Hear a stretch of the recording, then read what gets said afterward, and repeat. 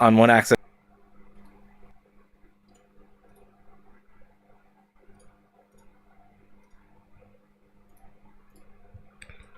Okay, just gonna throw out links, then we're Gucci.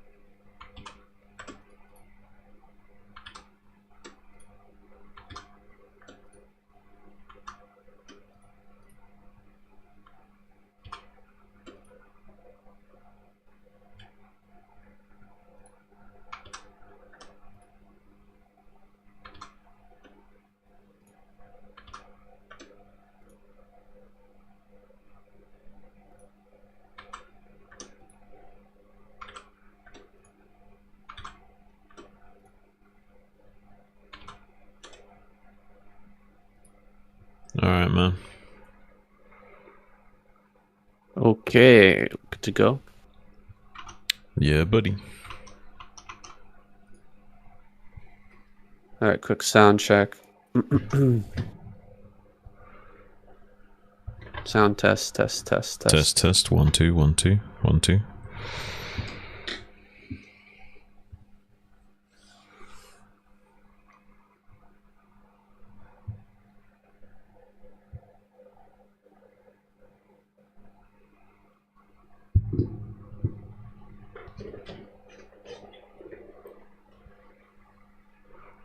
All right, I'm gonna pump your volume a little bit.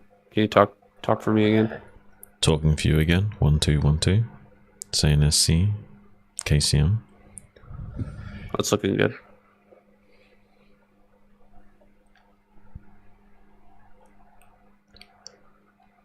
All right.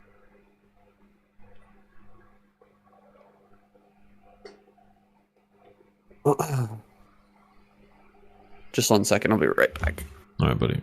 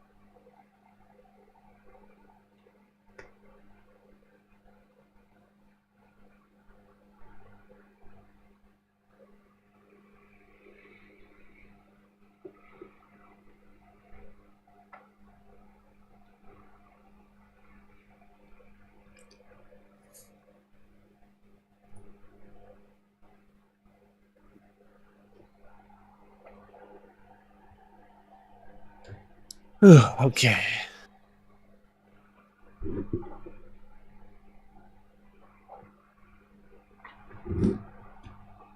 All right, I'm ready. Alright, buddy, let's get it.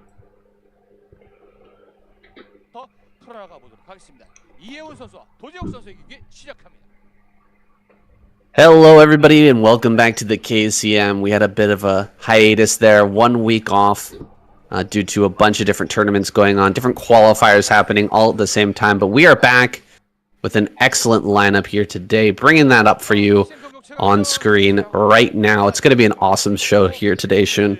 It's looking like it, yeah. We even got Shine back in the lineup. Happy to see him get a bit of limelight. And the YC also making a return. Stalk as well. Bess, Snow, Queen, Jadong, Saktri, all fantastic players, so. Yeah, these guys, a lot of them have made it into the SSL. That's the new ASL. They changed the name to the Superstar League because the name of the company changed, actually. But they've all, or most of them have made it through. I won't spoil the results for you guys of that if you're thinking about checking out the qualifiers, but since they've made it through those qualifiers, they don't have anything to worry about here. They're just going to be completely focused on this semi-final and trying to get into that final spot where Terran is waiting. Yeah. And I imagine Protoss will have a much stronger showing in the semifinals than they did in previous weeks, so I'm pretty excited to see what they're going to be bringing out today. Oh, yeah, I'm very glad that we had that little bit of a hiatus. We had that like a week break there. Wouldn't want to see anything other than the very best out of both these squads, and with all the scheduling issues that were going on, it seemed like we weren't going to get the best out of Protoss, but here with this lineup, it's looking fantastic. I can go ahead and spoil you for this. Cover your ears if you don't want a qualifier spoiler, but Stork made it through into the SSL, and he did it over Mind, which was really an impressive game. So he is playing a lot better than maybe what we're expecting. I watched that game; it was very well done. So looking forward to seeing what Stork can bring out. We're starting out here though with Saxry versus Best. Yeah, and looks like Best are going to be going for a very quick Nexus here. I don't think Saxry's going to be punishing that. He's just gone for a hatchery first on location at the 3rd. So everything's looking like a bit of an economic early game so far. Yeah, very heavy economy to start this one off. Saxry not going to send out a drone scout, just relying on this Overlord. Then that's great for Best. He's going to be able to cut so many corners here. It's a very long map. I cannot remember. I think it's called Minstrel, this map. Kind of a wild map, so let's talk about that for a second. Yeah, I mean, what's weird to me is that we've got a central basin in here, but there's 2 gases and 2 mineral fields there, so it's almost like 2 bases rolled into one. Very strange. I'm not sure how I feel about the late game ZVP scenario on this. There's also the natural 3rd that's not on this high ground, also is like acts as a wall leading out into a new vector of attack later on once it's been mined. It does get the hatchery down there barely in time after that pylon block, so luckily Saxry not going to be slowed down in his efforts. There was a bit of a slowdown there with the pylon initially blocking that, but glad that he wasn't continuously blocked there, because where else would you put your hatchery? There's really no other choice here. Yeah, it's too awkward otherwise. Yeah, it's way too awkward. You can see there's a base just down to the left of the natural, but that base has mineral patches which face outward towards the Protoss player, and you can just fire, Dragoon shots, phase disruptors and storms right over that wall. So really not an optimal base. I really don't know what situation those bases are going to end up being taken.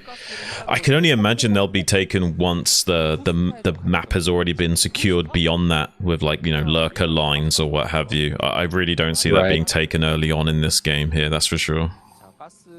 Yeah, in this matchup, seems like the middle of the map and some of those other bases can come into play like really late game if we end up getting there, but it's as with all experimental maps and any sort of new map that we add into the pool, generally the games are going to be a lot shorter. We've got a Hydralisk Den on the way actually. Ooh. Along with the layer. Interesting, he's not going to cancel that layer and build the Hydra Den here. What do you think his game plan is right now, Saxry? Well, he might be trying to hedge his bets a little bit. It might be like a fake 973 into like a slow drop into the main base as a possibility, I guess. Like there's a few like technical things he could do. He could also just like go transition into a normal game after faking the 973 and just have a faster tech to work with. I don't necessarily think he has to do anything with this. It's just kind of like hedging his bets while also kind of misrepresenting what he's actually trying to go for here. Well, let's see if he puts down a Spire or not, because that's going to be the real indicator as to what he's up to. Ooh, this probe tries to sneak out, but Saxry all over that with the speed links. Doesn't quite get the probe, but he denies the scouting, very importantly. Hydras are being produced. It seems like he wants to come across the map and maybe just kill the wall. Like you said, a kind of a fake Hydralisk bus. Two can start up here. I think that I mean, he must sniff something out here, Best. Best is preparing with a double Stargate play as well, by the way. Oh my goodness. Ooh, this is interesting. Yeah, I'm not sure if this might backfire on Best. I'm not too sure if I like this or not. Oh, so many Lings coming out here. Just a few Hydras. Is this that play where you go for just a few range Hydras, break down the wall, and then go in with Lings? This is quite a few Lings. More Hydras are coming, though. Here we go. He's going to dive on top. Seems like we've got speed, but not range, so it's going to be hard to hit these cannons in the back. The Zealots are buying a lot of time here. Probes have been pulled. He's doing a great job of blocking these Lings from getting on top of the cannons. One more cannon is going to go down. There's just one left here, but it's in a very difficult to hit location, and the forces are drying up for Saxory. Can he actually break through? He's going to continue on with this, but it seems like he's finally pulled the trigger. He's decided to stop. The cannons are finishing up. He's going to take this wall, and he's got nothing else streaming across the map. I mean, there was a lot of cannons made, probes being pulled off the line as well. So he has done a bit of indirect damage to the economy of Best with this onslaught. And he's by no means all in. He did still make a lair behind this. He's now going into macro hatcheries. So, yeah, a little bit of an interesting deviation to the early game here, putting a bit of pressure onto Best. But now he's going to still be going into his like full on macro mode and just getting double gas Spire probably and going into 6-hatch Hydra as a follow-up. The curtains have closed on that aggressive Hydraless play. It's time to switch back into macro mode here. Saxory drops the Spire in his main. Definitely wants to have some Scourge available, but I mean, Best has made, what, one Corsair off of 2 Stargates? This is a really, really rough spot for Best right now. Yeah, I think he misread the situation. I think he assumed that, like, he wouldn't actually... I think he was trying to call Saxory's bluff, and, like, there wasn't actually going to be any attempt at the front like that. And now he's realizing, the Spire's going to be late because he did commit into such a thing, and now he's going to have to play a little bit of catch-up, but he still might be able to get some value out of having these 2 Stargates here. I'm not entirely sure how this will play out later on, but with enough Zealots there, maybe he can get something going here. But I have a feeling that Saxory slowed him down enough with how many cannons were made that I don't think Saxory's going to be at any danger anytime soon. Yeah, he killed a lot of probes as well, destroyed this wall. The double forge is up in the main, but those upgrades are pretty slow.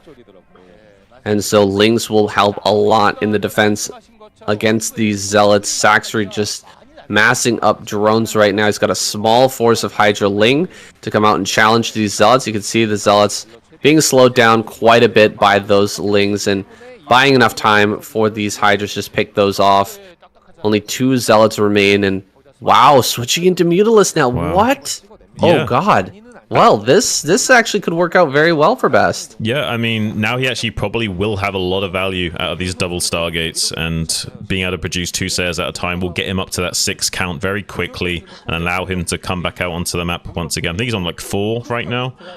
Making 2 at a time, though, will not take him very long at all to get up to a decent amount of Corsairs here to start threatening the air of Saxory. But I don't think he's committing too much into Mutas here. I think this might be a little bit of a bait and switch. Oh, does catch one of those Corsairs with that Periscourge, but is being intercepted right now by Best. Looks like Best wants to try and hunt these down, and we'll get a bit of a neutron flare chase on some of these Mutas. Only 3 or so might make it out alive here. Well, that was a great bait by Saxory. I mean, he didn't build too many Mutalisks in this flonk, and he's switching back now into Hydras.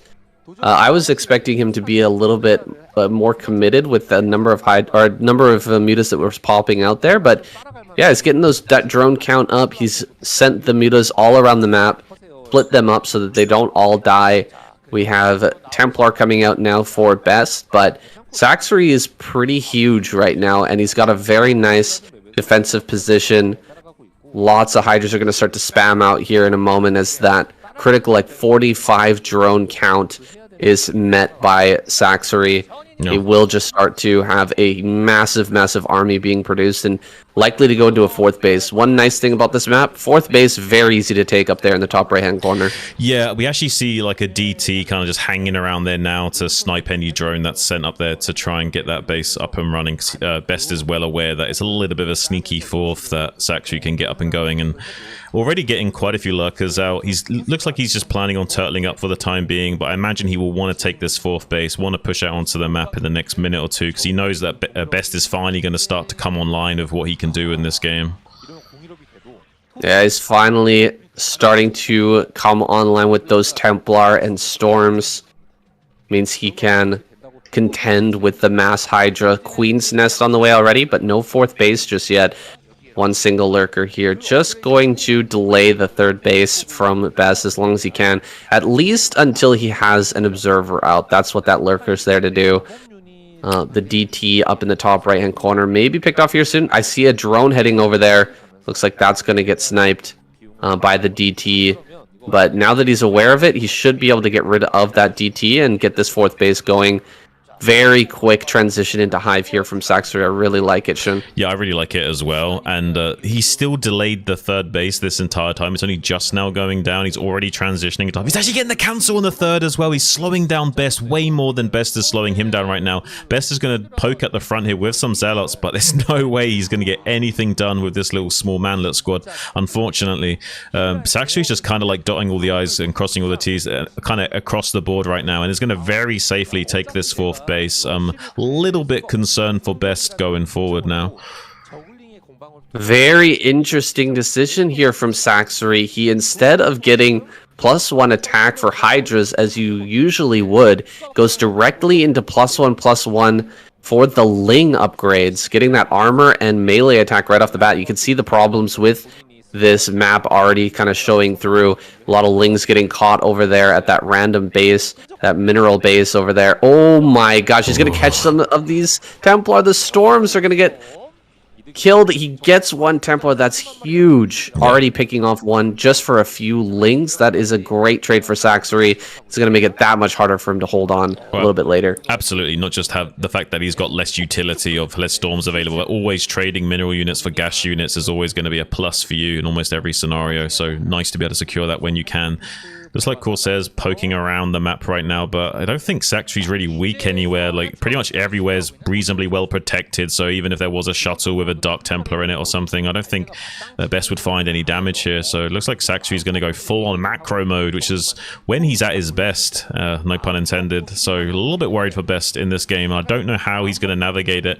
I'm wondering if he'll take this as his fourth base, this weird base that's kind of poking outwards. He'll take that as his fourth and stay attacking on this northern vector.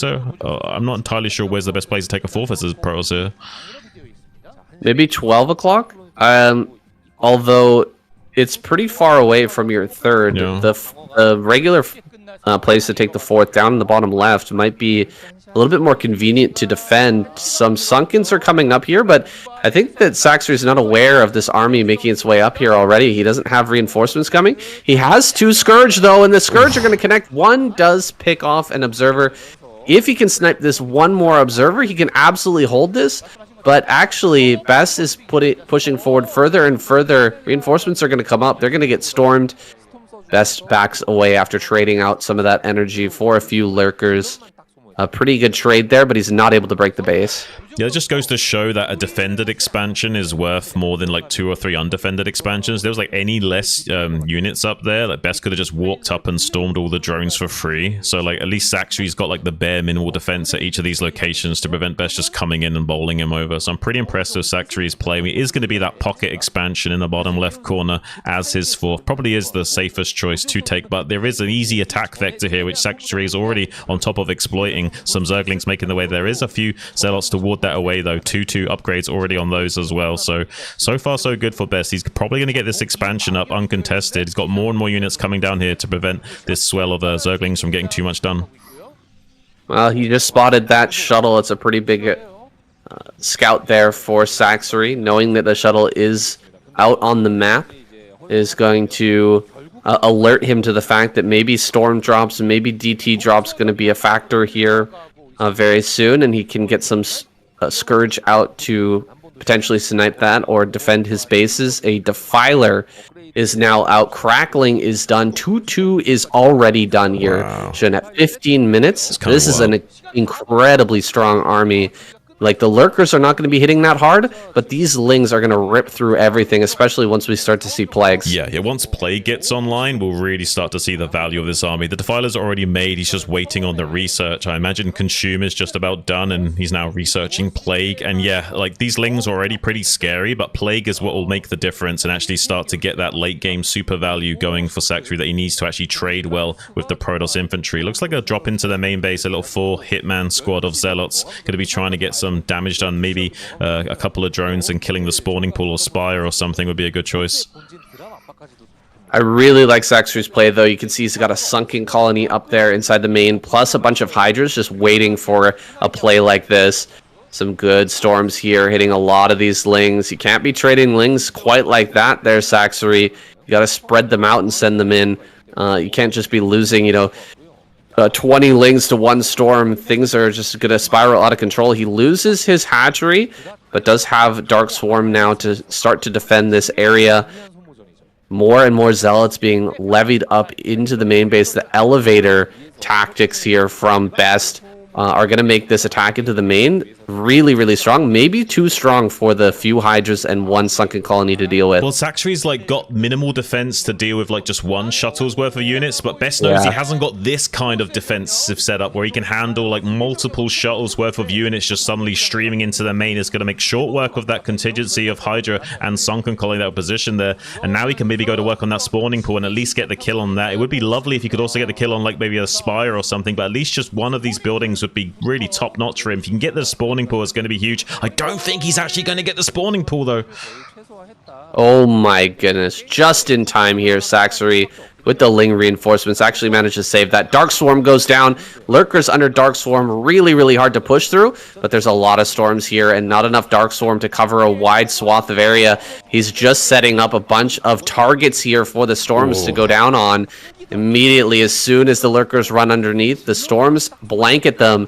Lings are going to come forward. So many Lurkers have died, though. That's the problem with Lurkers. You really have to have the setup beforehand ready to go. But he just didn't have that properly set. Now, he did get a great Plague, and if he brings up some more Lings, he's got like one to two more Lurkers underneath this Dark Swarm. That's crazy. He's going to hold on to this base with such a little small force there still remaining, and it does seem like Best wants to take a fifth.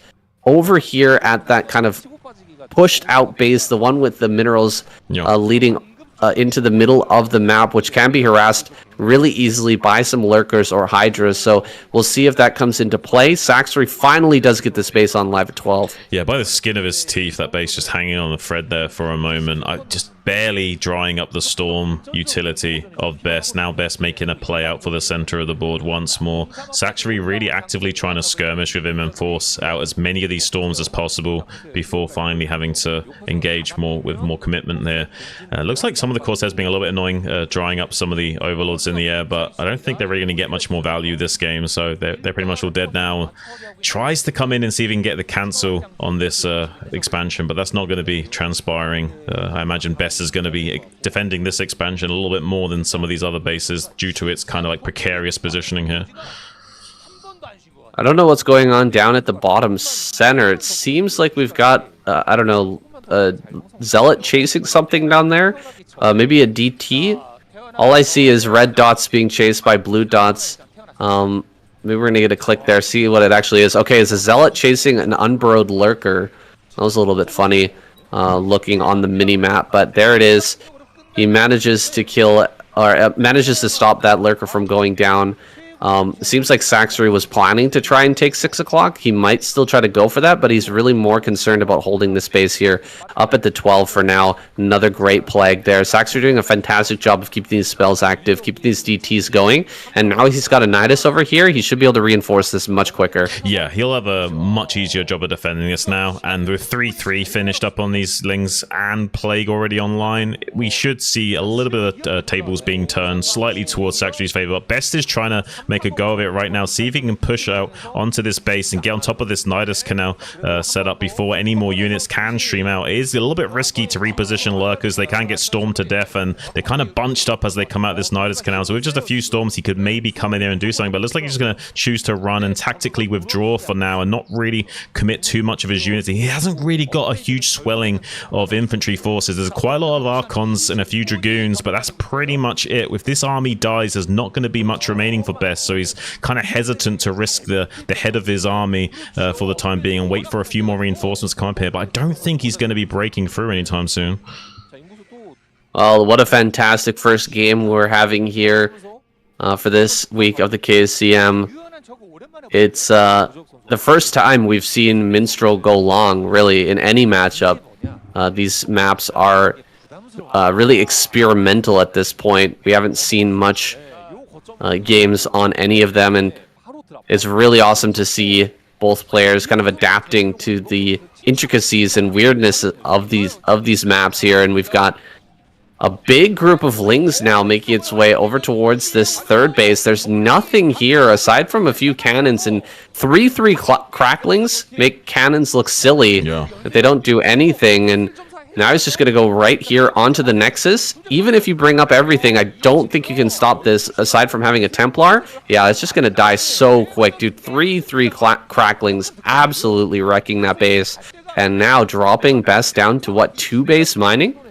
Yeah, I mean, that's really low production value for Best here, and Saxory's kind of still sitting pretty on about 4 base worth of economy until his main and natural become mined out. And he's kind of mineral smoothed out of his main and just left a few minerals there, so he's already kind of optimizing his mineral smoothing as much as possible going forward. I imagine now he'll want to start taking a few of these other inside bases. Yeah, he's already taken this like inside natural third to the northeast quadrant of the map already. I think these are the kind of bases he needs to start securing now that he's got this 12 o'clock really heavily fortified. Looks like Best is going to try and come back in here, but I don't think this is very wise. Like, this is a even more fortified position than before now, and Best is kind of assaulting it with a similar force, so this is definitely going to be going more Saxory favored at this engagement.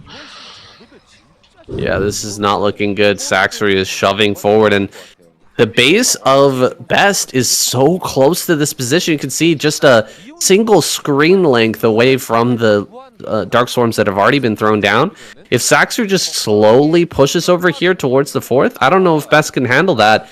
Best may have to switch into going, more southward, try to take a base down at the bottom side of the map and just give up this area. He is sending some DTs and Zealots over to the brand new, 6th base of Saxory, which is just getting some mining online. 2 DTs here might actually be able to kill that. The Lings are running away instead of coming here to help. Can he actually save it? Oh my god. One DT swipe away from that. A drop coming down here on the 4th base. This is our 5th base, excuse me. This is a beautiful drop. Getting lurkers right on top of everything. The storm or the Dark Storms come down. A few storms going to answer. It doesn't look like the actual Nexus will go down, but I think quite a few probes were lost. And this is just some good harassment tactic from Saxory, and it will allow him to get some more plagues going as well. With all the reinforcements coming up here, he's just looking for the perfect plague. Where is it? Nope, not going to get it there. The beam of the Archon just smashing that down. This is absolutely a fantastic play from Saxory. He's getting so much done with so few units here, and he's really drained the resources that Best is available. He's trying to shove to get the kill on this hatchery, but it's acting as a bit of a bait. Now his army is a little bit out of position, trying to quickly run, but some of these High Templars cannot get away. They're very slow, so they will be picked off by those Zerglings in short order. And now Saxory able to shove his way towards this new base that's been taken. Beautiful plague on that whole row of Zealots there. This is looking really rough for Best. The further on in this game that we go, the more I'm seeing it as a Saxory victory here. Yeah, Best has played a really good game from kind of a desperate situation, but Saxory really hit his stride as we got into that late game. He was able to go into Hive so quickly and just completely forego his Hydralisk upgrades. He has added on +2 attack for those spines now, but he's just been able to focus completely on Zerglings right up until this point. The lurkers have just been kind of like a stopgap for the Lings to get in on top of these different bases. Now we do have drops coming through. Storm should be available. Nice snipe there on the hatchery. I almost forgot how low that was, but it only took about 2 to 3 hits from a single Zealot to pick it off. Too good to pass up there. The opportunity and a great Storm here over at 12 o'clock. Best gonna ravage the economy of Saxory. Now, it's not the biggest deal in the world. We do have, of course, so many hatcheries around the map and a lot of money to work with. He can remake those drones very, very quickly. But if Best is able to chain this, if he's able to keep on killing drones and, stop Saxory from rebuilding, he might be able to channel this into a winning position, but it's looking desperate. That shuttle goes down, and now he doesn't have anything to harass anymore. He'll have to build another one if he wants to try and make that happen. Yeah, that's what's so precarious about taking these base positions, is they're good, but only if you have map control. And unfortunately, once you lose map control, now it's just so easy for your opponent to apply pressure to your ability to mine there. And now this base is just going down the drain. He's not been able to mine it for some time, and a lot of resources have been invested in trying to secure this. So the fact that he's lost so much to secure it and has still been unable to mine from it, I think this might be a bit of an untenable position for him to try and overcome. It looks like he's trying to make a little bit of a counterattack gambit, maybe thinking he can kind of come around, sneak around the backside here of the Zerg, and maybe try and cut off the production line where the rally point is, and maybe force a little bit of a repositioning of the Zerg army. It's not a bad idea, but I think Saxory has so many units pouring out of those hatcheries. You should be able to reinforce. Great Storm there. The Reavers just decimating everything, trying to get through this tiny, tiny little choke. We've got just that one tiny gap to shove everything through. I don't know if this is a great idea for Saxory. He's really starting to feed into Best with 28 kills on that Reaver. I think he needs to start to change his game plan, take another attack path. Denying these mineral patches is great. Not allowing Best to mine here is fantastic. But we need to find another avenue of attack if we want to actually make any progress. Yeah, it looks like Saxory just barely not going to be intercepting this shuttle that's going to be able to tuck its way into the northeast quadrant yet again and get a lot of storm kills on these precious drones. And the further damage to Saxory might start to add up, and he may start to gas out a little bit. But there's a big Zerg contingency attacking from the northern flank on this base in the north here. And I don't think with these 3 Reavers, I feel like Best might be able to hold on to this expansion because of how bottlenecked all these units are on the east. So I think he's going to hold this expansion, but I think he's going to be denied mining gas here, and I think that's going to be a big problem. Yeah, the denial on the gas is huge, but look at how little minerals are coming in for Saxory right now. He's got that one base in the top right-hand corner. He's starting to add a few more drones on to 12 o'clock and that base kind of in the middle of the map, but he's really hurting for minerals. He's down to just 100 supply. He's having a hard time breaking this base, and the amount of units he's actually thrown at this is kind of disgusting. He's thrown so much army at the wall here. Is Saxory going to throw this game now? I felt like he was in such a good position for a long time. Yeah, I felt so too, but we might actually see something like that here. I don't know exactly how much he's got left in the tank. It looks like he's got pretty good saturation on those 3 bases, but I guess that top right will be mine. If he keeps killing the drones like this, maybe there'll be enough of a dryness to the wells of Saxory that eventually Best can kind of out-trade him with these like 10 plus skirmishes. And if he can right now the plagues aren't really going to be getting much value because it's mostly just Archon and Zealots that already are plagued anyway. So if he can just keep storming away to his heart's content, maybe Best can slowly start to edge this game back into his favor once more. Nobody's attempted to take either the center of the map or the bottom center, and that's a little bit confusing to me. I thought we would see one of these players go for that area. It's as defendable as the 12 o'clock. Of course, Saxory is holding that area, just trying to keep his drone saturation on the line. I think we got another drop over there at the base in the center. Oh, man, we're not going to get it on screen, unfortunately. It did kill a huge amount of drones once again. Scourge are finally out to chase that, but Saxory has been slowed down a lot here. Yeah. Still about 100 supply, and that shuttle does go down. So removing the thorn in the paw here of Saxory, but how much damage has it really done? I mean, before Saxry was like only like 20 supply behind. Now he's like 70 supply behind. So it does seem like the edge is finally starting to look like it's back in Best's favor once more. But he's still not mining much over here. So without 40. him, this is kind of crazy that he's able to still be in this game. It's purely based on just how well the trades have gone with those few critical units that are in such phenomenal positions, and they're almost impossible to break. It's only 2 hit points on this Sariva as well. Die very quickly, like right now. Does go down, but pushing through here again. This is crazy. Saxry, I feel like taking the middle of the map might have been a better choice. Maybe trying to take bottom center would have been a better choice. I can't imagine trying to shove my entire army. Like, trying to push through a natural is hard enough, but trying to push through this tiny little gap between the minerals and the walls here at this base with 3 Reavers sitting there, we're just going to run Lurkers in. I mean, we're not denying too many probes. We're not killing too many probes, and these Reavers are getting such insane value. Like you said, the supply differential tells the story. 50 supply ahead right now is best, and eventually he's going to put together an army where he could just walk across the map and kill Saxry in the natural. I don't think there's enough stuff over there anymore. Right. Where are all the drones, by the way, too? Over here at this base, there's hardly anything. Well, yeah, he's not continued to grow at all, whereas now Best is finally getting this base online in the southern region, so he can just mine there instead, which is a much easier base to secure for him at this present time because there's a way more map control available to him on this southern threshold of the map. So he doesn't really need to mine at this base anymore, so Saxry's kind of invested a lot for nothing if he can get them some probes over there and start mining soon, because he's going to start racing ahead in the economic curve of this game.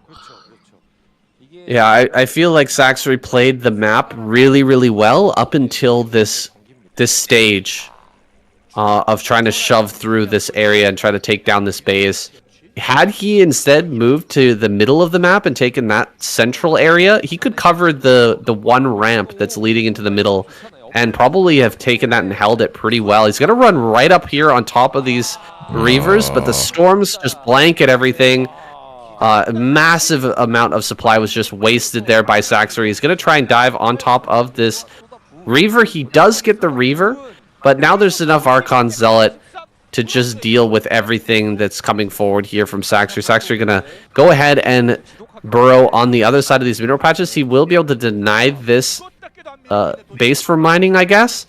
But I don't know if he's even aware of the base that's just come up from Best down in the bottom left. I think he's starting to realize that there's something over there. Yeah. He's going to send a small army that direction, but Best is... I mean, he's picked up on this. He's got his giant army he's going to send around. 60 supply, more than his opponent. He should be able to defend that no problem. Yeah, I mean, Saxry's a very impressive macro player, but I really feel like Best has just had the composure and the patience to, beat him with experience this game. It looks like Saxry, unfortunately, just kind of... Oh, that is messy. That is kind of brutal. I really don't see how Saxry's going to be converting this into a win anytime soon, that's for sure. He might not even have enough forces remaining to even take another base, actually, thinking about it. I feel like now Best's army should have enough of a power differential that he can start to deny all the base attempts from Saxry going forward. Some cute play here from Saxry with the one Lurker. He's trying his hardest to get some kills on a few of these probes. Oh, even casting an extra storm there just to kill that. Saxry, I mean, he's out of options right now. He's got almost no minerals left.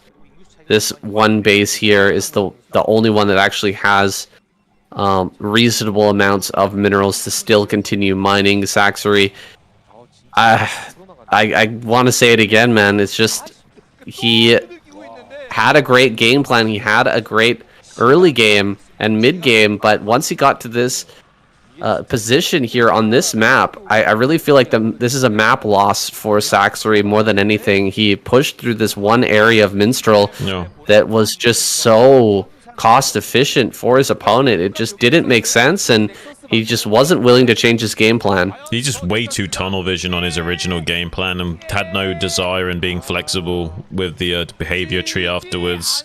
But he is going to be killing this Nexus finally with like 1 or 2 Hydras that are remaining alive. So I guess he gets a one little hoorah, a bit of a moral victory even if he can't close out the game. There's not a lot down here at this base, but I don't think these Lings will be successful in killing this Nexus because one good storm should clear up most of those. And with the Archon and Zealots to the south, there's no way Saktari's going to be able to crack this base anytime soon. Oof, that's so many Archons. My god, the trail of Archons coming down the map is insane.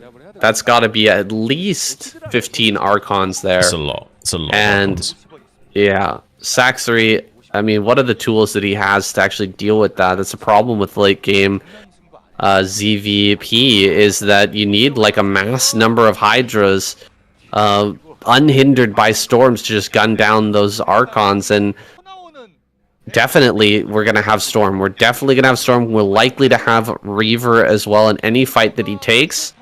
Lings and Lurkers are just not going to cut it against this number of Archons. Yeah, and he's made no attempts to grow either. He's just trying to get the game closed out with what he's got available to him. I don't think he realizes just how different the supplies and resources gathered are at this point. I think he's kind of lost his place in the game state somewhere along the line and thought he was a bit more ahead than he was when he was trying to assault that base earlier. And he's going to make a few desperate plays here, see if he can get anything done. But because the army's so heavy in Archon right now, like Plague is kind of like not going to have anywhere near as much value as it would before. So just Dark Swarms, Lurkers, and Lings are going to be his only hope. And Best Army still trades pretty good against that. So it's not looking too pretty for Saktari right now.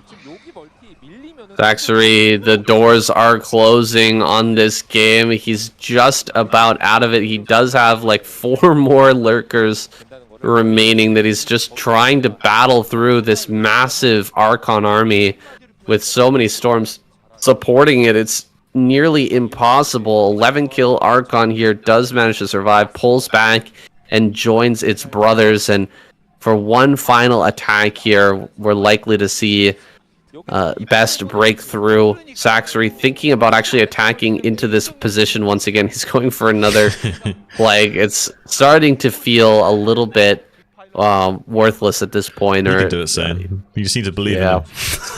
Yeah, just need to believe. 70th time's the charm. Well, here we go. Once again, trying to break through this tiny little choke. Saktari, I mean, what is this even? What am I looking at right now, Shun? Are we really thinking that this is going to kill and win the game?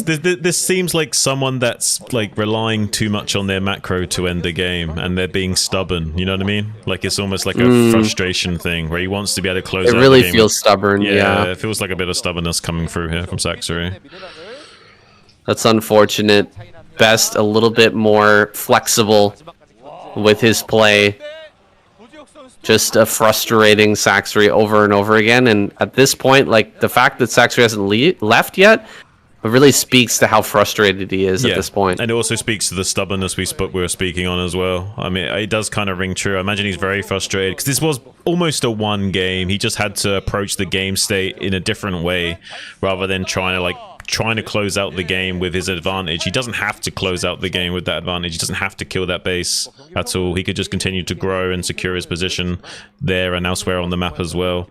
And maybe even launch assaults from the north using the Nidus Canal rather than attacking through that tiny choke more.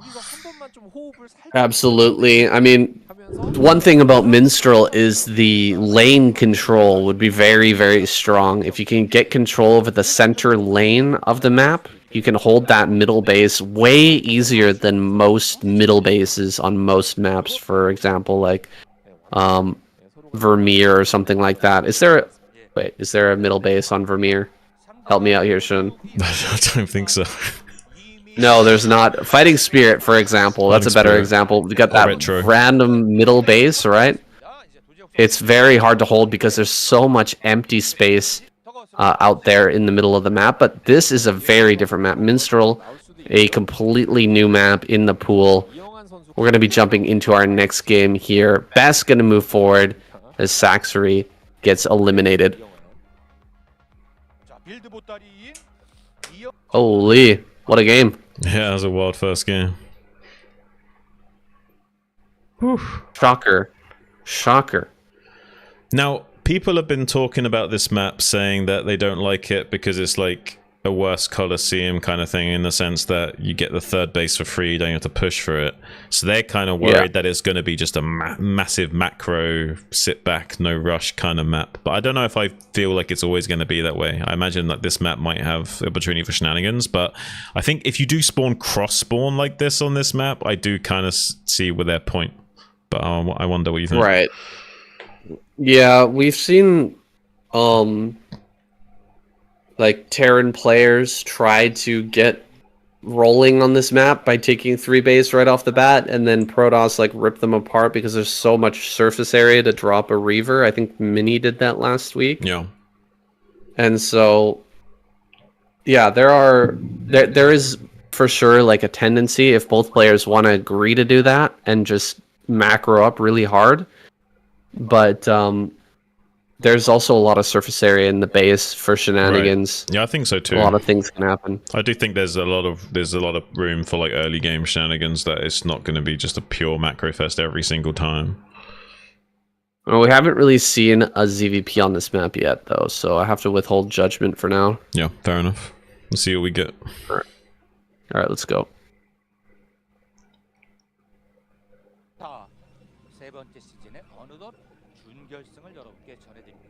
Oh, I need to cross off a name here. Yeah, you do.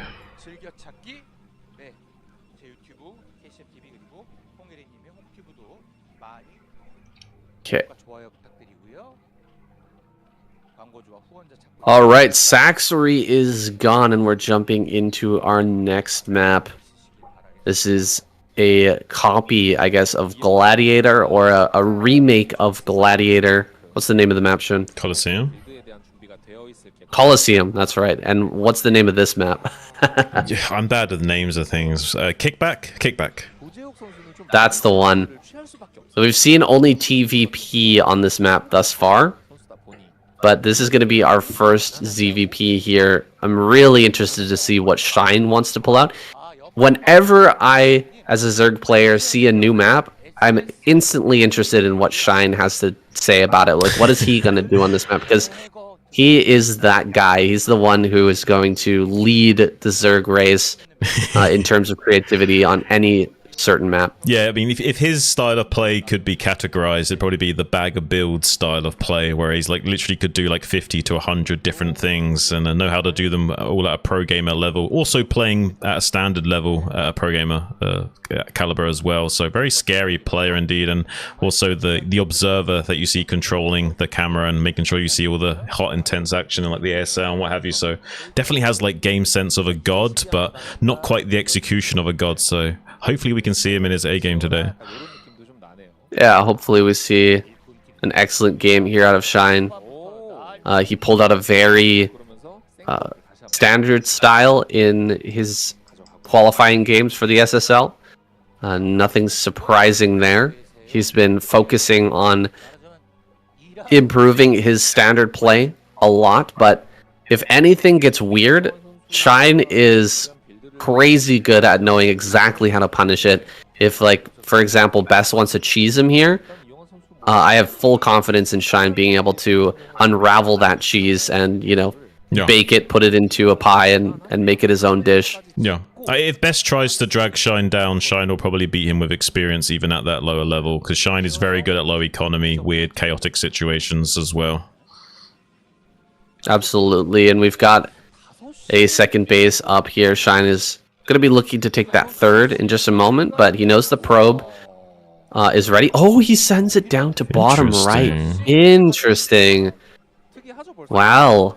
This is going to be not what I expected at all from this game, but, you know, it's looking like a 2-hatch style. I doubt that Best is going to be like, oh yeah, he definitely took a base down bottom right, right? He's probably going to be thinking, what the hell is Shine doing? He's doing like 2 base build right now?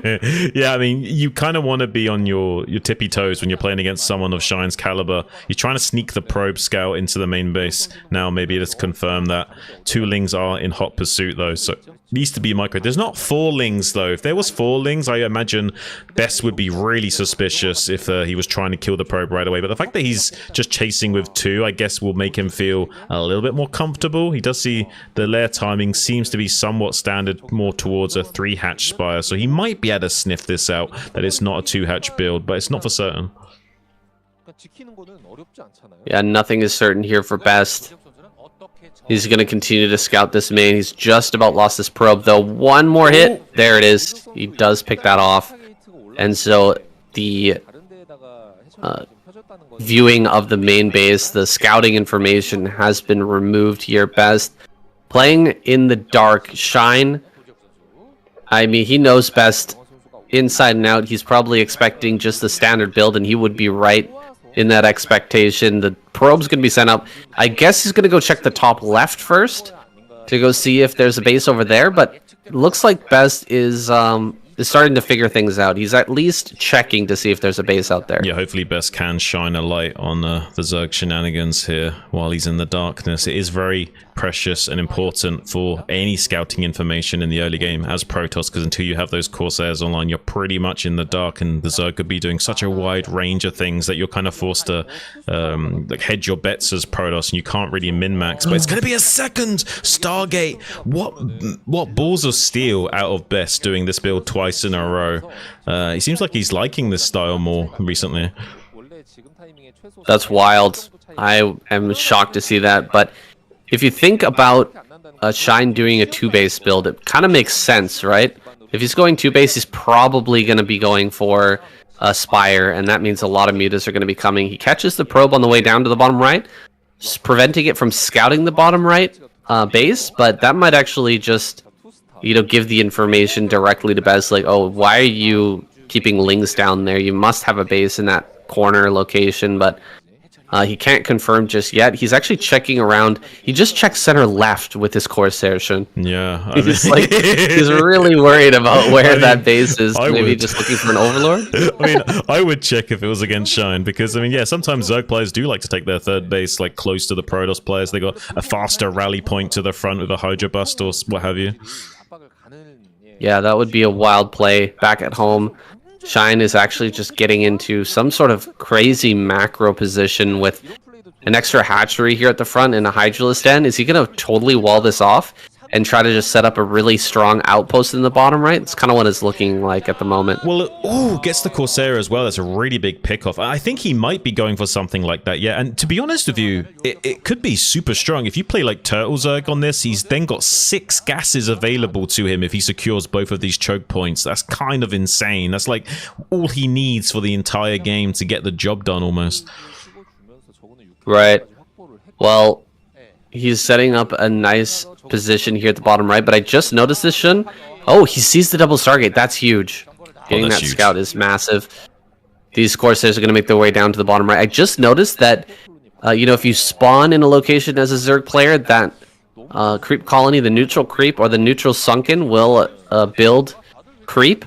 But if you start another base down in the bottom right-hand corner like Shine's done, yeah, that the creep colony won't do anything, or the neutral sunken colony actually won't do anything. That's kind of interesting. Yeah, I think it's based on starting location only, unfortunately. But I do think that's balanced as well. I do kind of like it. I think that's fair. I think that Zerg players should be forced to fortify it more manually here with building a hatchery. I don't think they should be able to get like 6 bases for free too easy here.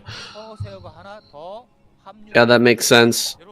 Couple of Overlords end up going down here in Shine's base, but he did pick off a Corsair with a pair of Scourge, which is a nice trade. Down in the bottom right, he has a Spore Colony online. Still, Best is not scouted that, right? Did he go down there first? Or did he is he just going to see it now? No, I think he saw it earlier. Okay, so he comes down here, he kills an Overlord. He's going to fly on out now. Seeing that base, seeing the entire setup there. I think the Spore Colony is a great idea right now for Shine. One single DT on the map could actually do him a lot of damage, but with the Spore, it really removes that as a possibility, and Shine just going to macro up like a beast here while Best takes his third base inside of his main. This is going to get kind of crazy here if Shine like goes right up to Hive and does the same sort of thing as Saxry did in the last game. I think he might, and it does make sense with how far away the bases are. The one thing you need to kind of bring this all together is a Nidus Canal. So I would love to see him rush right into Hive and start to abuse that, because Nidus Canal on this map with access to 6 gas so easily defended on 2 choke points, that's very easily exploitable here for Shine. And it looks like he is setting himself up for that kind of play. A lot of gas has been spent into these Corsairs. They haven't done a whole lot of damage thus far. And the Zealot count, the ground army count of Best is very small. He's building a bunch of cannons here just to be safe. If Shine comes over here, he needs something to help him defend in the natural, and he's actually adding on a bunch of cannons right now. Shine is forcing out so much defense, and he can just turn around and go into a Hive play from this spot. He doesn't have to try and bust here. Yeah, this is actually kind of crazy. He's doing so much indirect damage without really committing anything. And if he does get the cancel on this upgrade from finishing, that's going to be pretty big. And with how deep the cannon line is, the only way he could stop this from grade from being cancelled is if he was manually storming. It looks like he's just going to then cancel that manually and just suck it up here. It's a bit of a tough nut to swallow here for Best going forward, honestly. But he does have those 3 bases churning away, so he's got it's still got a bit of a powerful macro engine to work with. He's just a bit behind the tech curve of the game, so it's going to take him a few more minutes before he really starts to come online, has any chance of coming out here. Yeah, gonna come in, try to harass a little bit, but you can see Shine Supply is blossoming here with the drones that he's added on and the number of bases he's got. He can spread those drones out to get maximum efficiency. More hatcheries will be coming down here shortly, I assure you as well. Looks like he's about to take the base over at bottom right, that like high ground location there. He just grabbed it. 5th base online, or not online, but coming up here at 10:30, Shun. Crazy fast expanding from Shine, and maybe what you were talking about earlier possibly coming true. Like, are we just going to see huge macro games on this map?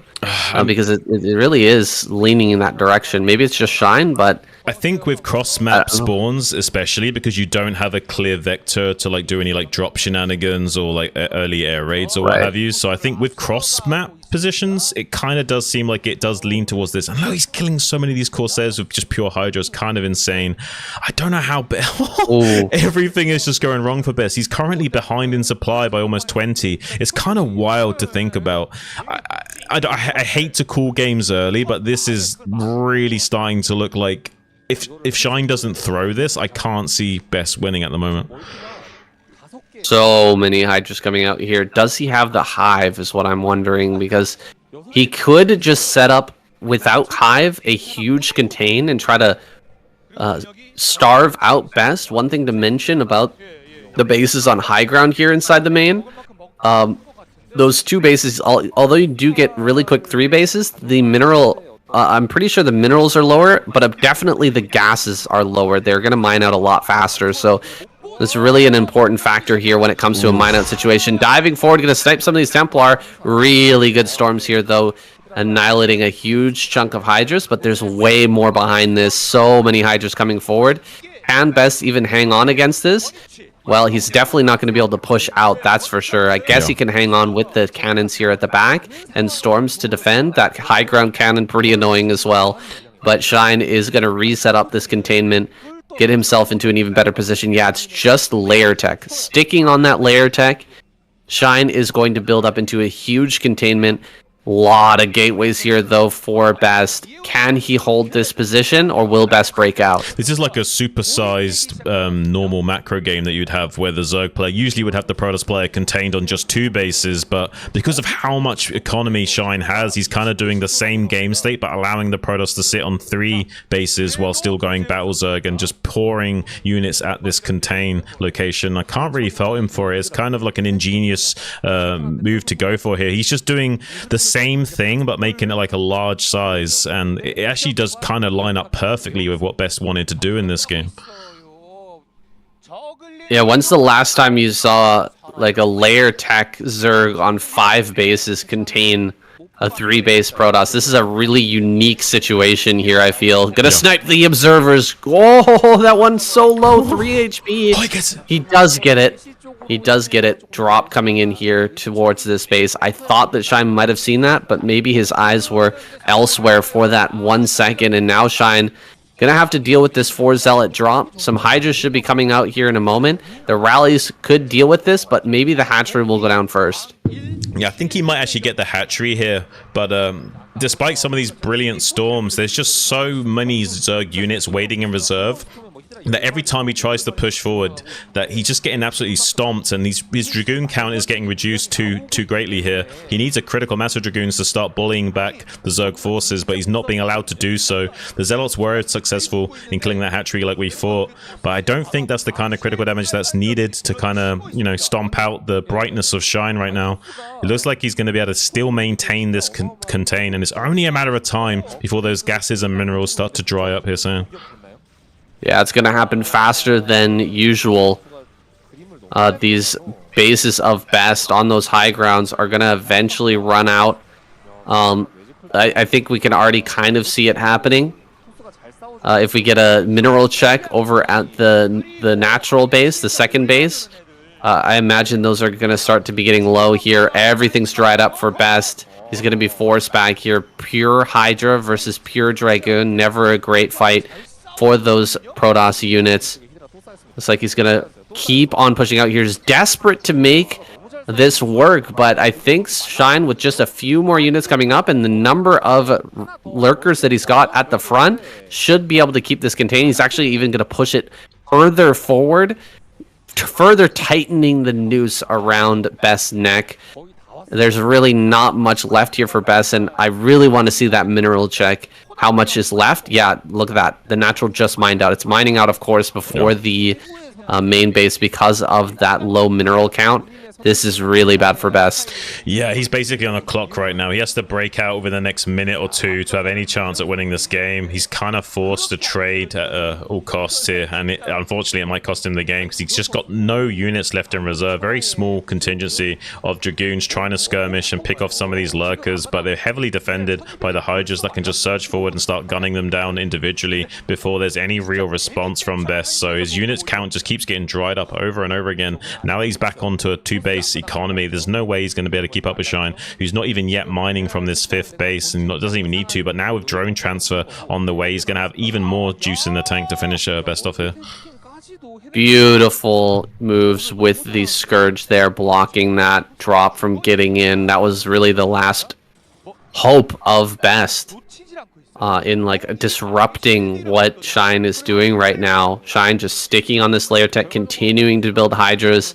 He's kept his drone count alive, and now he's getting the drones over there to that 5th base once again. 5 base versus 3. Shine is completely outplaying Best in this game. What can Best even do? I mean, look at how quickly his gases have mined out. His main is still mining gas, but his natural is gone, and his 3rd is going to mine out very quickly as well. I mean, at this point, I'm kind of wondering if maybe Best should try to sneak out a shuttle with and put up like a ninja nexus at this like top left natural expansion or something, and try to sneak a 4th base while trying to push out. Maybe get a base going that way. It looks like this is not going to work, though. He's just drying up his infantry force over and over again until it's in a much more manageable state. Shine might even feel confident enough to start pushing in here, even though there's a bit of cannon support. A few good storms will be able to like kind of keep these forces at bay for a few moments here, but there's definitely not enough storms in the engine of Best to keep this going for much longer. GG finally called, sir. GG. Oof. Wow. Shine showing us how it's done on kickback. Beautiful game there from him. Unexpected decision making, taking that bottom right hand corner, but it really worked out well, and Best kind of fell into the trap, taking his own 3rd base and staying at home for so long. I think that was the double Stargate showing through, right? He spent so much money into those Corsairs, he really didn't have the muscle to move out on the map in time to break through that or make that containment worthless. So GG. Best gets taken down. Zerg firing back, and Shine will move forward.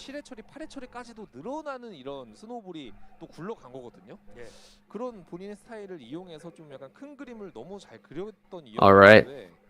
We'll have to call that map Kick Back and Relax or something. Everybody's just chilling on 3 base. The problem is that base runs out so fast, man. Yeah, you kind of have to utilize it to secure a 4th or you're in trouble. And you have to make sure you've got... Yeah. It's kind of weird. You kind of want to be ahead of the curve, because if you're behind the curve, you run out of steam. So you kind of have to play greedy in a way. Yeah. That's nice feature is. Yeah, the 3 bases there just, they run out so fast. 1,000 minerals a patch. I think they realized that when they were making the map, that if they didn't do that, it would just become too much of a snooze macro fest of like never running dry on 3 bases. Like they keep hammering out and eventually they break out every time. Right. Whereas with this, it's like a lot more do or die and there's a lot more at stake. Yeah. Protoss on 3 base, if the 3 bases are fully, functional, or if they actually have full minerals, it's just they can keep building up for so long. It's like tearing on 2, like they just don't die. Yeah, Protoss with a few extra mineral fields seem to be endless in how much they can field for so long. It's like you got to contain them for like 10 solid more minutes every expansion they get. Yeah, that's right. All right, this is Dominator. The map. Dominator. Let's go.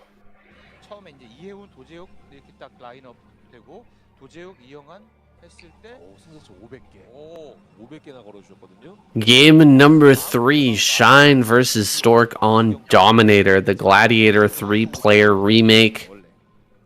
I think this is going to be a much more standard game, potentially, than what we just saw there on Kickback. Kind of a wild map, that Kickback map, but I like it. Yeah, it's interesting. I would like to see if players will come out of ways of combating the cross-map spawn situation, because I feel like there's like a lot of shenanigans that can be done early game with the vertical horizontal spawns, but when it's cross-map like that, it does seem to be like both players are relegated to going into an early 3 base.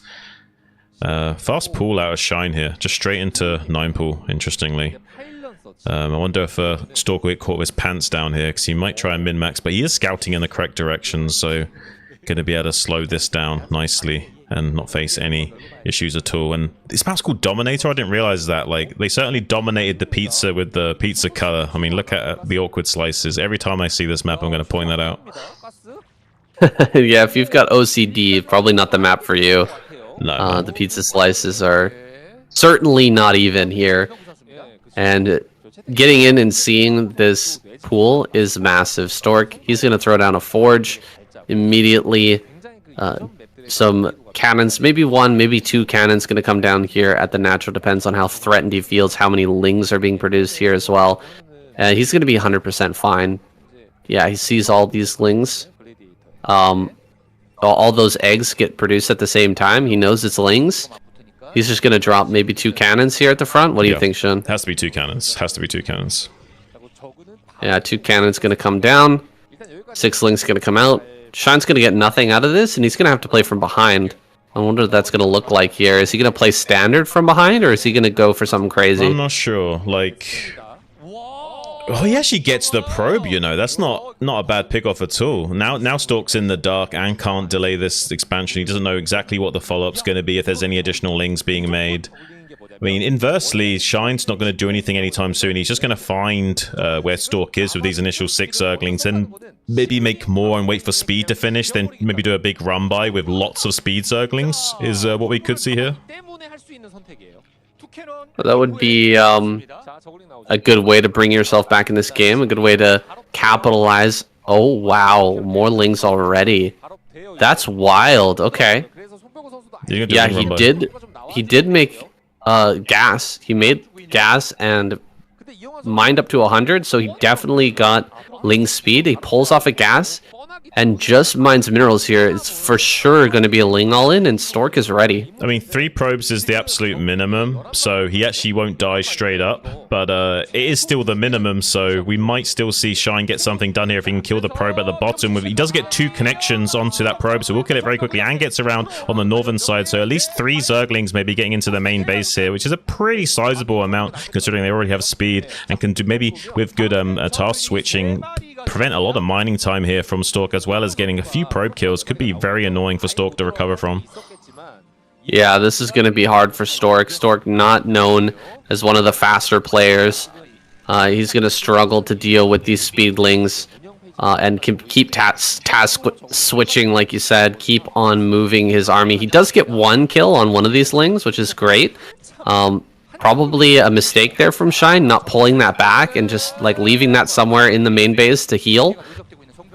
Instead, you know, he loses that 1 ling. A Zealot's coming across the map. We've got the layer on the way. No more lings out here. So this Zealot might actually be a problem. He sees it with the Overlord, but did he actually see it? Right. He's doing a lot right now with the ling. And, I mean, this has done a lot of damage. He's killed a lot of probes. He gets another one. 3 kills on this Zergling. It's definitely worked out well.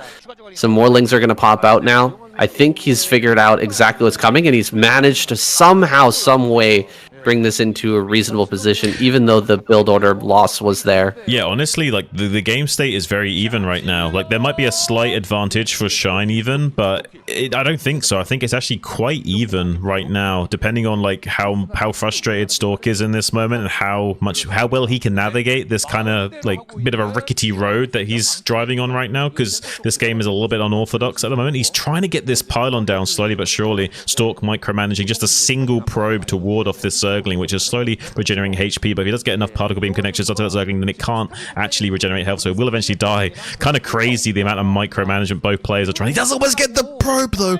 Oh, Shine is kind of going crazy right now with this Ling control. Probe trying to dance for its life right now, drilling to the other side of minerals, but the Ling's got to go around and get it. Interception there, a layup for that Ling, just catching it on the flip side. Looks like that Ling probably going to go down. It's so close right now, but it's still staying alive. This has got to be frustrating for Stork. Yeah. The number of probes he's lost in this game, kind of unfathomable for just a 3 Ling run by, but Shine is continuing to keep this alive, and I think every moment that this Ling survives in that main is a thorn in the side, or like a spike in the mind of Stork here. Right. No, for sure. It's you know, metaphorical thorn in his lion's paw right now, and I mean, he wants to feel like a dinosaur. He doesn't want to feel like a wounded animal right now. And unfortunately, that's all he's going to be feeling for the time being. He might finally find his stride in the mid-game, but it's going to be a long time coming until we get to that stage in the game. He has got this Zealot pressuring this third base location, preventing 4 drones from mining right now for at least a little bit of time here. So that's going to be preventing a decent chunk of minerals not being mined from Shine. So all things considered, not the worst cases for Stork to find himself in. A little bit of indirect damage to kind of compensate for losing so many probes in the early game. I still wouldn't say either player has any too large of edge. I think this game will more or less work out to being about even, all things said and done. Yeah, that's definitely a possibility. It's so hard to tell where you're at in this game. Even us, we're sitting here, you know, full view of everything from both sides. It's hard for us to tell who's actually ahead right now. Imagine actually playing this game and wondering where exactly you're at and when you should send out Zealots, that type of thing. Stork's going to decide 4 Zealots, probably going to be difficult for Shine to handle. So he sends them across the map. Will he turn them around thinking that Shine will produce enough links to deal with this? I don't think he has +1 just yet. He's going to get speed and +1 pretty soon, but he doesn't want to throw these away before those upgrades come online. Yeah, this is where like the interesting mind games in StarCraft come into play, and why it's more like poker than chess, because he doesn't have to commit with these Zealots, but he might think that Shine, you know, will just call his bluff and not make enough Zerglings, and then he comes in and punishes him. But fortunately for Shine, he's making just barely the prerequisite amount of Zerglings to get a decent trade on this, with a few additional pairs popping out now to have some residual map control. Yeah, I think all things considering, I think this game's gone pretty good from Shine, because he got scouted first, like going for a 9-pull speed. So props to him for being able to navigate this into a pretty playable game state despite being completely scouted. Yeah, absolutely. I mean, he could have just rolled over and died with that 9-pull getting scouted so early. Just barely managing to slip by. Imagine if Stork had put a couple more probes in that wall. Yeah. We probably would have just seen Shine fizzle out, but the lack of defense there, the minimal, as you said, probe count brought forward to actually deal with that, ends up biting him in the butt big time in this game. And now Stork's out here with 5 Corsairs. Quite a few of them have been damaged. 2 DTs are going to pop. That's been spotted by Shine now too. So Shine has full information. Can he deal with this Corsair and DT threat, though? If Stork gets in here and kills that Overlord over at the 3rd, he could end up getting a lot of damage with those 2 DTs, but I imagine we're going to see just barely enough Hydras pop out in time to deal with this. Yeah, and Lings are being brought back as well. Yeah, the other problem is that the Corsairs are already softened up a little bit. If they had like full HP, full shields, they could maybe make a gambit of like just diving in there to pick off the 2 Overlords for the DTs to come in. But when they're already softened up, it makes those kind of decisions even harder to execute. So Stork might go for that here now, because they might just... see, this is the problem. The Corsairs just die a little bit too quickly if they're even slightly softened up, and you can't go for those kind of gambits anymore. So it looks like Stork's going to have to tuck tail and run, unfortunately. Yeah, he runs on back to his side of the map, getting his way up to 8 gateways slowly but surely, whereas Shine pumping up that drone count. He's going to be at 45 in no time flat, and we'll be looking for a 4th base location to take. Will he go ahead and grab another main? Maybe another natural down in the bottom right could be a good call. There are quite a few bases around this map that are strong choices, though. Not too many great high grounds. The only one that he's got, or the main one that he's got right now, the 3rd base there is a decent high ground to fight from. There's also one over here for the 3rd of Stork, and one down in the bottom right-hand corner, which should be pretty easy to hold in this matchup. But, I mean, we got to keep Stork. Stork's got to keep his army out on the map to figure out exactly where Shine's going to go with this 4th. And it's actually going to be at the front. Okay, he takes the mineral only. That's an interesting choice. Yeah, I imagine Stork wants to take the 9 as his 4th, no? The 9 o'clock, yes. The high ground there at 9. Yeah. Yeah, he's going to go ahead and take that here pretty soon. That's a high ground, and then there's one down in bottom right as well. That's kind of like the 3rd base for the 3rd spawn location on this map. Yeah, I think both locations will be pretty fortifiable later on in the game, especially if he transitions into going Reavers. He has made that Robo in his wall as well, so it makes me think that he wants to keep the door open for going Reavers as well this game. Would be nice to see if he wants to utilize that tech. I feel like against Shine, it could kind of be like a double-edged sword. Like with good control, I think like it'd be a great unit to use against Shine, but Shine also is pretty good at like controlling his Hydras and killing Reavers. So if Stork's not on top of it, it could be that could be another thing that comes back to bite him later. Coming in from both sides, Shine, is he going to be able to trap all of these Zealots? No, they just barely slide out this center right area, this bridge here. Going to be the escape path, the saving grace for Stork. But, I mean, he threw away quite a lot of Zealots, trading not too many Hydras, and didn't really get many drones at all. So Shine is bustling away here with his economy. He's going to be getting that 4th base online really quickly, and maybe going up into a hive right away. Yeah, and looks like Stork's going to be, going for the polypoid approach and taking the mineral only as his 3rd, which is fine. It's very safe and conservative. It's not like bad or anything, but not having access to the faster gas and more optimized mineral fields can be a little bit of an issue to deal with. I feel like this is the safest option for Stork. I want to see him expand a little bit more aggressively after this, though. I want him to take a very aggressive 4th not too long after this. Well, Let's see if these mutas can deal the damage that they're intended to. He's coming forward here, going to try and snipe some Templar. Ooh. Scourge coming from the right-hand side, going to cut off these Corsairs. He's going after the Templar. He gets all three, immediately will back off. That was beautiful control from Shine. Yeah. I don't know how he pulled it off so smoothly, but that was amazingly well done. Yeah, and Scourge are not easy to control by any stretch of the word either. So yeah, very impressively done by Shine. And he's only just barely trailing behind Stork Supply. Got this 4th base up and running. Still on Battle Zerg tier units for the time being, but now that Stork's got this 3rd online, he's either going to kill it or take the High Tech. Dives in again to get some of these High Templars. Doesn't actually get the connection initially on that High Templar, but goes back in for a second dip to make sure he cleans that up. There's not a lot of Corsairs right now, so the Mutas aren't being punished as much as they would usually be, able to kind of just stand and fight and tank some of these phase disruption shots off those Dragoons, while the small flank of Hydras to the south going to work on this Nexus. Some Dragoons being repositioned to deal with that, but there's just pure Hydra forces overwhelming the Dragoons on the left-hand flank and just getting on top of them too easily here, and not enough Zealots to soak up the damage. So eventually I feel like the army of Stork will dry up and this Nexus will be falling. Yeah, this is GG, man. Shine has done this so perfectly. He's going to kill the Nexus now and just back away, maybe snipe a couple of Dragoons on the exit. It's beautifully done. Really impressive. Yeah. Meatless control, Scourge control, and the follow-up with the Hydras. He did it so smoothly. I mean, it's hard to explain how difficult a play like this is to pull off.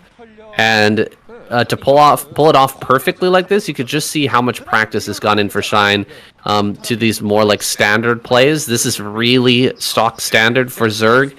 In the modern era in 2024, like a quick Mutalist switch into sniping a bunch of Templar and then following up with mass Hydra. It's just like almost nobody can do this perfectly or better than what we just saw out of Shine.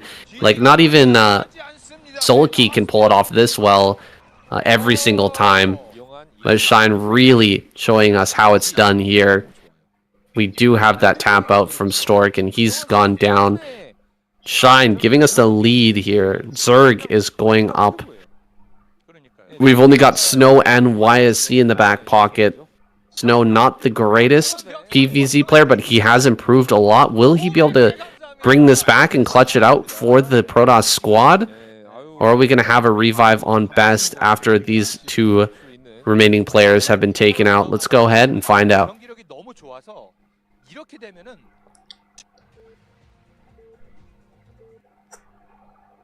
YSC. Yep. Which is the initials for his name, I believe.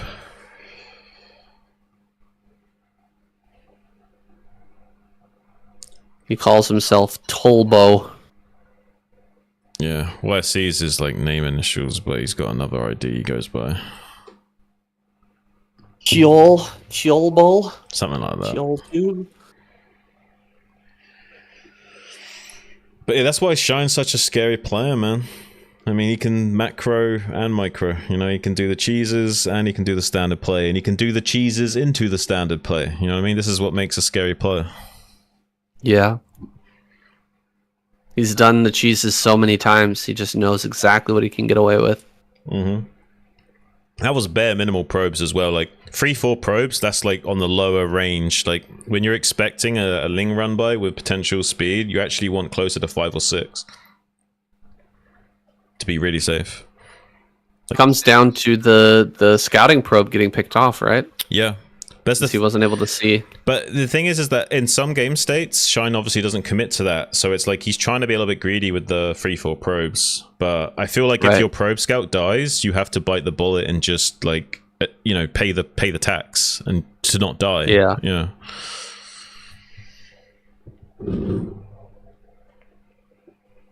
True. I think you're right on that. Good to go? Yeah, I'm good to go. 왜냐면 뒤가 없는 사람이잖아요. 현실에서도 마찬가지 아닙니까? 맞아요, 진짜. 뒤 없는 놈이 무섭잖아요. YSC gonna be sent out against Shine. Absolute beastly play from Shine so far, man. We're just talking about in the break how well-rounded Shine has become and how he's basically able to do everything at a high level at this point. It's just becoming one of those great Zerg players, slowly but surely. advancing his play, becoming just better and better. And I wonder what he's going to pull out here. I mean, anything is possible for this man. Yeah, it's not just that he's good at doing cheeses, it's that he's good at doing cheeses into standard play, he's good at just doing straight up standard plays, good at pretty much doing just anything under the sun. Looks like YSC is going to try and sell a bit of a fake cannon rush here to Shine and hope he bites the bullet, but I don't think Shine's going to bite. I think he'll just chase this with one probe, and with one drone, and just kind of like, you know, smirk at him a little bit. And this is what's interesting about StarCraft, is it is all about what you're representing. You understand, if at the highest caliber of play, you understand the possible ranges of what you could have, so that you know what you can represent and what your opponent could have or what he could represent. And there's a lot of mind games and juxtaposition in the early stages to try and like fool your opponent into representing something you're actually not doing, and just the threat of that alone is enough to kind of control the game state. And it's interesting to see how someone like Shine has like all the bags of tricks to work with, and he's seen so many games, he's got so much game knowledge to work with, and sometimes he comes up with these really creative solutions to the early game shenanigans. Yeah, you can just see YSC not able to fool Shine at all in this game so far. We've got another new map here. It's called Deja Vu, and much more standard than any of the maps, the new maps that we've seen so far. Much more standard than a kickback or a minstrel. This has a wide ring of high ground in the middle and a pretty modest setup for the expansions and main bases. Seems like Shine wants to take top center. That's not the base I was expecting him to take, considering it is pretty wide open, but it is quite close to his starting location. One Zealot's going to make its way over there, and will have to react, but he's got plenty of links. Oh, two Zealots up here. This is actually a Hydra killing, or not a Hydra, hatchery killing force. You will kill that hatchery, burning it down here quickly. He's going to have to cancel in just a moment, but he's going for the counter attack. Yeah. Shine cancels the hatch. He's coming in here with these links. Let's see what he can do, because those Zealots on the other side of the map are not going to be here to help. YSC losing a probe already. 2 probes have gone down. More links arrive. These 2 Zealots are going to be reinforced in a moment with a 3rd, but more and more probes are falling. I mean, Shine is taking his chunk of flesh here for being forced to lose his hatchery. And he's forced the shield battery and let it finish as well, so there's already a big investment into compensating against his defense. To be fair though, he did cancel the 3rd base and hunted down that drone, so Shine is still pretty committed into a 2-base orientated tech right now, so he needs to get as much compensation for losing that 3rd hatchery as possible, but he's not necessarily needing to finish the game or anything. He still can go for like a 2-hatch play here and make something of it. It's hard to say exactly how the tables will turn for both players when the tech comes online. I'm not sure exactly how Shine will line up now, but I would say this is like a slight edge to Stalk going, to YSC going forward. But if he gets these Zealots caught out in the middle, I don't think so.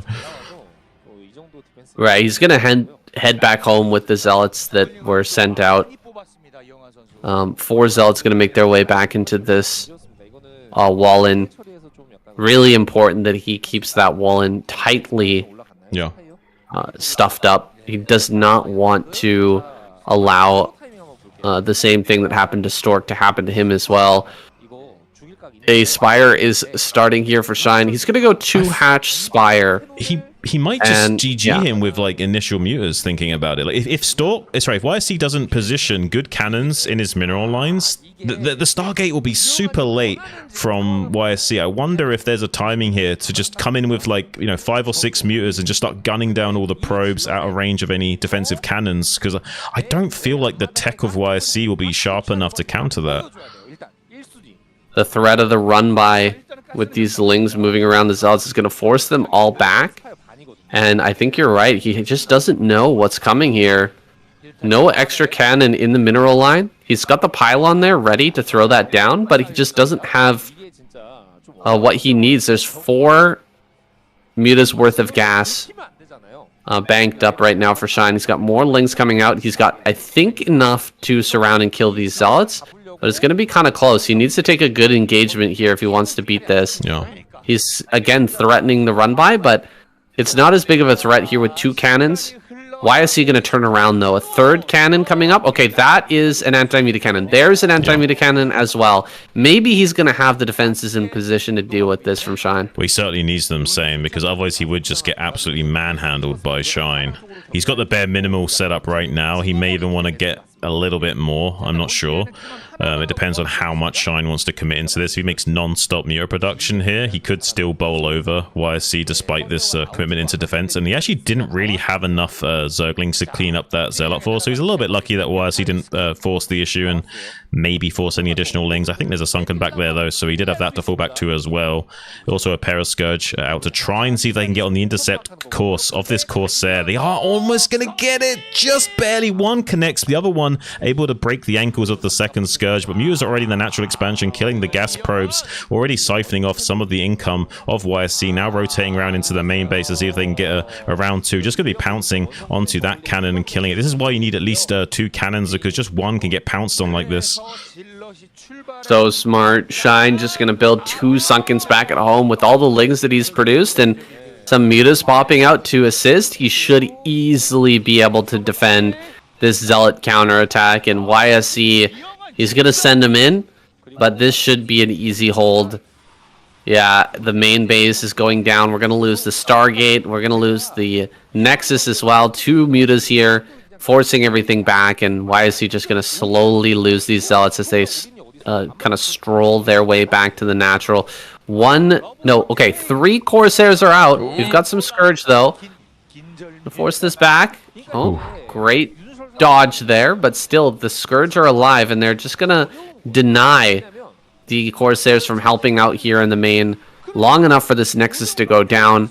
He's running around. Oh, he lost one of the Corsairs, and it's just going to be a quick and easy cleanup. He finishes them off. GG is called. Shine once again. Wow. Taking down Protoss. 3 kills in a row now? Yeah. Is he going to all kill? He might. That is crazy. I mean, we don't expect this from Shine. I know that both you and I are big fans of Shine. We love to see him play. We have high hopes for him for the future, but is he already at that level? That's crazy to me. I mean, I'm all about it, saying I want to see it. I don't want to jinx it, though. I just want to see what happens. So no, the final boss here of Protoss is going to come out next. Let's see if Shine can make it happen.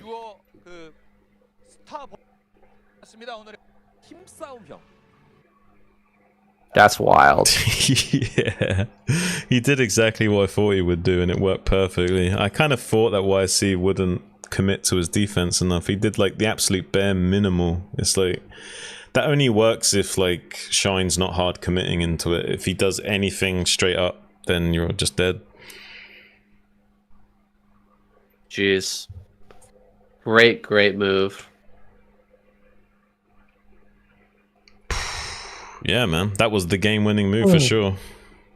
That was the optimal All right, I gotta choice. cross this name off. Yeah, that was the right play for sure. That's why it's so good, man. You do something as crazy as killing his third base that early, you can still navigate the game into the isolated winning game state he needs to work with. Yeah, I mean, the control was so good with the Lings initially. He killed so many probes. He just slowed him down barely enough to slow down the Corsair tech and the cannons and everything. Really, really well done. Yeah, it's very impressive stuff, honestly. All right, here we go. 솔직히 고백하는데 여러분 아시는 분 있으면 저한테 좀 알려주시겠어요? 이영환 선수가 나와서 Snow, the final boss of Protoss, spawning here in the top left-hand corner. We're going to be playing this one out on Pantheon. If you guys didn't know, there is still a revive. Semifinals and finals. The singular revive is extended to the team that goes out first. Of course, if you lose all of your players on either squad, you have that one extra revive, that one last chance to come back. I wonder who they would revive in that situation. Would it be Best that would be sent out again? Maybe. He seemed to have the closest result there, and on the craziest map.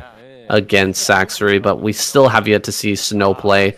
Maybe he's the one that could get that revive. Yeah, I would say it all comes down to the performance in this game. The better Snow does, the more chances he'll be revived. If not, Best will be like a reserve pick to revive, since he has had a pretty solid performance compared to the other players so far.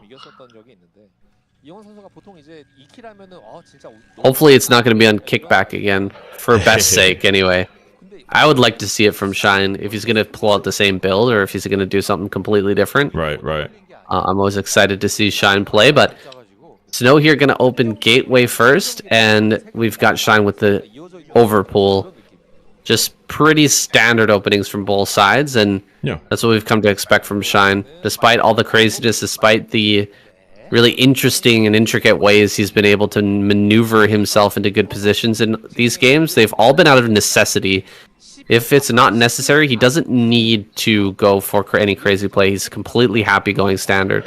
Right, and that's basically what makes him such a scary opponent. Is you can't just assume he's doing something crazy. The guy could just be playing completely standard as well, which is what makes players like that so dangerous. Like, if you know they're going to do a certain build order or certain style, that's one thing, but if you don't know if they're playing super standard or super crazy, those players are like a mystery to you. And like, until you get total scouting confirmation, even if you do get total scouting confirmation, it could just be a mind game that he's playing with you. It's never really anything set in certain. Absolutely not. Oh, this probe goes down. Lings make it into the main. Really well executed there from Shine, only losing one Ling and getting a probe. Two Lings in the main now, going to be chased, one by the Zealot. The other Zealot going to head out on the map. Snow making a slight mistake there with his positioning, and the way he was maneuvering that Zealot allowed those Lings to get by. Shine already with a bit of a leg up here. He's got to be over the moon right now. His chances of getting an all kill just went up by quite a bit. Yeah, I mean, it would be lovely to see if he can actually achieve that. Doing a great job of getting another probe in the main base. He's been kind of like on top of things, actually attacking his own Nexus there. A little bit of misclick and frustration from Snow. If he can get under Snow's skin early game, that will be huge for him, because Snow is a bit of an emotional player, so any form of shenanigans will be enough to like kind of like, you know, throw Snow just a tiny bit off his game. Yeah, Snow on his game feels absolutely unbeatable, but if you can get under his skin, it's going to be a little bit of a roll. Let's see if he can get in here one more time. He had the opportunity to try and run by into the main once more, but instead going to pull back these Lings, bring them together.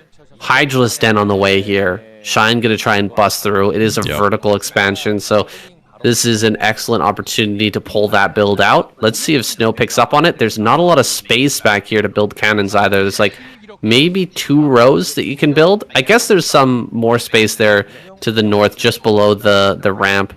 So he could probably build some more cannons over there. But let's see if he's got this figured out from Shine before it can come across this map. Yeah, you can easily fit like 11 or so cannons in those 2 lines. It's fine to cannon up, but the real question is, when will he make the cannons and will they finish up in time? He will need to go up to a fairly early 3, which will, you know, hold off the initial onslaught a little bit while the Zealots soak up some damage. But if he doesn't identify this quick enough and doesn't have that second and third cannon coming online right away, and then has time to warp in another 1 or 2, he could just get blindsided by this. Now, we haven't really figured out what kind of Hydra bus this is going to be. When it comes to Shine, it could be any flavor imaginable, right? What kind of bust are we going to get here? Are we going to get the Hydralisk range first with just mass Ling behind it? Are we going to get Hydra? We've got the Ling speed, right? That is a high possibility that it's just going to be the range. Yeah, with range with Ling speeds is viable with the current setup right now. So with just pure Hydra. So both of those 2 things are viable. So it could be range with the mass Ling. Knowing Shine though, I feel like he'll just pull Hydras for the longest time and then go with range already on the way and like just hit him with a timing. Right as the Corsair sees, he pulls the trigger to go in with a mass amount of Ling Hydra. Third cannon on the way. This is the safety cannon that we often talk about. Once the Stargate Corsair comes across the map, he spots the Hydras, then he will allow that to finish. If he didn't see Hydras, he could cancel. But having that on the way already is going to be a big boon to him. Shine holding back these Hydras a little bit too long, I think, because we've already spotted the Hydras here. The cannons are up. Can he actually dive forward and force the kill on some of these cannons? He gets one already. Lings are going to be blocking really nicely here. The Zealots are not able to get to the front line. Another kill on a cannon here at the back. The probes being pulled are really messing up the Hydras, but another cannon falls. There's only, what, 2 cannons left? A third is on the way. Another cannon goes down. Shine is really close to getting this all kill right now. He's so close to securing that prize money. He can taste it right now. He's just on the edge of this base, breaking through. There's 2 cannons left, and Hydra's making the way to the front. Yeah, all of his senses are heightened right now. Does another dive to get that lower cannon, so now there's only 1 singular cannon remaining. 4 are warping in, but they're like clocks. He'll wait until the clock is about to strike midnight, and then he'll dive in and make his play to kill them. He doesn't have to kill the cannons until they're just warping in, so he's going to gun down as many of these probes as possible, and then either pull back or go for the cannons. Ooh, the Overlord may end up falling. Do we have a DT on the way? I didn't see any DTs pop out thus far, but if he gets the Overlord and gets a DT to the front, maybe he could survive, but so many probes have died. 28 supply remaining, and that means very few probes still left over here for Snow. Great surround with the probes. He's actually getting a fantastic surround with those. Kills off a lot of these Hydras, but there's only 1 cannon left. The cannons warping up here at the front are likely to just get killed off. Ooh. Yeah, he's focusing down way too well. He's found the little angle here where the cannons can't fire and the probes have to engage. He will dive on top of this. So good, the micro here from Snow with all his probes. He's even going to pull the probes from the main to just desperately try to hold on, but Shine's all but closed this one out. It's really well calculated Hydra busting. Like, Shine has got the mathematics down to an almost like perfect level, being able to calculate just how far he can push the mark, and finally GG's out. He's done it, man. He's all killed like this absolutely crazy squad of players. Like, you got to hand it to him. Like, absolutely fantastic stuff from Shine. 300만 원 별풍선으로 하면 5만 개거든요.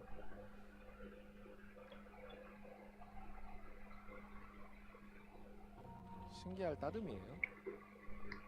Wow. Snow gonna get a revive. I think he's mad. He wants a do-over. Well, that might not be the right time to do a do-over, man. You're pissed off. All right, well that makes it easy. That makes it easy for me to. I can just change the color. Yeah, I don't have to mess around and beyond that.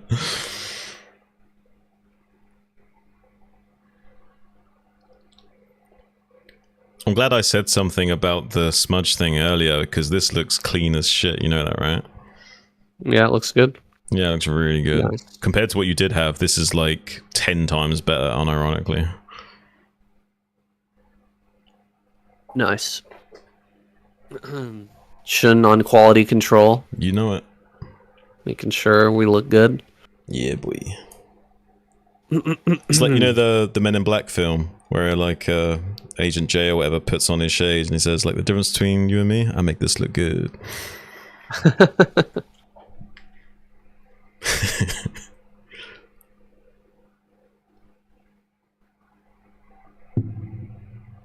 All right.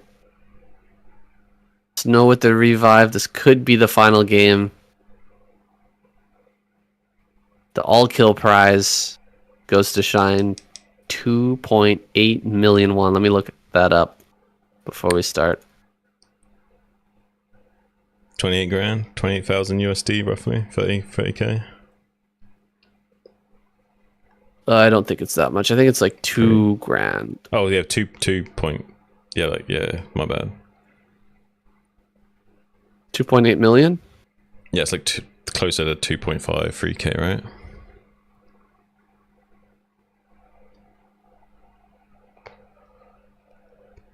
Yeah, it's like 2.2. Yeah, $2,000. 2,000 US. Wow. Green Wand is not doing too hot. But Dustin 2 says, grand. Dustin says, "Well, you two clearly have the faces for radio, so keep this up."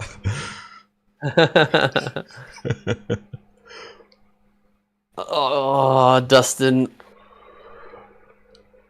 Oh. If only you knew how right you were. Yeah. You're saying we're butter faces? Is that what you're saying? Yeah, I think so. Essentially. Although Shun's Butterface... got the butter face. I've got the egg head. Yeah, something like that. Something like that. Although Butterface implies a hot body, right? So I'll take it.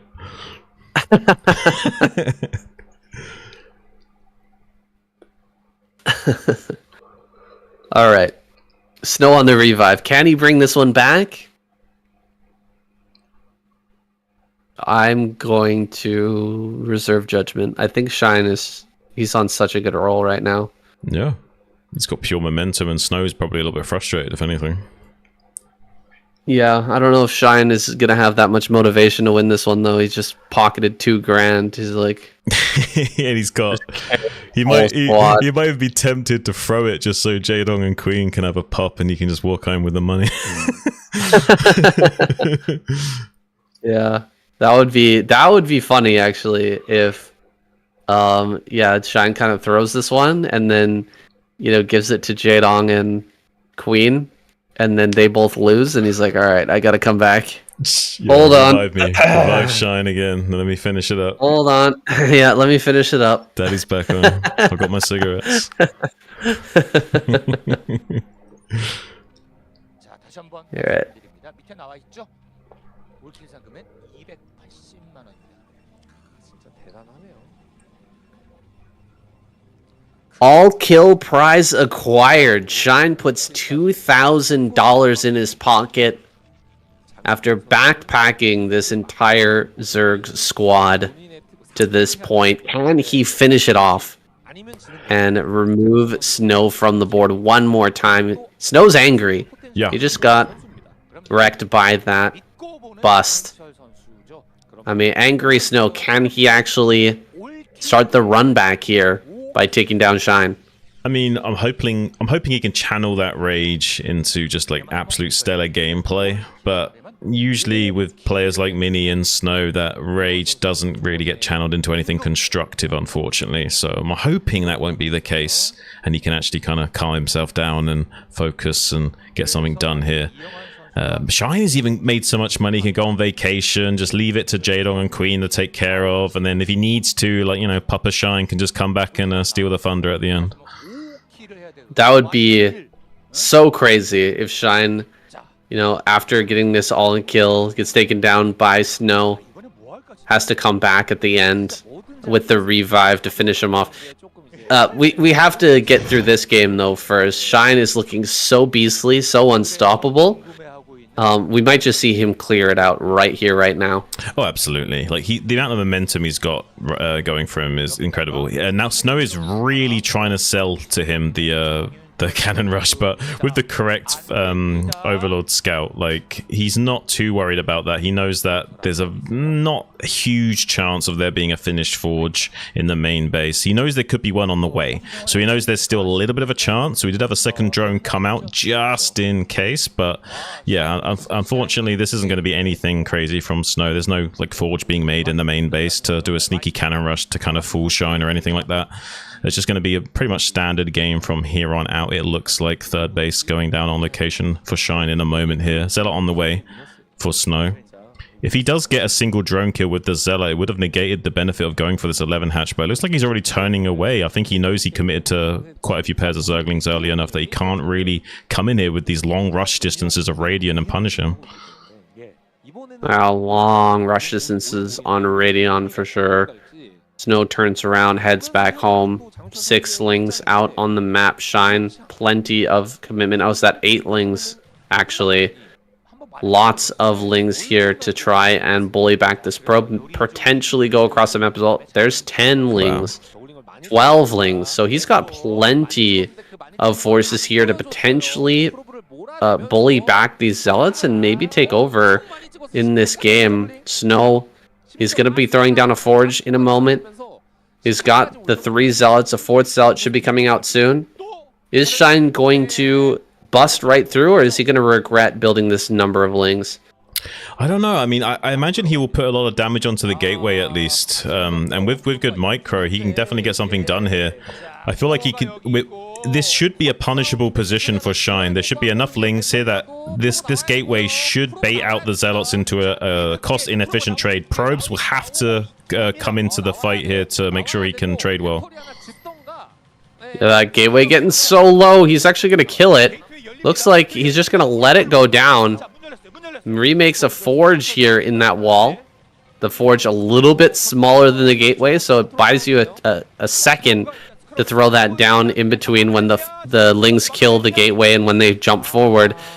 Taking a bit of a trade here in this choke. Shine losing quite a bit of his ling force and not really killing anything aside from that gateway.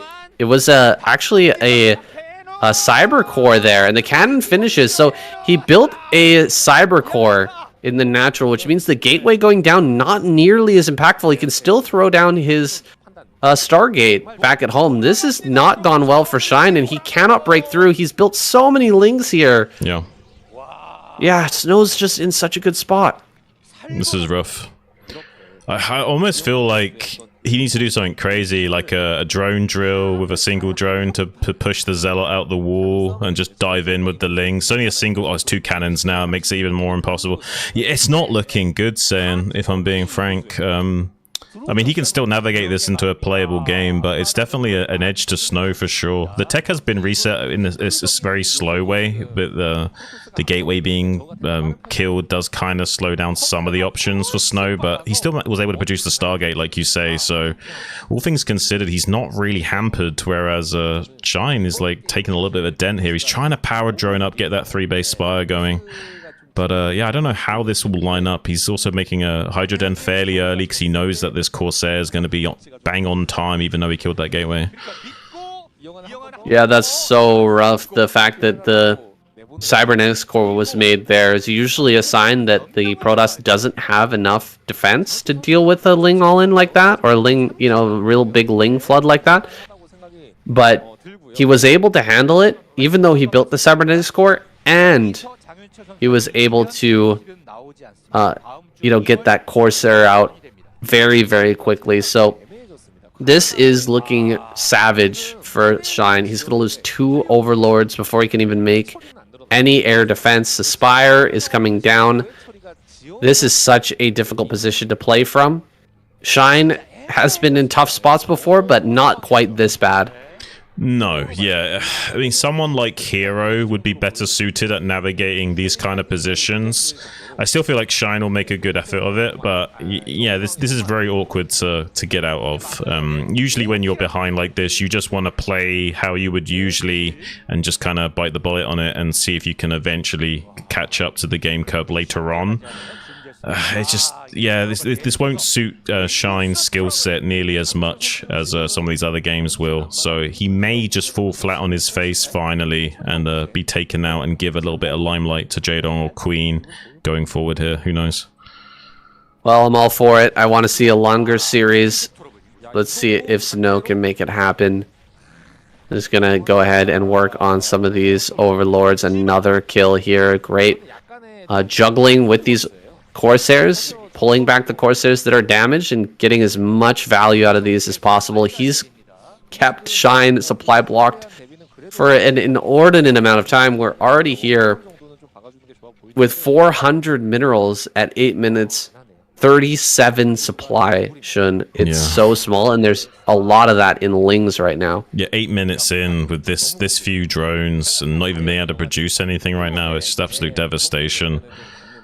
Snow's done a great job of abusing his one advantage, which was the tech advantage, and there's not really a lot Shine can do about it. He's maybe going to get an okay Zealots around here because there's no +1 to worry about, but even not actually. Even the Zealots holding their own with some good positioning there. Zergling's not going to trade well at all, and now he's going to be punished because he's only just now been able to produce anything, and now he's forced to produce units rather than drones, so this is going to get worse for Shine.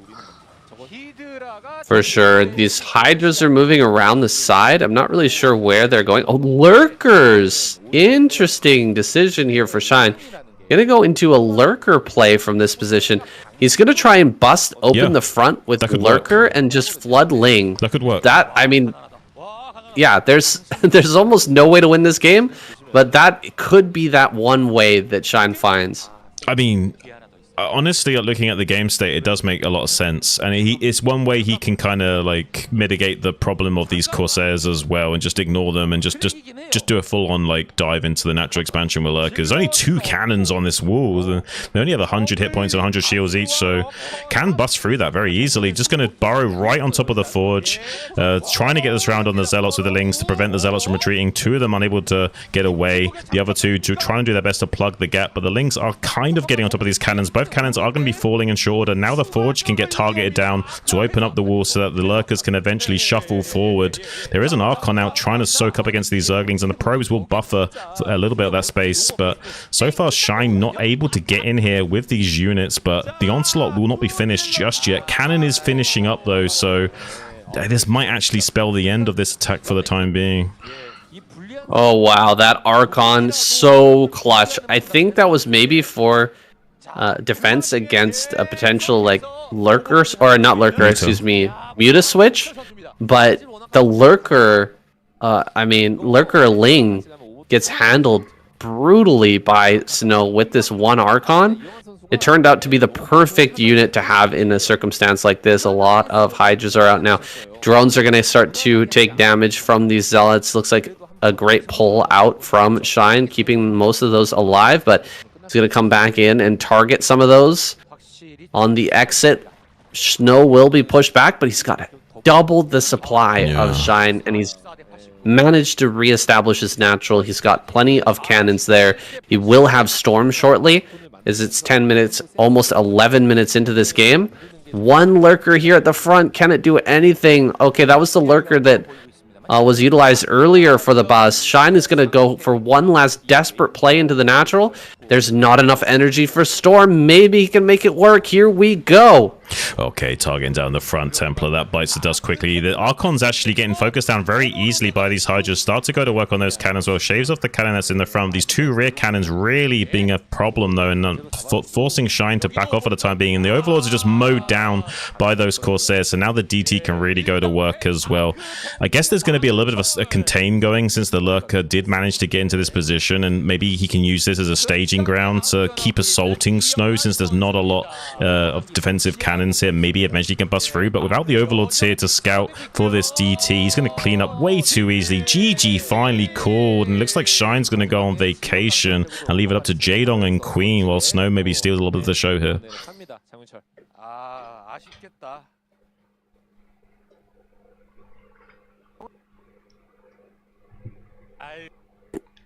There we go. Nice. Oh, Shane, can you do me a favor and tell me 1 second?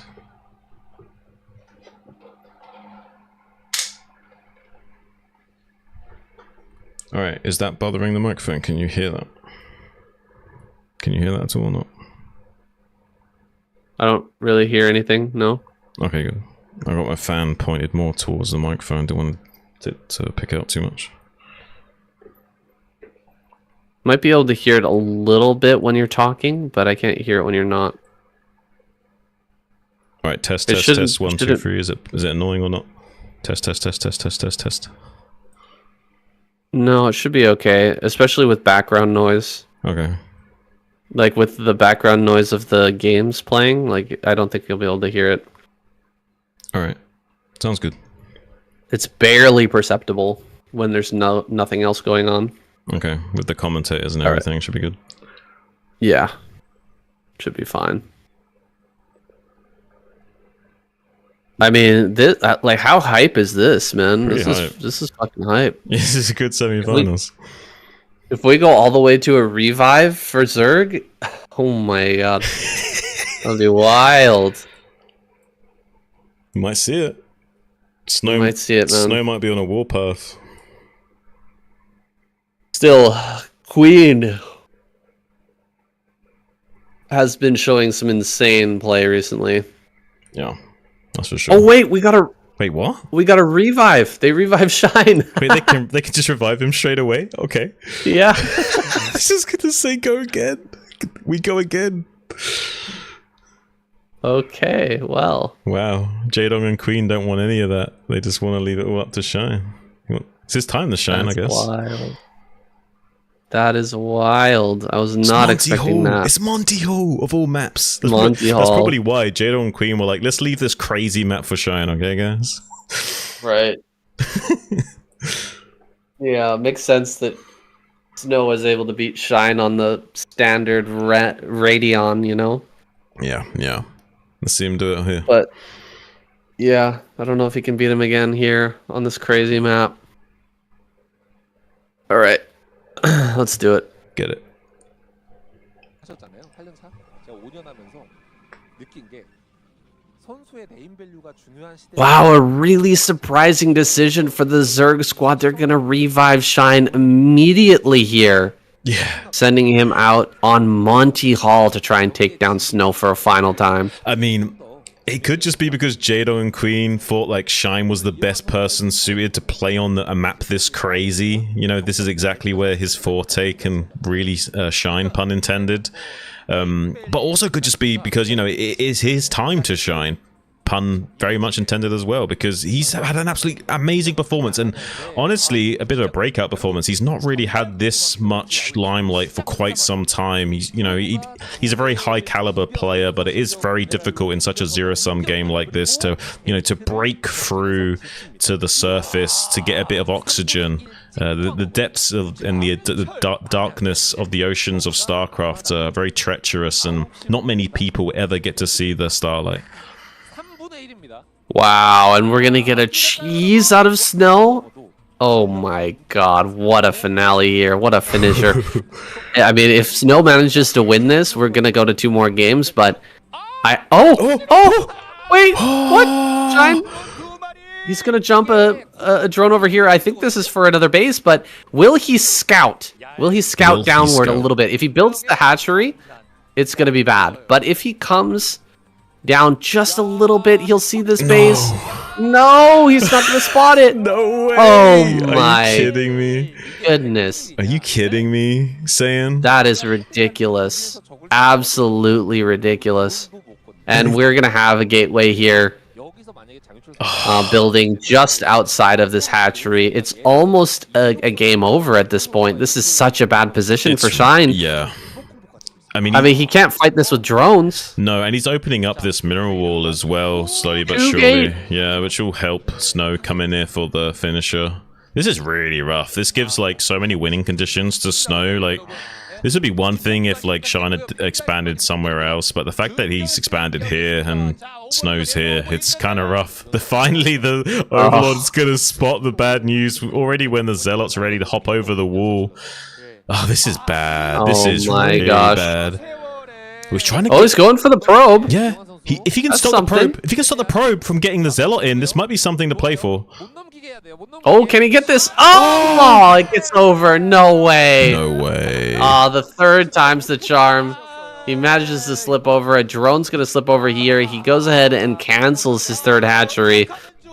Oh, dude, this is so bad, Shun. This is rough. What are we even looking at right now? Another drone gonna pop out. Another drone going to die. The Zealot does go down. Pretty good surround there for Shine. Only losing 1 drone. Yeah. I mean, he lost 2, right? Because he did lose the drone there at the mineral wall. But I don't even know where we go from here. This is crazy. Zealots are gonna be popping out en masse. Can he actually get probes over and like try to mine that out so that he can get in, or what is he gonna do from here? That's what he's gonna do. He's gonna just come down the lane with some probes and mine it out. But it does buy a tiny bit of time for Shine. It's just so rough because now Shine has to expand down a different lane, get this 3rd hatchery going again because he cancelled it earlier, so he's already slowing that down, even though he's gonna make it anyway. He might be able to do something to stop the Zealots getting in too efficiently here. I don't know, but it's going to be really rough for Shine. There's a chance that he can kind of glitch the Zealots out as they jump over the wall and get good surrounds on them, so it's not like over yet, but yeah, I don't know. Yeah, we've got a Nexus back at home for Snow. I mean, it was thrown down before this hatchery. So it's crazy how far ahead Snow is right now. It's going to take a miracle, an absolute miracle, for Shine to find a way back into this game. Another probe goes out on the top path here on Monty Hall. Like, could he just like pile on this and cannon it? That would be just insult to injury right now. I mean, he might go for it. I mean, Shine is mining out that wall though, so he may have some counterplay options to that very soon. And with the third hatchery finished up in the main base, he will not take him long at all to mine that out. But then will he send the drone over there? Oh, he sees the hatchery. I think the probe's been spotted as well. He sees that they're mining out this wall slowly. He's actually getting some good minerals from this kind of weird wall in between his main and natural, which is funny. Some compensation, yeah. Interesting decision making there from Shine. Like, it seems like he wanted to do the same exact thing.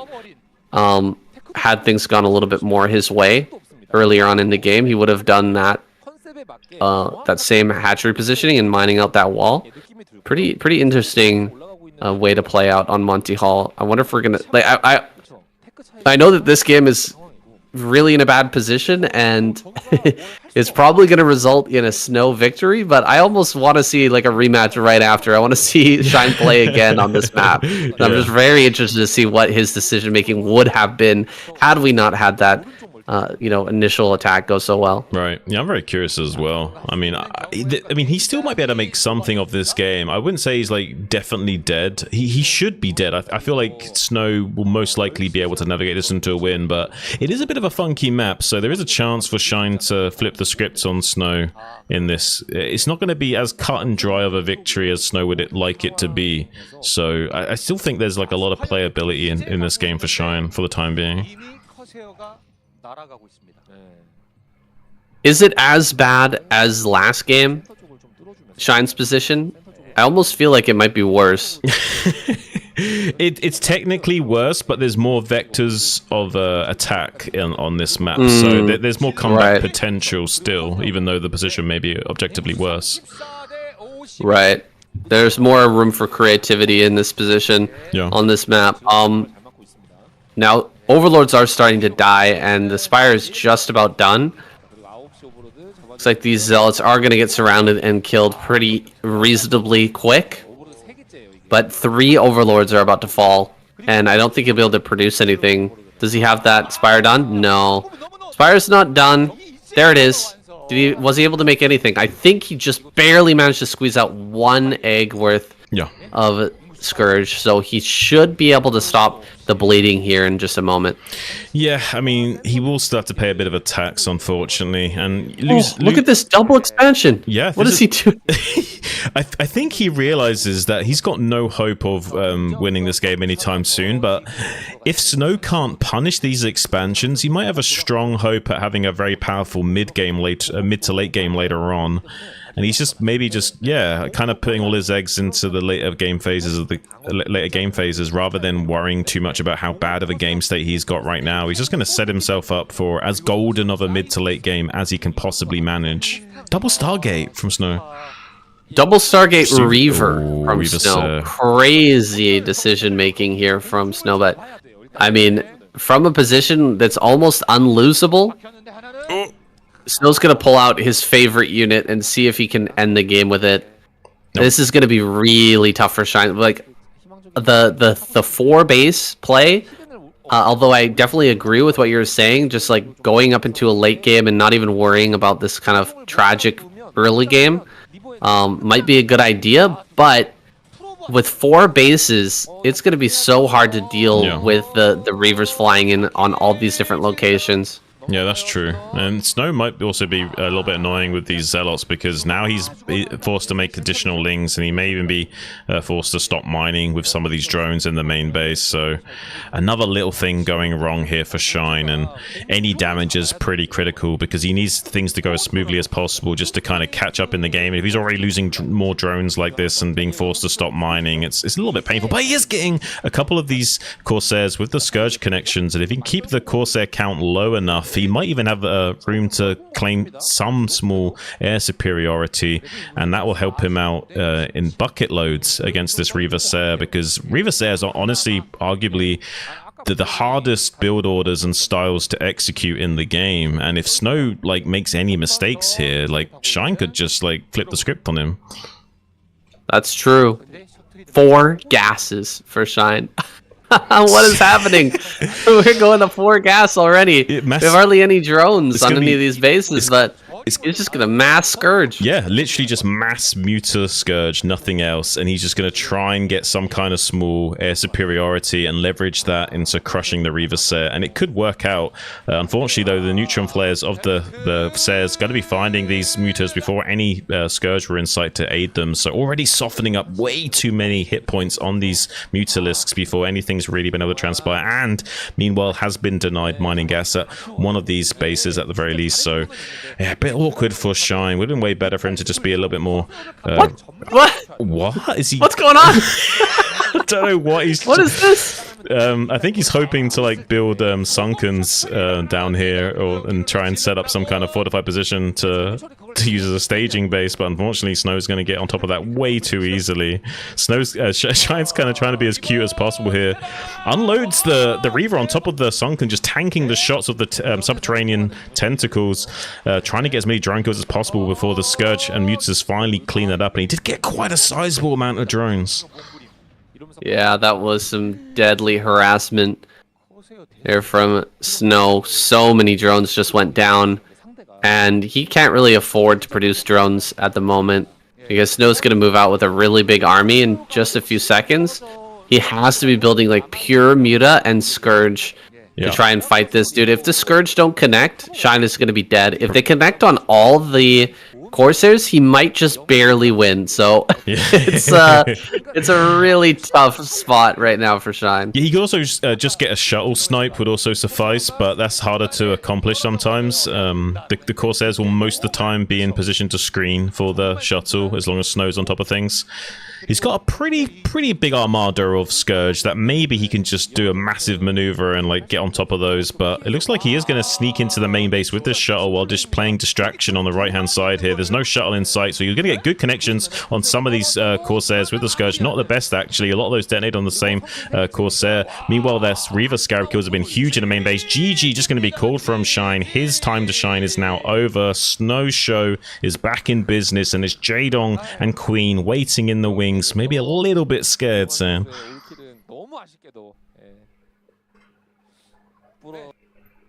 Nice finisher. Thank you. I love it when it rhymes. Yeah. All right.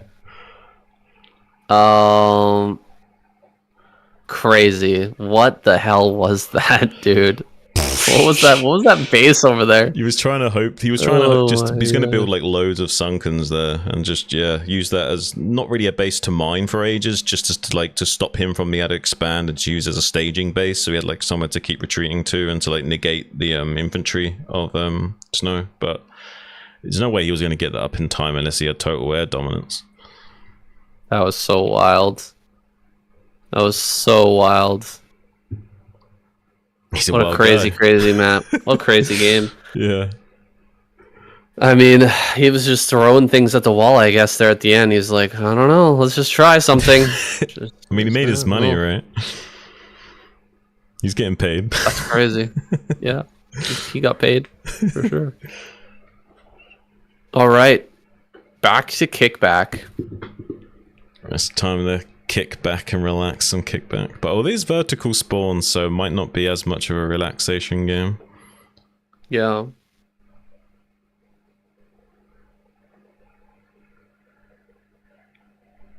Okay, let's go.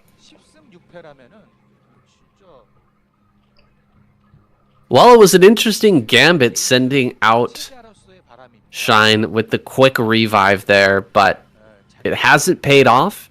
And now it's just down to Jaedong and Queen finish off this final Protoss player. Is either of them up to the task of taking out Snow here? Jaedong, I mean Kickback, This is a crazy map. We've already seen it once. Is it going to be similar to what we saw at Shine? It is vertical spawn saying, so I mean you have the direct path for shuttles and mutalisks and what have you into the main bases and natural expansion areas, so not quite of a sit back and macro map. There could be some shenanigans that transpire if both players do try and be a little bit greedy. The other player may try to exploit that. We'll have to wait. Well, that's interesting. Look at that. Jaedong going 10 hatchery. Yeah. I mean, you don't see that kind of thing very often. I guess he's trying to exploit this map to his heart's content and going for more lava optimization. Very interesting. I know that 9 hatch is a pretty good build, well, but this makes sense if he's expecting the gateway first, and it is a gateway first.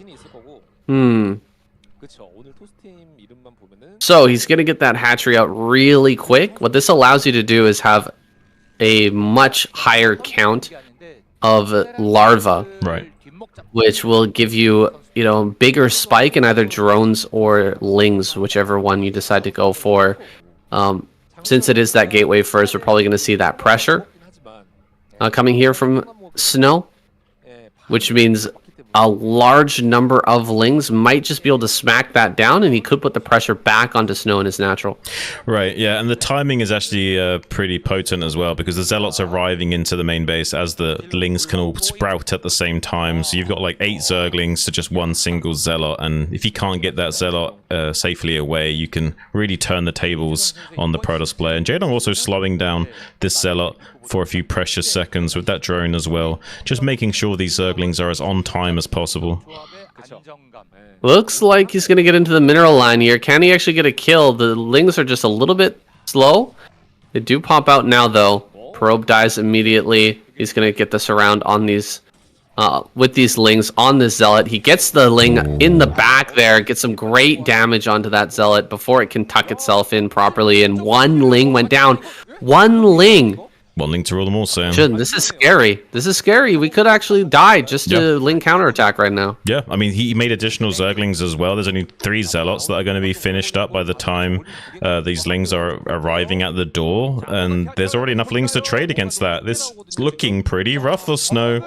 I think he was hoping that the Lings would chase the probe a little bit or something, but that's not going to transpire. There's those 3 Zealots, but you can already go to work at hitting at this gateway to force the Zealots out of position to then try and go for a surround or run by, as we can see here, just using 3 Zerglings to target down this gateway while the rest of the Zerglings try and see if they can slip in. Does get the tuck surround on that initial Zealot and gets the kill on that as well. Now there's enough hole in that wall to catch these other Zealots as they're coming out of this gateway. To kind of keep the Zealot count down on 2 right now is insane. That means any additional Zerglings will come down here and still be a big boon to Jaedong and allow him to keep putting pressure on this gateway, since he's only able to make 1 Zealot at a time right now. Does maybe get the surround on this Zealot as well. Beautiful surround. He was barely surrounded on that Zealot, like 1 pixel, and he wouldn't have had the block on that Zealot. It's absolutely insane calculation from Jaedong to still get that, and now going to be going to work on those probes in the main base as well. It's pretty insane damage, Sam.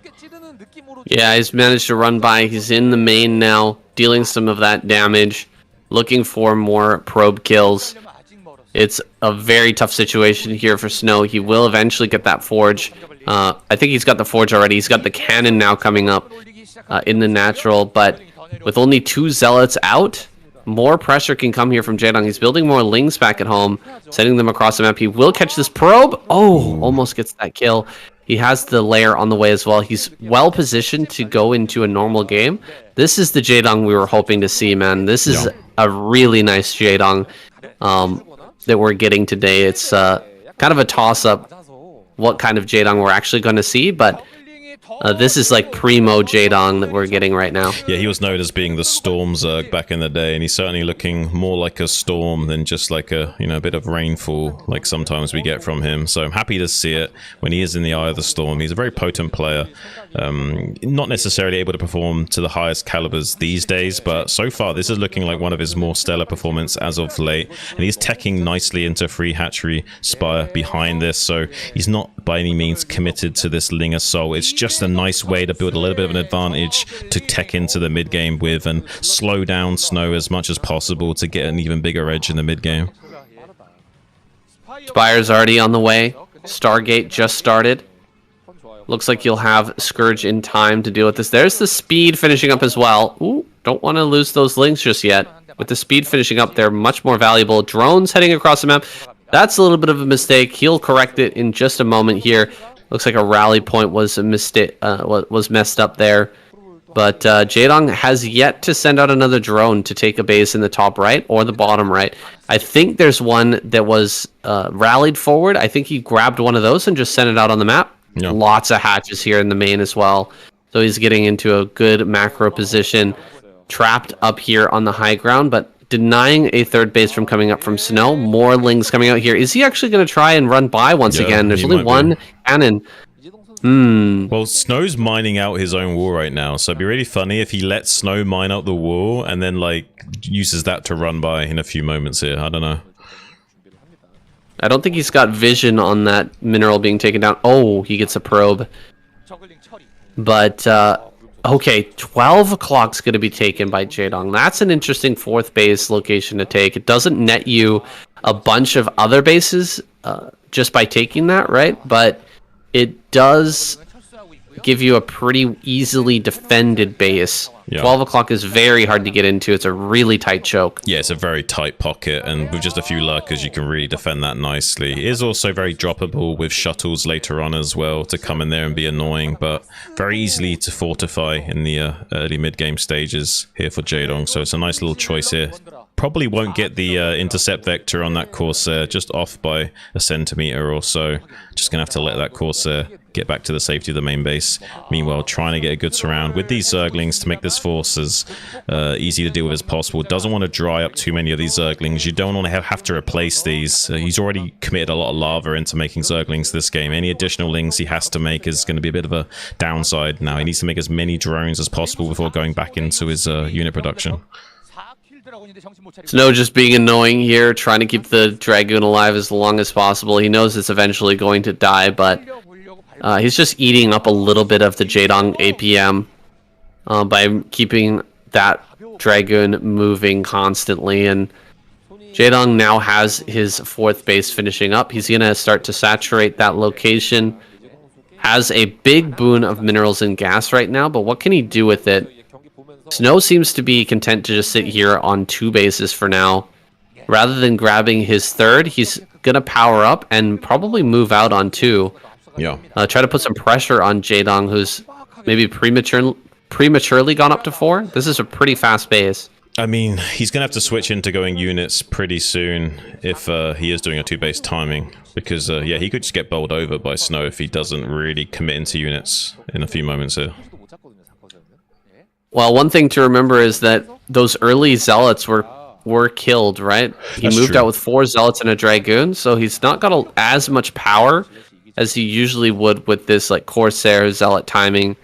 It's buying Jaedong some time, and Snow is looking kind of impotent here, not really able to deal any damage. He's got some storms coming, but he's going to have to wait a little while here before he's got the gateway count and the numbers to actually push out against Jaedong. Yeah, and Jaedong's not been too greedy either. Like, he has made like a decent 1.5 control groups of Hydra before power droning again. So he is making like prerequisite amounts of infantry.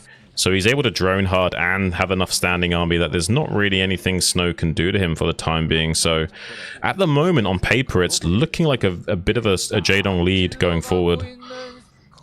Ooh, here's that micro from Snow, trying to get the patrol micro going to prevent the Scourge from connecting, but he does take one shot there, almost losing that Corsair. Has to be a little bit more careful with those units if he wants to get maximum value out of them. Scourge and Hydra's moving in this direction. He's actually gone around the army here. We don't have Overlord speed just yet, so if he kills the Overlord and gets a DT in there... Okay, there's the Overlord speed. It just finished. We've got Overlord speed here to defend this 12 o'clock. It's a little bit dangerous right now for Jaedong. He's having a hard time defending against everything at the same time, but he is bringing the Scourge forward. He's got the Hydras out in high enough numbers that he can push everything back. Snow is struggling to find a location where he can deal some damage. and Jaedong is just surrounding these armies and picking them off once again. He's hunting down these Corsairs. He's finally got them trapped into the corner. At least 3 of those Corsairs go down. Only 2 remaining, so that's a big boon for him. But, oh my god, the DT gets in and there's no Overlord in position, so at least 2 or 3 drones are going to go down to that DT. Luckily, he noticed and pulled the rest of the drones back, so not too many will die here. It's a somewhat successful Dark Templar delaying the mining and also getting a few drone kills there, but it's not going to be enough to slow down the powerhouse of Jaedong. Only just now taking his 3rd base is Snow, and I think, yeah, it's looking really strong for Jaedong going forward. He's still going to be on Battle Zerg for some time. I don't think he's going to be transitioning to Hive just yet. He's still going to just power drone a little bit crazy here. I think he might even go all the way up to like 70 drones before we see any consideration into teching. 70 drones, that would be crazy. He's got triple evolution chambers, so I imagine he's going to want to get into Hive here pretty quickly. If you're going to go triple upgrade, you can only get into +2 before you need Hive, right? You can't get +3. Yeah, but he's already looking like he's got 60. He might be going a bit more. That would be crazy. Overlord spread is wild right now. He knows he just killed a ton of Corsairs. There's only 2 left out on the map, so he's going to have the Overlord spread out everywhere. Is he going for a drop? Wait a minute. Maybe. This is a lot of Overlords being pulled forward. That base in the back is looking really exposed at the moment. There's the Queen's Nest. He will be teching up here. With the drop coming in to distract, it's going to give him lots of time to tech up. The army is just moving out for Snow. This is the perfect timing. Jaedong going to get in here and deal so much damage. This is beautifully done by Jaedong. He knows around 12 minutes is like the mid-game timing push off the Protoss player. Beautiful time to come in for a nice tactical drop on this base. Exactly the kind of plays I wanted to see on this map.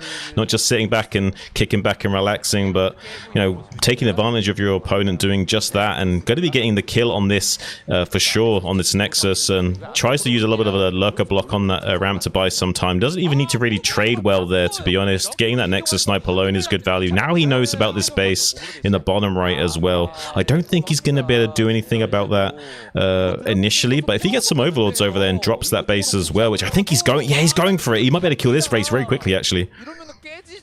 That would be wild. Loading up some Overlords. He's going in. The Corsairs are there, but they're not in high enough numbers to stop this. There's only 2 Zealots over here. This could be the winning the winning move right here for Jaedong. Wow. That one single lurker is going to be such a thorn in the side of Snow. He just cannot deal with that. Oh, and the drop. What? This is huge. Yeah, those subterranean spawns ripping through that probe line. Snow hasn't even noticed. Like, there's so much going on in this game that he hasn't even he's still not noticed that probe line. He's probably thinking that the game state is much better than it is right now. As soon as he notices now he's going to be frustrated, probably wanting to facepalm, but he knows he can't take his hands off that keyboard or mouse at all right now. He needs to be firing on all cylinders to have any hope at winning this game. He's currently behind in supply by at least 12, and now this base has been shut down. He's been relegated to just one base worth of mining after Jaedong sniped both of those Nexus and got the drone line, and this Overlord with some lurkers going to be forcing some mining lost in the main base as well here. Forget about the Drift King. Jaedong is the Drop King. He's landing so many great drops around this map, dealing an insane amount of damage to Snow, basically putting himself into an unlosable position. He is looking so good right now. He is going to lose a few extra Overlords, but he's got a base up in the top right-hand corner. He has Hive on the way. That Hive tech coming online with this 5 base economy, Shun. Yeah. How is this even, like, how are we going to stop this? This is crazy. Yeah, this is absolutely wild. I mean, he could do pretty much anything he wanted to, and it'd still probably be a good idea. Like, he could even come down the vertical vector with Guardians and probably make that play work. It's absolutely insane right now. And look at the stream of units. It really does seem like the old school Jaedong, the Storm Zerg that we know of old, coming back to life and just ripping apart these new top tier so-called young guns that are like supposedly so good, but they're still getting beaten by one of the oldest pro gamers in the business, Sam. Yeah, this army is going to get completely surrounded. This is really looking like the Jaedong of old with the Sauron Zerg levels of macro. He's completely surrounding this army and pushing it back. Another base has been taken down in the bottom right for Snow. It's kind of like a hidden base right now because Jaedong not going to be expecting that to go up, and Snow does not have anything defending that location whatsoever. It could easily be killed and stopped by just a couple of lings sent down to that location. But Snow is going to be able to mine from that for a little while here. His natural base is actually mined out, and I think that Jaedong will mine out his 2 bases on high ground pretty soon as well. Yeah. Yeah, that is going to be a factor here soon. It's just not going to happen as quickly as a Protoss player. No, he has also got the Defiler Mound on the way now, so even though Jaedong's Battle Zerg is trading more than efficiently enough right now, 20 supply ahead of Snow, it's absolutely insane with just pure Battle Zerg. Now he's going to have Hive Tech coming online pretty soon, and we'll have Dark Swarms and Plague as well to make these trades go even more efficiently in his favor. Finally, Snow able to churn away some more minerals mining in this bottom right base. But now that Jaedong's going to have these bases sprouting up in the top right, even when his bases do get mined out, he still should have enough juice in the tank to get the job done. And with this kind of contained setup and denial of the base being taken in the bottom right natural, I think he's just about done enough here to kind of create a game-winning state where he just kind of has to like keep the pieces on the board as they are already set up and just trade off as efficiently as possible, and eventually he'll be in a game-winning situation. Snow scouts the top right. He sees what a desperate situation he's in right before this drop comes in onto his high ground. Jaedong just going to shut down this base all of a sudden with lurkers and hydras landing here. All the probes are going to get taken down in one flurry of death and destruction. GG is called. Snow taps out and Jaedong clutches it out for the Zerg. Wow.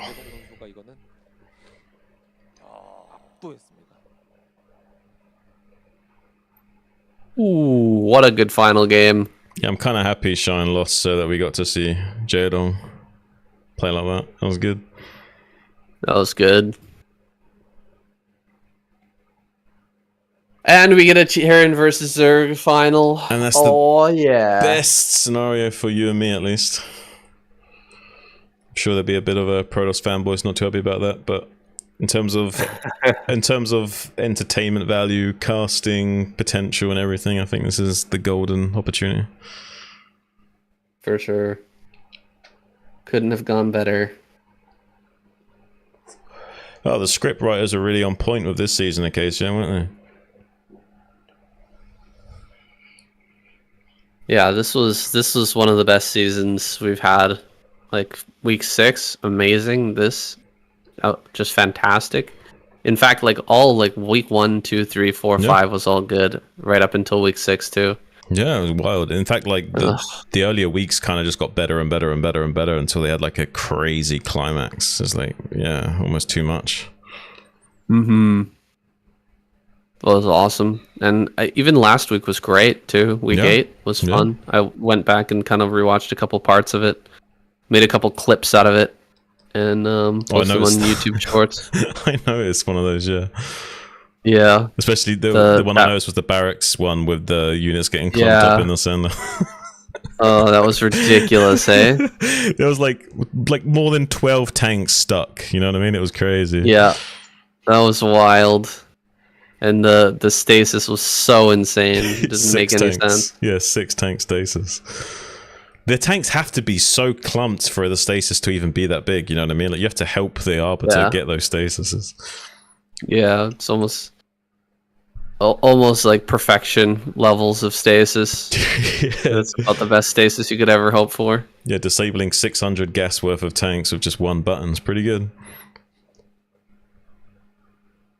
Yeah, you would generally have no more than like 20 tanks in your army, even if you're maxed. Yeah. So it's like at least a quarter of the firepower gone already. Just one button. Yeah. Crazy. All right, what can we say about this this run here from Shine and Zerg? Well, I mean, I'm really, really happy that he got his all cool prize. Like I didn't expect it. I was actually worried to like say anything about it because I didn't want to jinx it because I wanted it to happen that much. So I'm really psyched for him. That should be definitely the highlight of what we talk about, and also the fact that Jaedong played so good because like we don't usually get to see Jaedong in his like Storm Zerg mode like that. No. Maybe we can talk a little bit about Snow as well. Like his dominance seems to be subsiding, like, kind of subsiding a bit. Yeah, for sure. Feels like. Do you know what? Since Flash has been back. It's almost like there was a lot of momentum shift for him, and I feel like that game, the series of games he had recently against Flash, he had his his head in his hands. He looked like he was a defeated man, and he didn't look like he was himself again until he was back, like, you know, doing shenanigans with Reavers against Terrans on the ladder. And like, it's a good confidence boost, but it seems like when like the rubber meets the road, he's not holding on to his sanity. So if he can't cope with the shifting tides and how the meta will adapt because of people like Flash coming back and what have you, he might no longer have that kind of mantle that he once did. Wild to think of that. You know, even with the strength that he has, like the pure like skill that he's shown, that just like a mental loss like that could affect him so much. That's how crazy this game is, man. It really is like poker, and that's exactly what poker's like. You know, it's a psychological game. Like, one hand goes a weird way, and if you get on tilt just a little bit, that could completely fry all your other hands for the evening. And that's the thing. It's not just one hand going bad. It could be hundreds of hands going bad, or in this case, hundreds of games. Right. It's wild. All right. I think we've got quite a bit to talk about here. Are you ready to end it out? Yeah, go for it.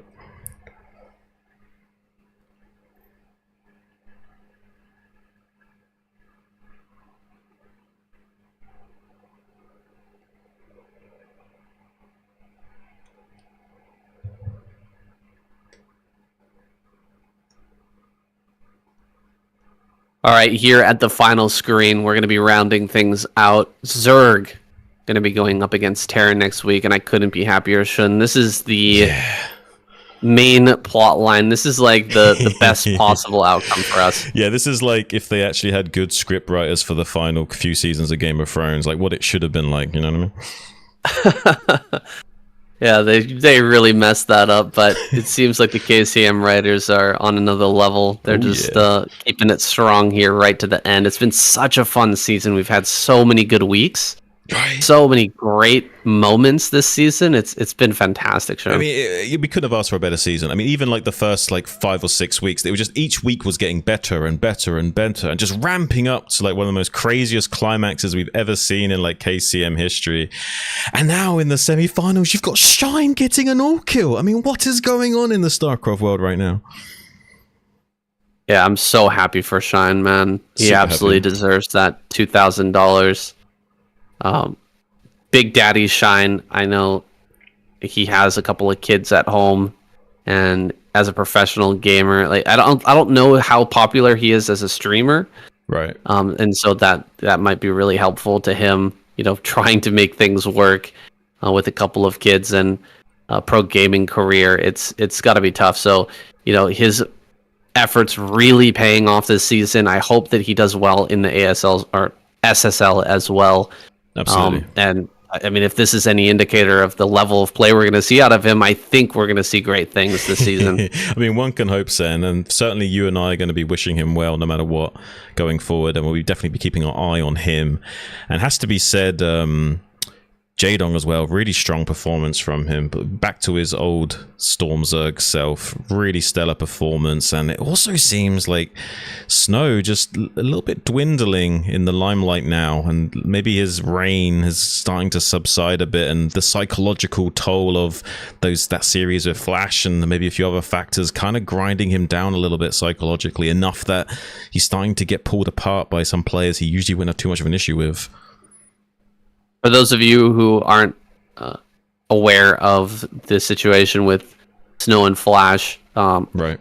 Snow played a couple of matches. I casted on my channel. He ended up getting kind of wrecked by Flash. Then he went into a 6-game series that was all streamed, by the way, by him. He was streaming the entire thing, and he went 0-6. It seems like a very big mental blow. Yeah. To Snow and his dominant performance that we've been witnessing, and his rise to power seems to be diminishing slightly as maybe a result of that series. I mean, he was definitely adversely affected. He had his head in his hands, and he couldn't even bring himself to like join another game for a very long time. He eventually got some of his confidence back from playing on the ladder against some, amateur Terrans and what have you.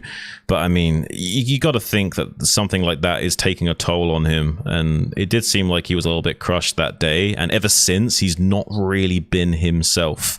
So it is almost like a champion level boxer that finally gets knocked out just that one time, and they're never quite the same after they lose that one fight. You know what I mean? Yeah, I totally understand what you're talking about here, Shun. I hope that Snow finds his footing once again. He regains his confidence. Maybe if Flash comes back to the scene, we can see a big match between him and Snow. Right. I don't know if Snow's going to be able to perform at his best against Flash. It feels like that's his kryptonite ever since that final ASL season where Flash dominated him on the on the big stage in that ASL finals. It's like again, mental game is such a huge part of Broodwar. It feels like he just can't get over that hurdle. Yeah, and it seems like, I mean, I think that's true for everyone, but it does seem to be like the players in Korea have this kind of like reverence and respect for one another. It's very hard for them to not be fearful of someone like Flash. Like, even though they are very competent players themselves, like when they're in the presence of someone like Flash, it's almost like this aura around him that is, they've got to contend with. They're not just playing against a high level Terran anymore. They're contending with these like crazy internal emotions, because if you're playing against someone of like Flash's caliber, you're not just worried about the fact that you've got to execute your game plan. You're worried about the fact that you're playing against someone like Flash to begin with, and especially if that was at a live event on stage with people watching, like, it's enough for most people to psychologically crumble, unless you're like of someone like Light's caliber where you've done it 1,000 times on stage and you're used to it. But players like Snow aren't used to it. They're not the kind of guy that's been on stage 1,000 times, and he's very talented, but he hasn't got the levels of experience that someone like Jaedong, someone like Flash has got to stay cool and calm under all that crazy psychological pressure. Absolutely. Well, here we are talking about Flash and Snow once again, the hot topics right now in the scene, but we really should be celebrating Shine for his amazing play this week.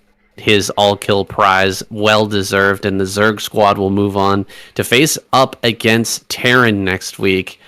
I don't think there's going to be any delay to that. It should be coming out, like it says here, around the 21st. We'll get that casted and out to you guys probably by the 22nd.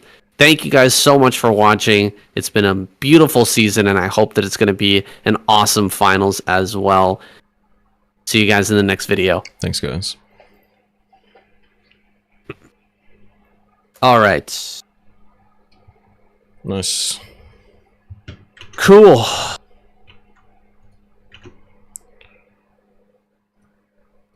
Yeah, it was good. Good semi-finals, man. Yeah, that was fun. Whew. Always a good time, man. Yeah, we're kind of spoilt for choice with KCM most of the time. And it's always fun casting with you, so it makes the whole experience more enjoyable, which I guess makes it more entertaining to watch if we're having fun. Yeah. Yeah, I think that's a factor for sure. I keep getting people... Oh, it's so...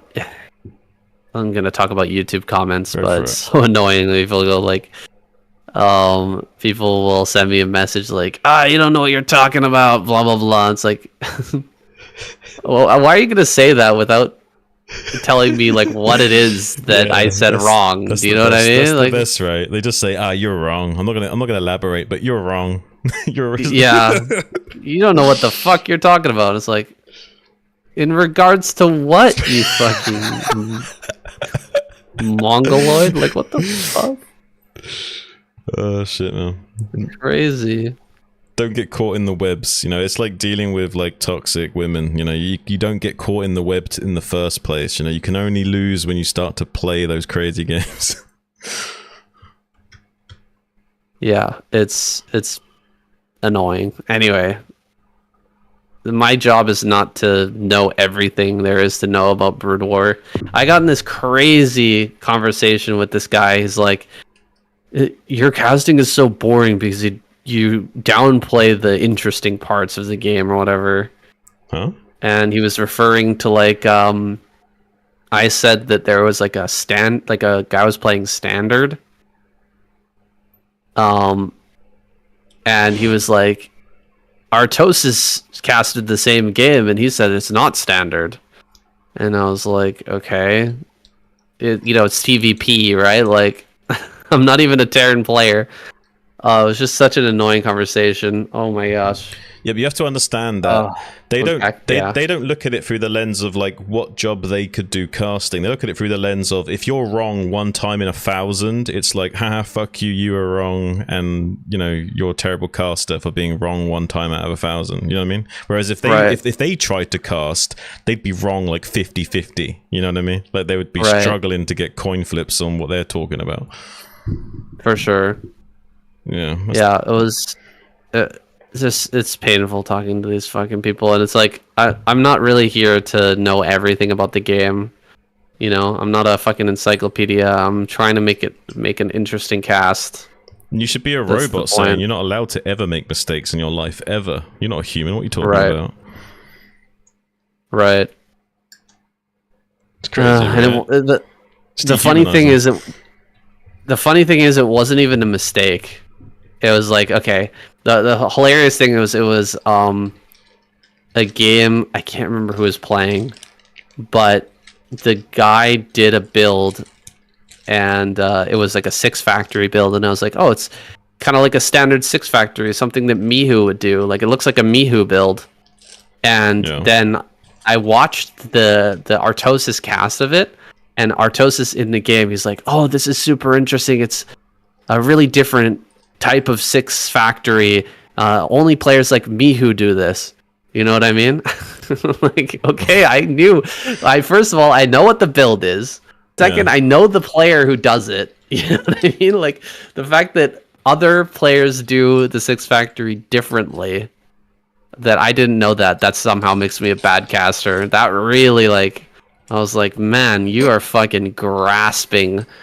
But that's just it. They have so to weird. They have to nitpick that much to find one little thing. You know what I mean? Yeah. If anything, that just shows that you're doing a good job. But they have to nitpick. Yeah, that much. right. The nitpicking is crazy. Yeah. You misspoke that one time out of 4 hours. Fuck you. Yeah. Exactly, right? Oh my gosh.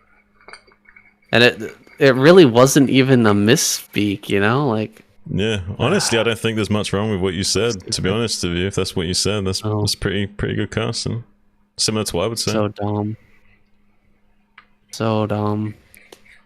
Yeah, and even in the Artosis cast, he was like, "Oh, this is something like really intricate that most people would never know." Like, he's building, way more tanks at the beginning with the 6 factory than you usually would. Like, he's gonna push out with 5 tanks instead of 3 or whatever, and like, oh my god, like, I'm really supposed to know that?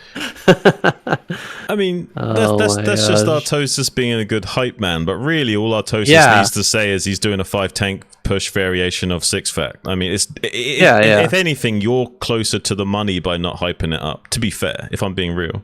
Right. You're closer on the reality spectrum than he is. But that's because Artosis is trying to hype it up a little bit. Yeah. And he's a good caster with like 20 years of experience. Of course, he's better at hyping shit up and making things sound great. What are you talking about, San? You're not allowed to make any mistakes. If you do anything that's worse than Artosis, we're going to call you on it. You hear me? Right. And like, why would you even bother casting if you're not as good as him, right? Is that the equivalent to like going on to like every Terran player's stream and being like, "You're not Flash, you should stop playing"? Yeah, something like that. Why even bother playing if you're not gonna play at that level? Yeah. Anyway, stupid comments, just so annoying. Remember what I told you? Now that you're getting bigger, you got to be careful about the YouTube comments. Don't get swallowed up by that too much. Yeah, you're totally right. I'm not gonna add an anti-spoiler on this one. That was only like the potential for one more game here. Yeah. It was a great I think it's series, gonna though. be fun. Nice semi-finals. Yeah, it was nice. And the fact that Zerg also still won, really good for us. Yeah. Best case scenario. Yeah, a very boy. close match with the Zerg win. The finals could be explosive as well. Who the fuck knows what's going to happen? Yeah, true. These maps haven't like really been figured out properly, so there could be some really creative shit that takes people by surprise still.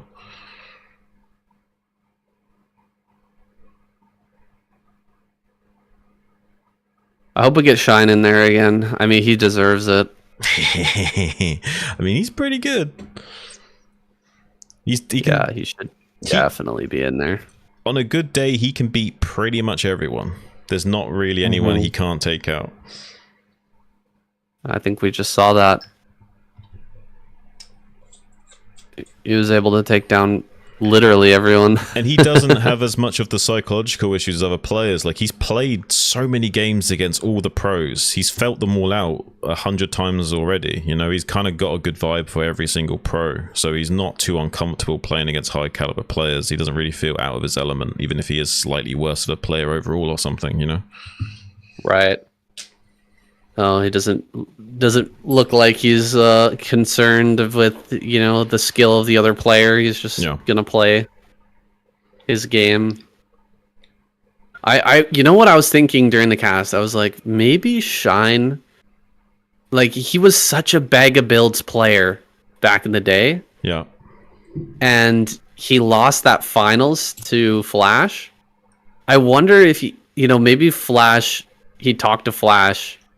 Or maybe just even playing, like, experiencing the series from Flash. He was like, oh, my standard play is just not good enough to beat Flash.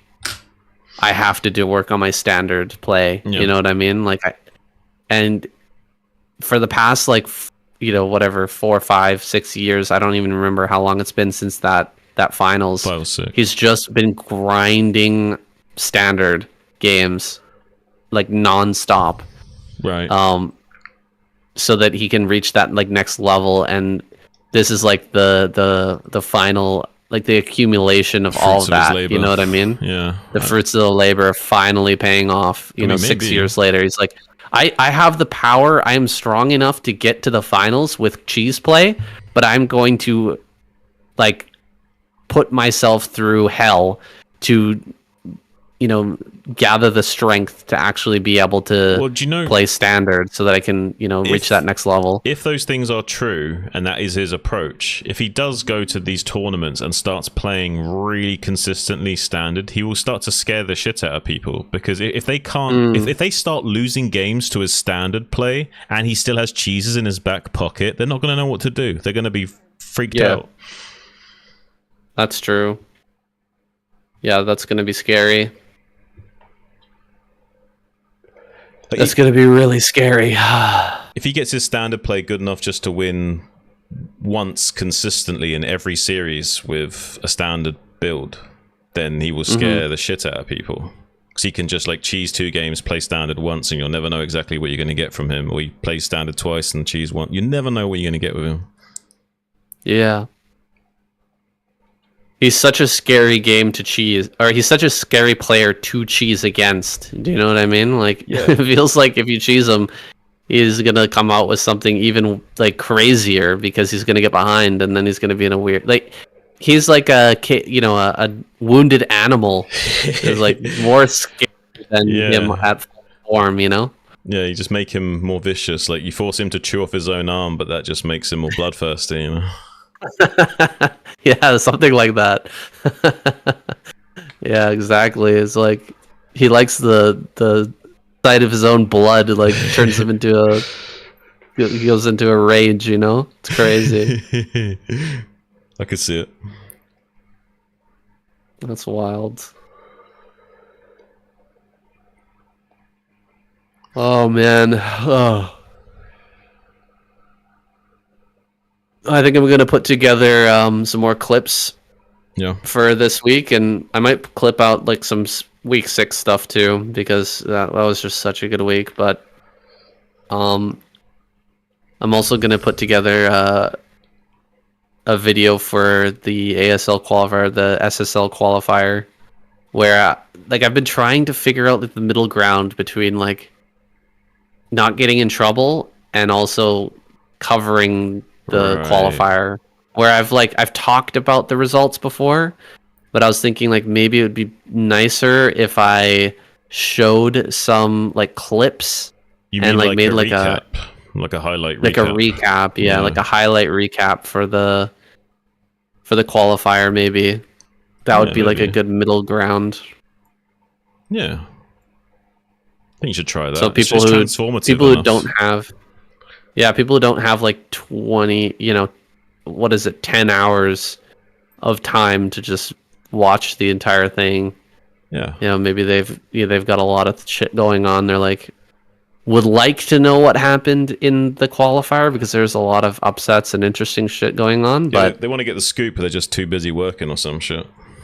yeah, they want the scoop, but they don't want the time waster of watching 10 hours of qualifiers just to hope that see something interesting, I think it'd be good, man. We should do it. Yeah. Let me go check it. Give it a shot. See how it goes. And the way you'd be formatting the content is extremely transformative, so I can't see how you'd get into any issues. Yeah.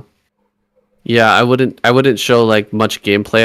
I would explain what happened and then I'd maybe show like a moment or two, like 5-second clip or something. Yeah, that'd probably work. Yeah, hopefully I don't get in trouble. Yeah, think of it more like being like like a reporter, like a journalist type content. Yeah. Like a battle report. I was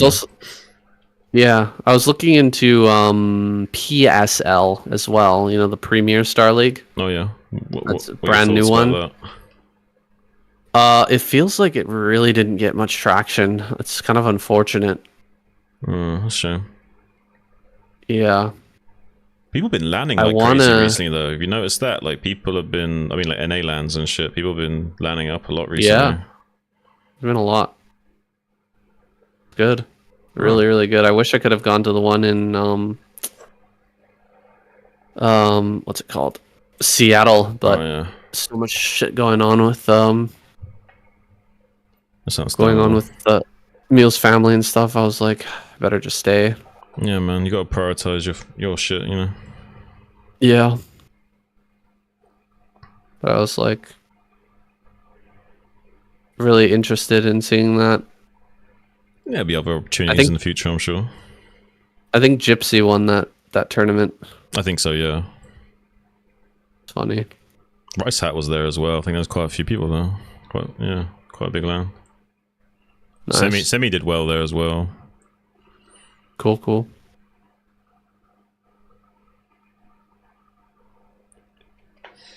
So let's see. The PSL got 1,000 views on Africa TV. See what it did on KCM's channel. What'd it get? He didn't post it on his YouTube channel. Okay.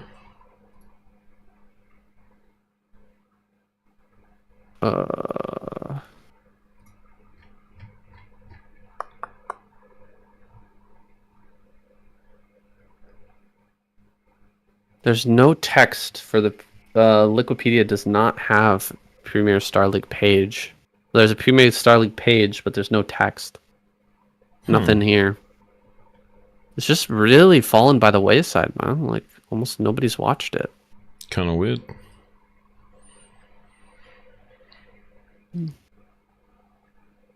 Yeah, it's unfortunate.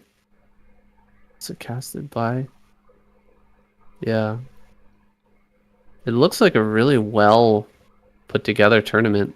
And they're in person too, by the way. They're at like a LAN. Hmm. Kind of wild. It's like they're trying to kickstart it, but they're not like Getting going all in. Right. Do you know what I mean? They're just like kind of they made it and then they just kind of like put it out without thinking too much about it, you know? Yeah. It's unfortunate. It's like, oh man, I really wish they would like really promote it properly. If they're actually going to do it, might as well go all in, you know? Yeah, it's unfortunate. It's not easy doing those things. Sometimes it's like enough stress just organizing the event itself, you know what I mean? I can see them being a bit, you know, I guess hindsight's 2020 when you're in it and you're dealing with the stress of setting things up, right? Right.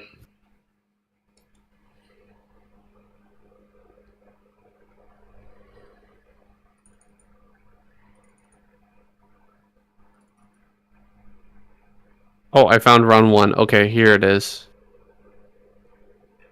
Round 1, season 1, round 1.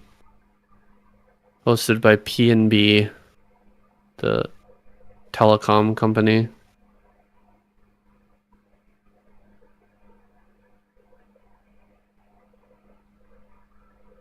Oh, here's the official VODs. Okay, PSL official. It's only got 61 subscribers and there's no videos. What's Ouch. going on? What is going on? They haven't even uploaded it yet. Well, Oh my goodness. The VOD on PSL channel, they've got their own Africa TV. It's got 490 views.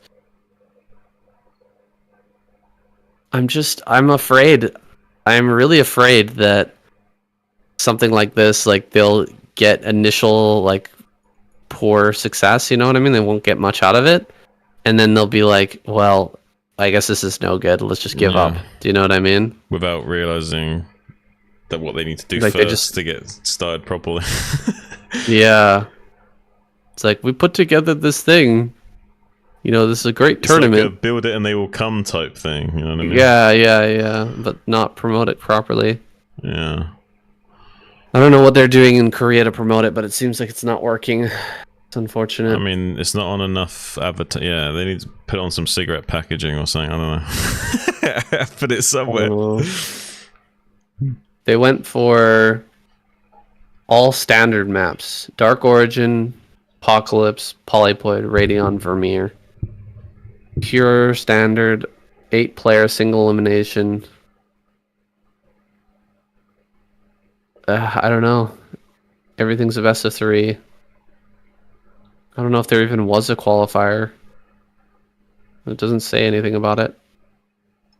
Maybe not. That is unfortunate. Yeah.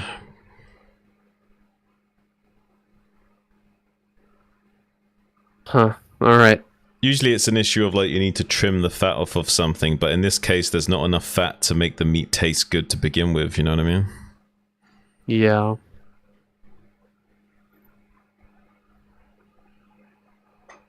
Too tough and chewy.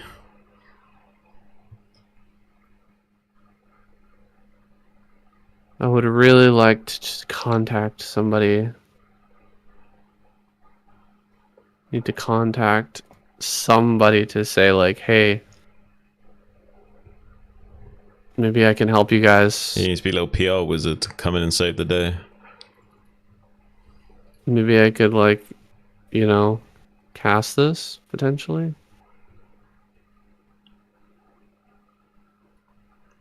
Let me help you promote your shit and cover it with some casting and shit like that, yeah. And give them some tips on what they can do to advertise a little bit and promote in a bit more of a proper channel way. I don't know. I can at least help them promote it with the English audience. I don't know what they can do about the Korean audience. They gotta do something there, end though. They've got like hardly any digital media covering it. I wonder if Africa TV is like kind of pushing them out. They don't want competition, you know? Maybe. I mean, I wouldn't be surprised. Not promoting them and stuff. Yeah. I'll be blacklisted to some extent.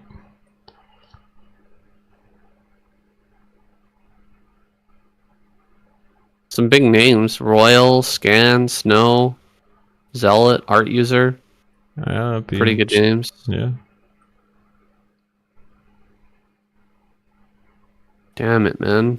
Sucks.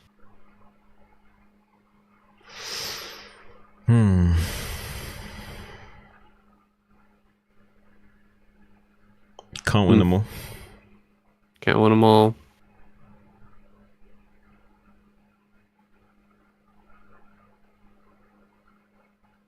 In fact, it's better to lose some of them to make the winning worthwhile, right? If you won all the time, it wouldn't have any meaning. True, true.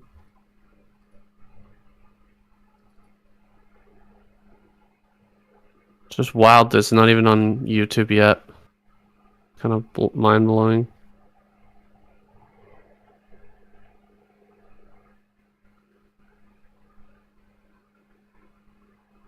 Well, either they're doing some crazy edit that's taken forever, or there ain't gonna be much coverage.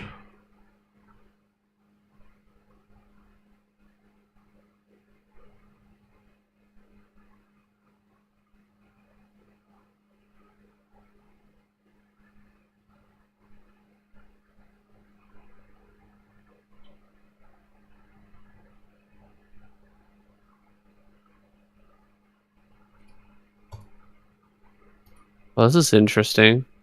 What's that? Look at the rules. I found the rules for PSL. And they explain what kind of bugs are allowed and which are not. Yeah. Go on. Kind of cool. What do they say? Yeah, I'll send it in the chat. It says Article 6, bugs recognized as part of the game. Play that exploits program errors specified below are permitted. Zerg's gas bug, a bug where the gas disappears when canceling the transformation of an aerial unit in the cocoon state. 2, a bug where the gas disappears without being executed. Oh, hold on, I gotta answer the door. Yeah. Guess being made of animation happens.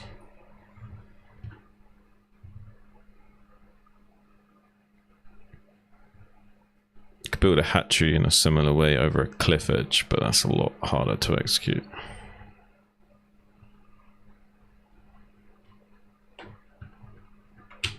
I need to Google Translate this,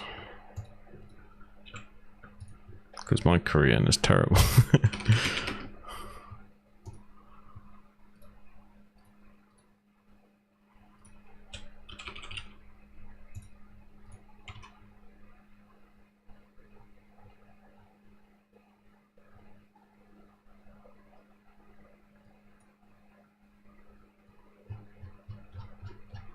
All right.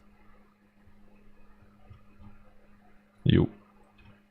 Grouping flying units. Yeah, that's fine. That's like Mutalist Micro. Transferring units. Passing using the worker's mineral extraction. Building drop. Construction of probes and SCV buildings overlap the SCV and units that are constructing the building while the entrance is blocked. Combination of Dark Templar, second Dark Archon, and passing using cancel control. Oh, I know what that is. The combination of Dark Archon, Dark Templar into Dark Archon, and then helping you to like hop over something. Oh yeah, like You know what I'm talking you're about? blocking the ramp with 1 DT and you can breach it with 3. I think so. Or like you have 2 DTs and you make them into an Archon, but like right as they're about to, you cancel, and then they're kind of like on top of each other, and then you can like spam click them and they walk over something. Do you know what I'm talking about? I think so. I don't know how they cancel from the Archon though. Yeah, you have to cancel like perfectly, like right before they combine. Like they're walking in towards each other, and then like right as they're about to morph into an Dark Archon, you just start spam clicking, and then they stop. Makes sense. Passing using the burrow function overlaps Zerg unit. Yeah, passing using lurker. Yeah, okay. Into an area that cannot be moved by using the vulture's mine placement. Yeah, that's another common bug. Bug that proves the Moves the produced larva to the left. Okay, yeah. Not recognized as part of the game. Specified below is prohibited. Ally mine. That's an old school one. Yeah. Drone bug. Terran building bug. Oh, so you're not allowed to destroy interceptors with the flying building. Nope. Wow, you can actually destroy or render useless morphing cocoons, dark swarms, and disruption webs with a flying building? I had no idea. That's wild. Lurker burrow bug, a bug that causes Zerg's Hydra units to intentionally burrow under buildings. Yeah, I know that one. Yeah. Engineering bay bug. Buildings destroyed when landing after floating in the engineering bay. Huh. Templar bug. Levitates Templars into the air. I've never seen that. What? SCV reconnaissance bug. A bug where you can scout an area inside the enemy base that is not revealed on the minimap by using the cargo command. Return cargo command after levitating an SCV carrying resources from the command center and breaking through the blocked entrance. Huh. Yeah, you know how to do that. Some people do that on ladder though. To get a cheap scout that they shouldn't be able to and shit.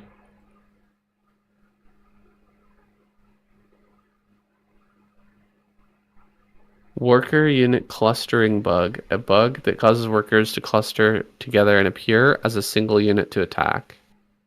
Yeah, that's annoying. Zerg unit clumping bug. A bug used to burrow function. Multiple units appear as one unit in attack. Oh. Probably says something about not allowed to use observers to stall out turrets as well, right? I don't see that. Waypoint bug. Continue to Vespian Geyser with a worker while holding down the shift key. A bug where you can right click and then click the enemy base to break through a blocked entrance and scout. Yeah, that waypoint thing is just where you like, you know, you hold shift to make all the workers stack. You know what I mean? The stacking bug. Right.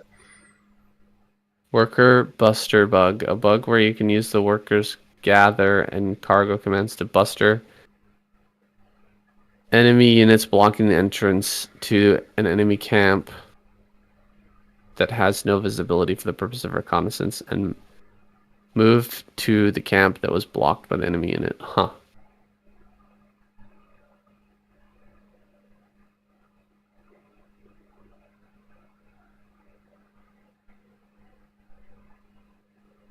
Okay. Interesting. A lot of those I've never heard of before. I knew some of them, but yeah, some of them I'm pretty amazed by. I've never seen floating Templar. I'm surprised they don't say anything about blocking turrets with observers. Yeah. I didn't see that. I'm pretty sure you're not allowed to do that in tournament play, so I'm sure they would specify it if they're listing everything else.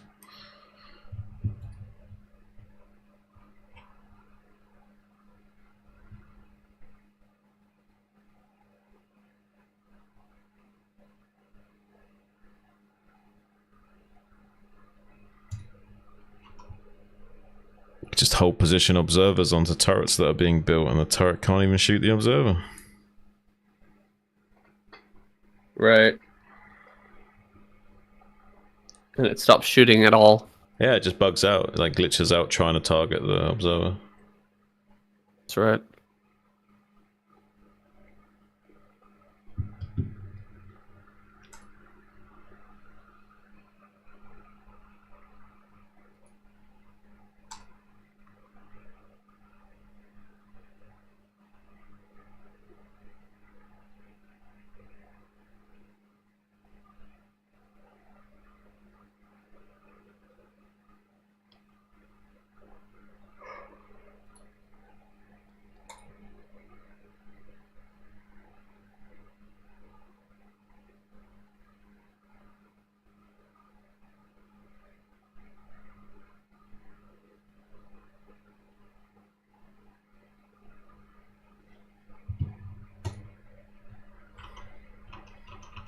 that's muted.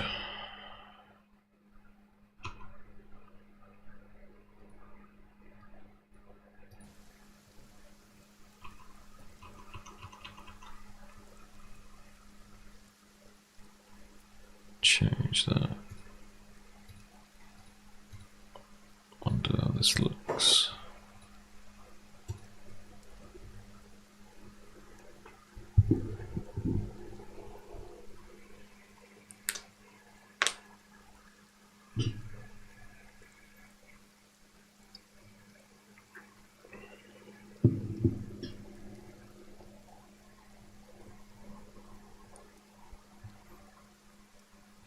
This tip is telling me not to venture into Holy Land if I'm non-human. But I beat those guys up to train, so it's okay. With my non-humans.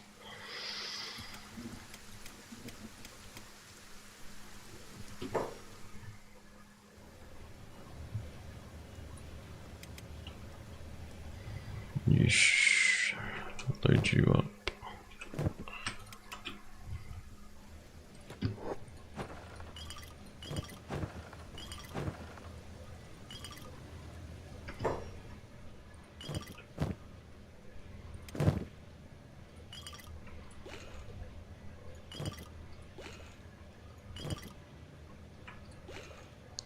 Drug farming, baby.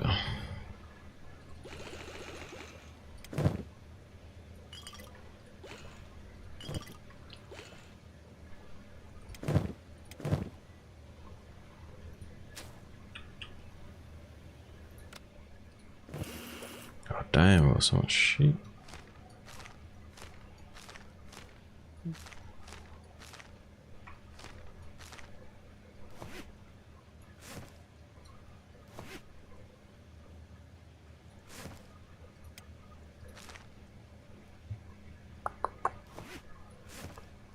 Yeah, that's fine.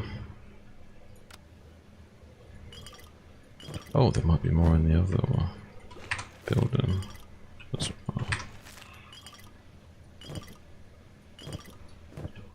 Oh, there's nothing in there. Alright, it's about time for me to go have some lunch. Sounds good, buddy. Already ate Alright, you just have before. Huh? It must be like past midnight there, hey? Yeah, 3. 3 a.m. Yeah. Alright, man. You have a good rest of your night, huh? Yeah, you too, buddy. Always good customer. Yeah, you too. I'll talk to you later. Yeah, I'll talk to you later, bud. Bye-bye. Bye-bye.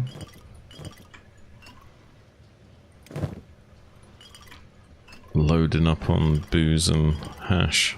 I think that's pretty much everything. Oh, we got quite a lot of this shit left. That's a big enough load for now. That's what she said.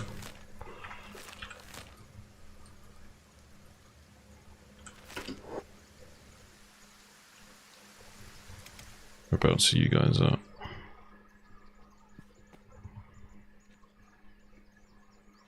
Where are we? Oh shit. How the fuck are we gonna get up to the swamp from here? I don't even know how to navigate up here. I don't even know. They don't even know how to get up there. That's kind of fucked. I don't think there is a route. Shit. Because I'll probably have to access the swamp from... maybe... maybe down here would have been better. Wait, that's holy territory, right? Is it? No, it's not. It's not. This is safe to go down. If we go down here and then swim all the way up here. Yeah, I think that might be what we do.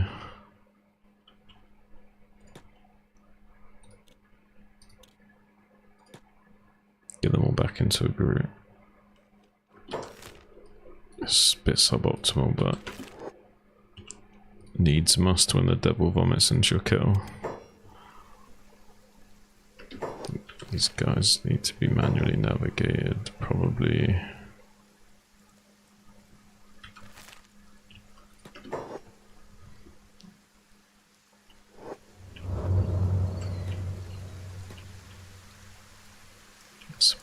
awkward to navigate this.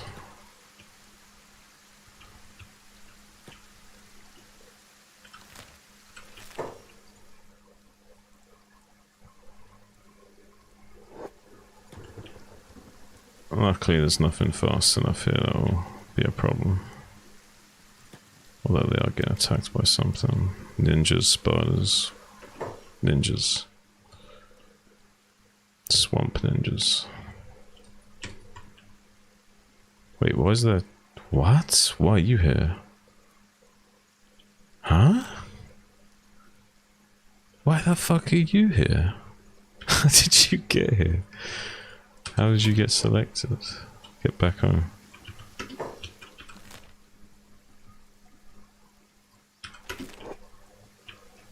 Go that way.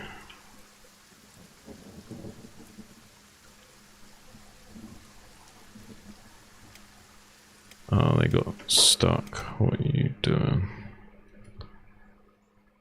Why? Sausage monkeys.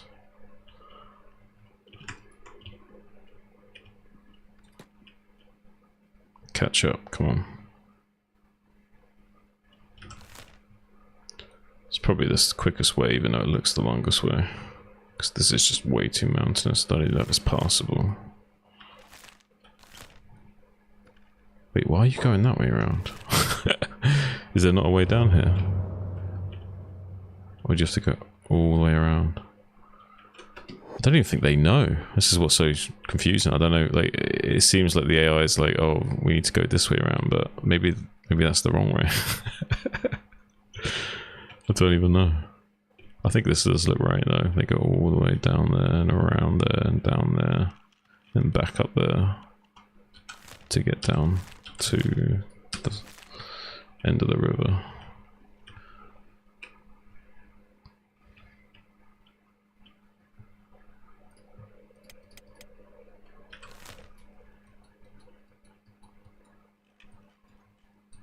Yeah, they're moving fine.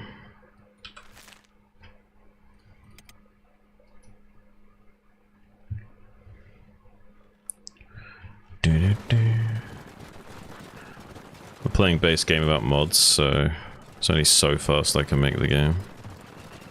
I wanted to make the game harder by not playing with mods, so we can only have a limit of 30 people total, and game speed can only be sped up a certain amount and blah blah blah, but it's more rewarding when you make the game harder.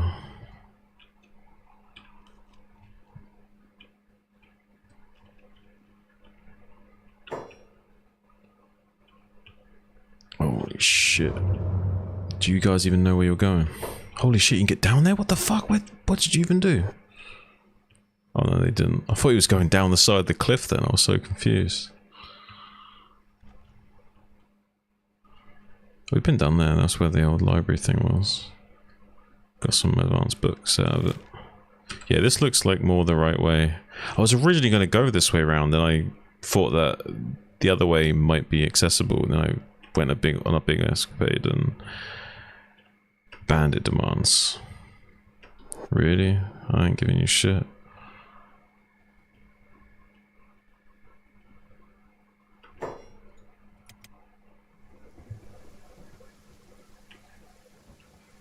Are they actually here yet, or are they not arrived? This guy can shoot him with a harpoon when they get here. I don't see him. Oh, they're there. They'll take a while to get there.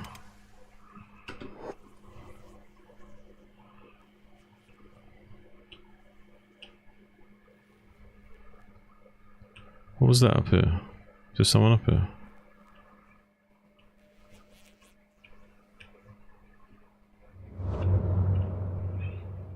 I swore I saw it say someone ate food up there.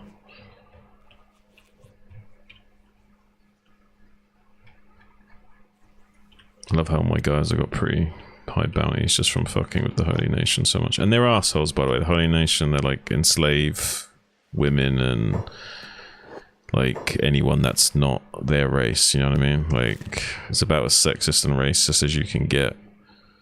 And doing it in the name of like being holier than thou. Oh shit, I got a bug. Good job.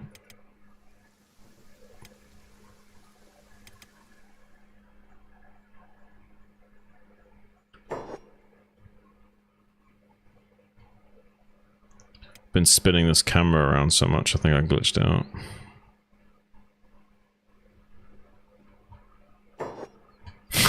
Got invisible men. Dark Templars.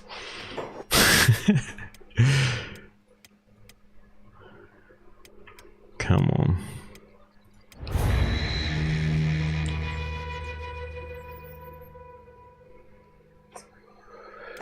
It's like a sandbox RPG game. It's pretty brutal. You start off with like absolutely nothing and everyone else can just beat the shit out of you.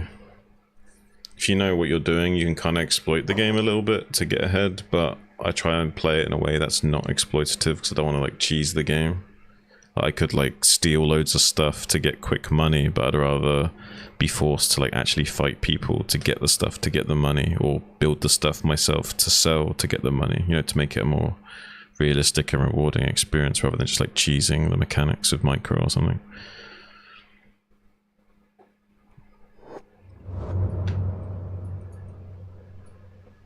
There you go, quick reload fixed it. Yes, Holy Nations. Wait, it hasn't made them all red. So wait, is there everything? That's not all the Holy Nations cities, right? Oh shit, maybe this is a Holy Nation city I'm walking towards. I don't even know. Might not be. Might not be, but we don't know. Yeah, we'd probably be alright though. I mean, worst case scenario, we end up enslaved. And we have to fight our way out and create an escape plan and rearm everyone. And break all their shackles and go through all that palaver. It's a bit awkward, but oh, let's have a look. Yeah, boy. Holy Sentinels. How many we got? Pretty big police station. Throne. And a barracks. 1, 2, 3 gatehouses. Pretty big city, yeah, it's one of the bigger ones. Please tell me we can just go around this. Is that big enough? Oh yeah, we'll be fine, right? There's no one like manning turrets or anything. Yeah, we'll be alright. Have to fight on our hands though. How fast are they? 17.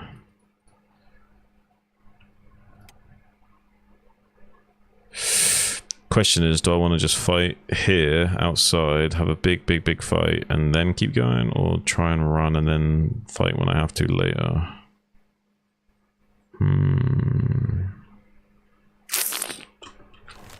Pretty close to Ruhr. Problem is, it's such a big town, if anything goes wrong, I'm fucked. I'm just gonna have to deal with being enslaved. So instead, we'll play it safe. Do this. Go. Should be faster than them. River Raptors, we're fine. I think everyone's making it fine. Yeah, we're good. Wang is a little slow actually. Why are you so slow? 14? How are you only oh shit. You got these on. Oh fuckle doodle do. Alright. Save the day.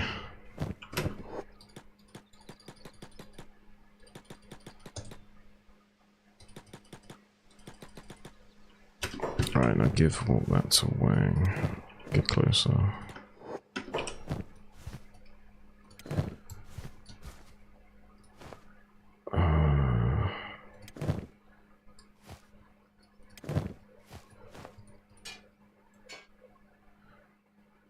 Yeah, fuck it, dude. We just have to do it like this. Hopefully this makes him just barely fast enough. He's still moderate encumbered. How are you so heavy? How are you so heavy?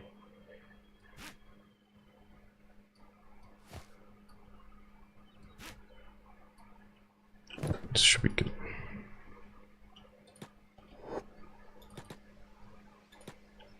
Iron, take off those. We'll fight him here actually, maybe. It's not too many pulled. Just fight him.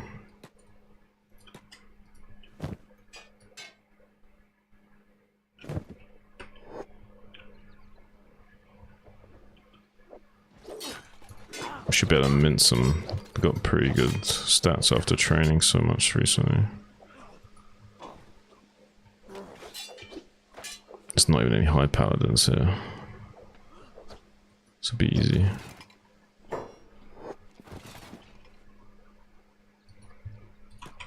Usually these guys would destroy you early game.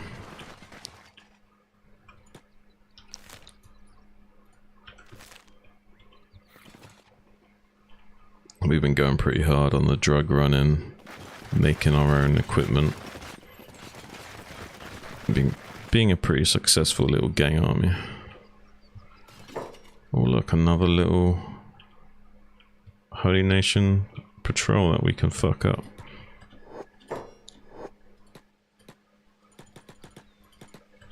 Shoot him. This guy's my crossbowman here.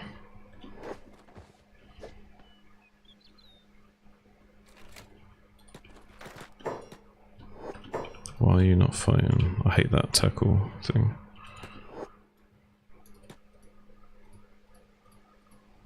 Is that a paladin? Yes, it is a high paladin. Oh shit, how many we got here? 5 regular paladins and a high pally. I've got less men than usual because my runners are out. So I need to be careful here. Because I'm kind of caught in Holy Nation, but I'm not far from swimming. Are there any reinforcements on the way? Might be alright. Think so. Got pretty good gear on right now as well. You two, get his attention. You're on taunt already. Good. Green, where are you? Shoot this motherfucker. He's gonna be annoying as fuck. He'll block and he'll do the most damage and block the most damage. He's got such higher skills than the other guys. He's got like 60s in stats and the other guys are like 40s. Actually, the other paladins are actually pretty fucking good. Oh shit, I didn't pay attention. The paladins are actually pretty high stats. Sometimes they're like 30, 40. These guys are all decently 40. I need to make sure there's no one else coming, because if there's anything else coming, I could actually get in trouble here. Don't think so. Think we've just barely got enough to be alright, but we might actually take a few downs. Ooh, this is a little bit risky. Oh well, if we get, you know, if we get enslaved, we get enslaved, and it's part of the game. I've actually got a high paladin on my back still from earlier. I was gonna make him a prisoner. They're probably not too happy about that. In fact, if we win this fight, I can take you as prisoner as well. Build a collection of high pallies. You are getting focused a little bit too much. Tuna, get his attention. Get some CC on him. We need someone to save green. Wang, probably too slow. Wait, Wang. Take him. Rain, come here. Green, go here. So come here.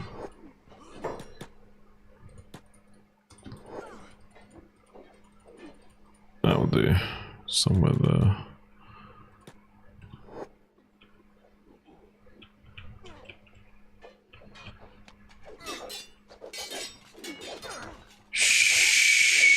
Shit, you won.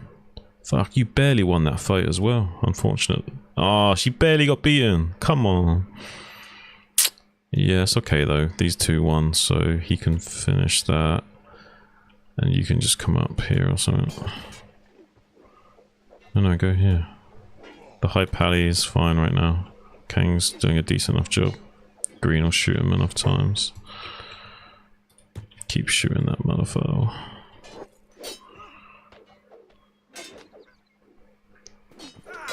Yeah, all these guys are pretty statted out. They're all like 47s and shit. I thought they'd be like a bit lower mid-range pallies, but they're actually fairly high mid-range paladins. I mean, yeah, that went pretty okay, about what I expected. A few went down. Ain't too bad.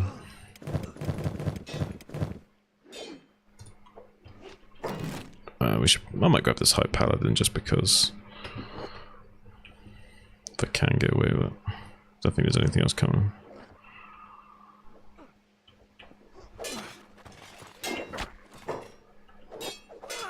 Finish him.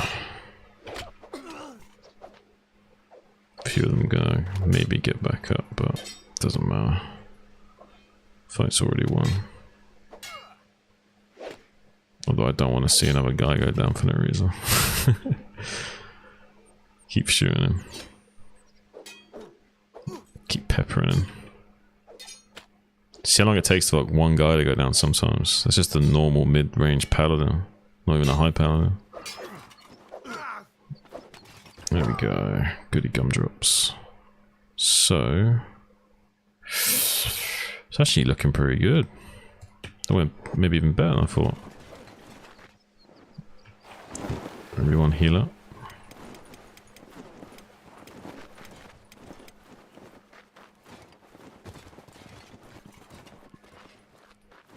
Damn. Reboot him.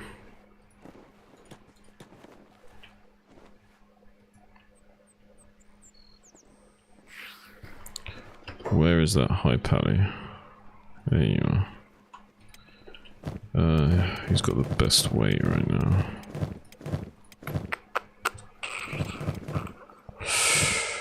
Maybe you should just do it.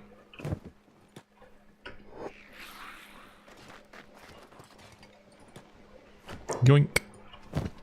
I should probably grab that off you as well. Just in case he has to be dropped. And they don't like that at all. They're all getting up now. I've pinched him. Thief. I'll let the swamp raptors get him. They're usually really slow and they should be able to run away from him, but they won't in this case. You're gonna get up very soon. Your leg is fucked anyway.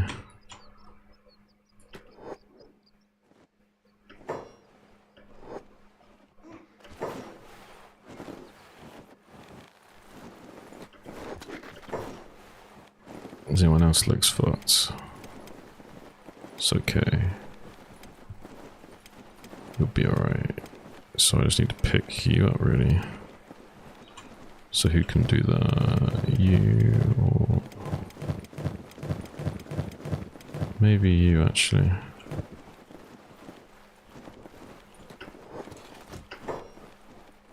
Make sure.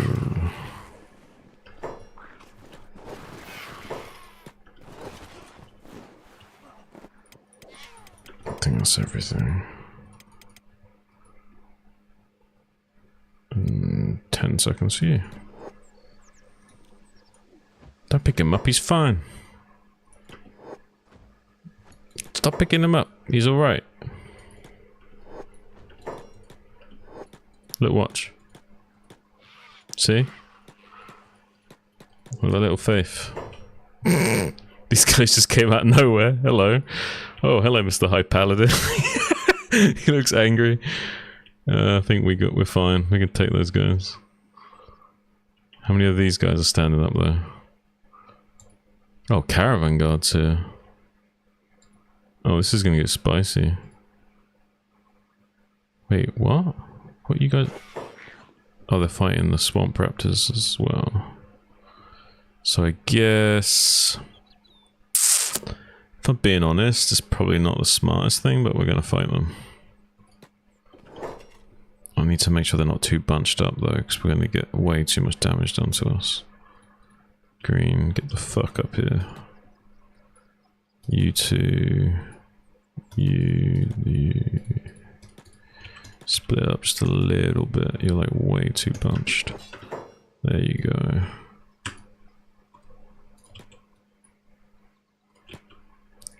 You.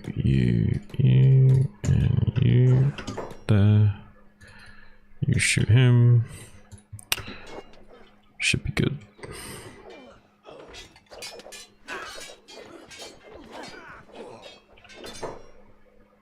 Ah, why are you aggroed already?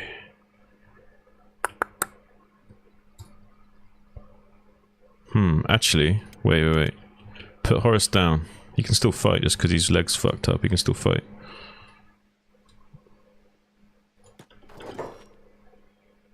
Oh shit, he's gonna get slapped, maybe. Okay, yeah, he did get hit. We're fine though. I want to put more CC on the High Paladin. 3's not enough. You're too slow to get over there in time.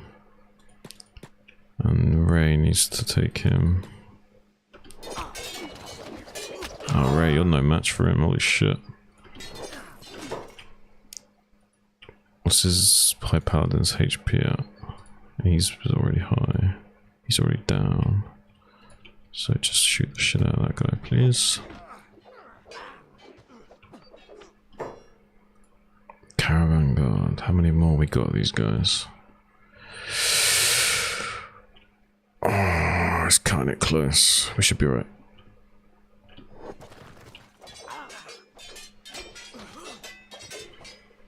Bandit demands has arrived. You had to be taking a shit right now, didn't you?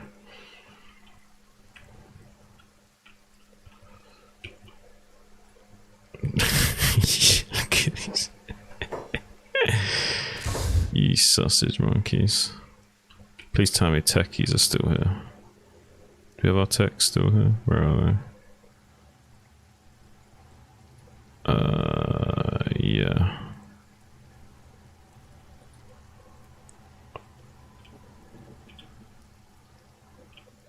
How many of them are in here?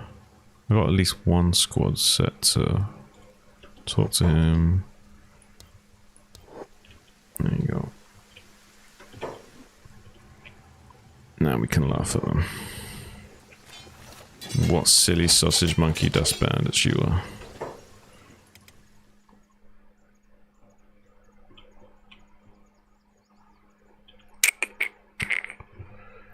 Fighting against entire nations, and they've got a tiny little bandit force coming to try on.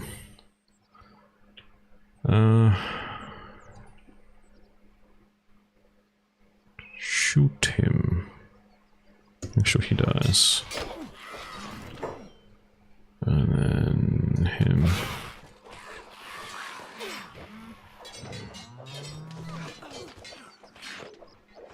Come here, quick. Finish him, because I want to pull you 3. Oh, this guy is already... We're doing good. Those caravan guards weren't that bad, actually. Heat everyone up.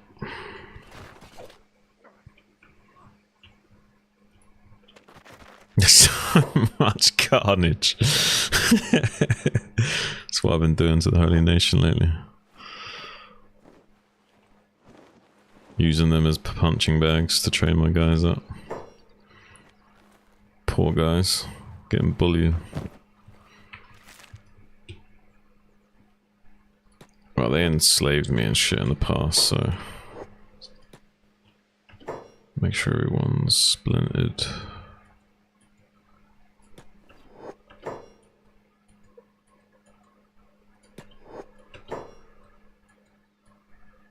And a few of them need splints. Oh shit.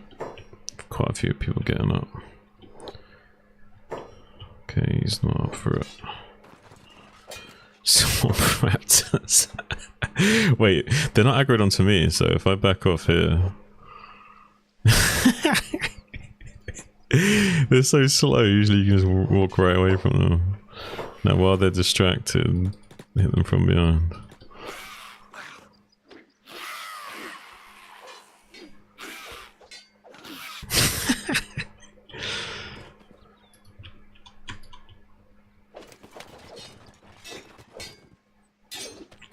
Balls went down. Typical. Yeah, be alright. not good for picking. You could probably pick him up. It doesn't matter. You're one of the slowest ones, though. I probably shouldn't give him to you. Wait, why are you limping? Oh shit! Need to be splintered.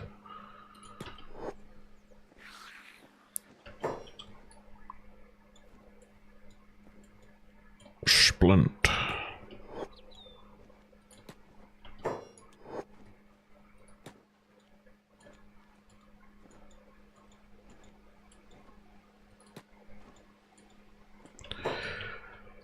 That's everyone.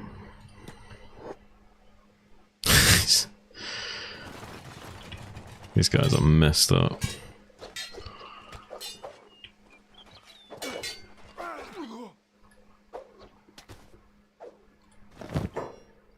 Oh.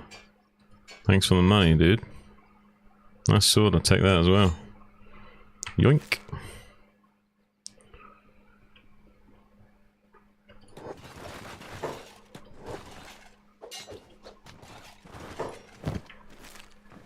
These guys, they got some shit worth taking, but not like crazy.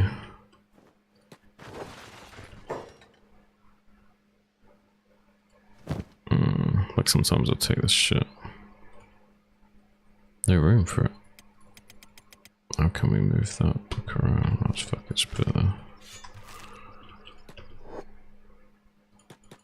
Hey, Horace is fucked up. Need to pick him up. You do it. Wait. You pick him up. And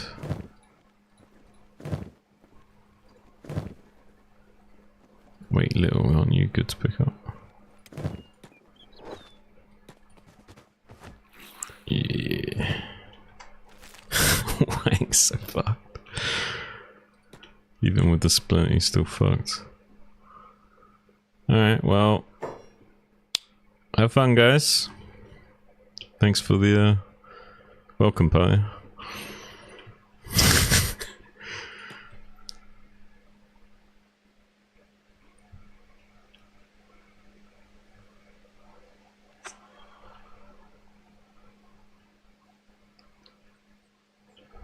Let's go for a swim.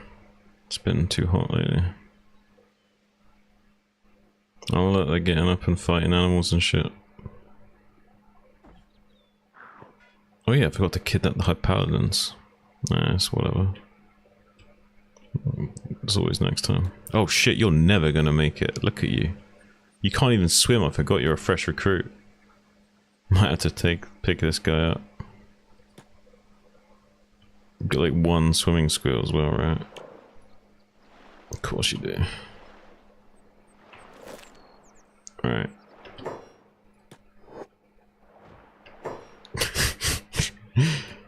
Your swimming skill is pretty good.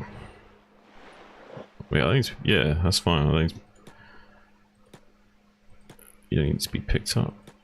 Maybe it was a mistake that you were picked up.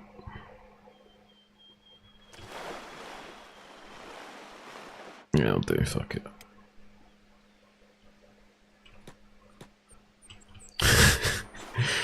Oh man, you guys have got a journey ahead of you. Good job they're paid well.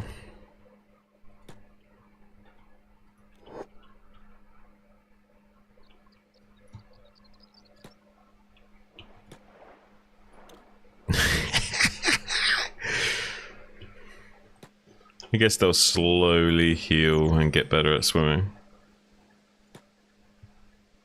There's always that.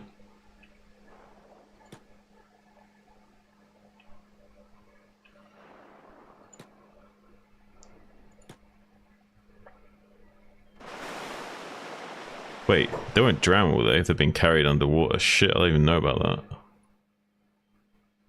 Wait, please tell me he can't die underwater.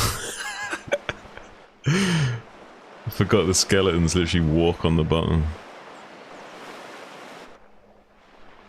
He seems fine.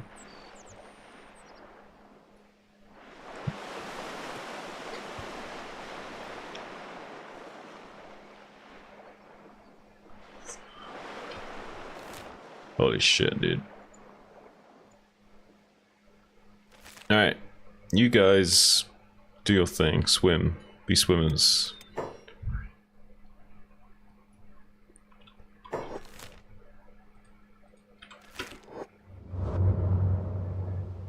These guys got to swim as well for like a few seconds. They're a bit faster. Little bit. Don't really swim fast in this game.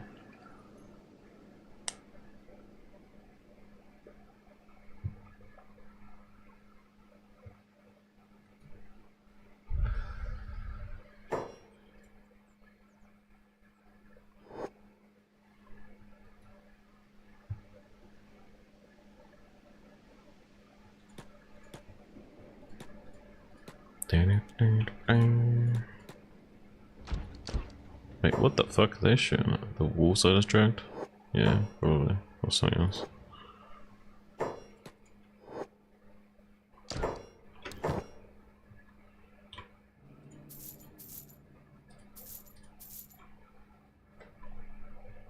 Oh, fuck. I hope that samurai leg place blueprint is at the other place we're going. Can't find that blueprint anywhere. And even in the Great Library. The Armor King might have it. I don't even know. Oh yeah, you never restock your money, you're shoeless.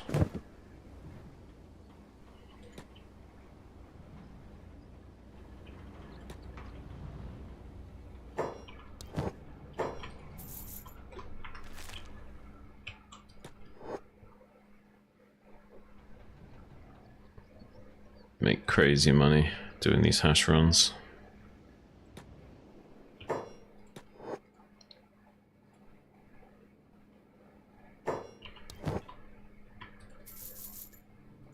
Guess I should just check to make sure there's no...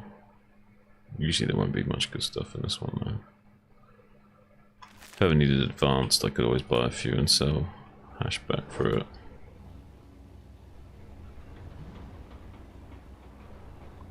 Almost got 1 million cats.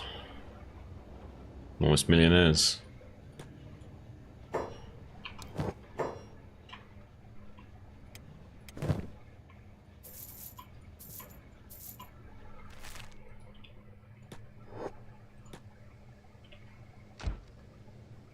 You guys running? Yeah.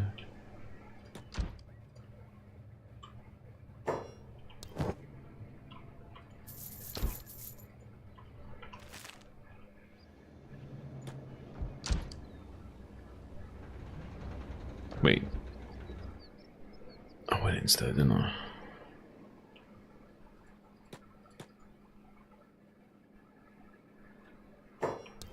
Yeah.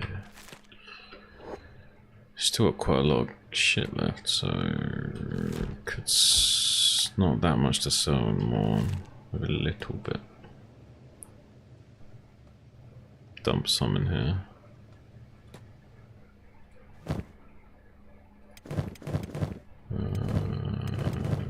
Maybe this.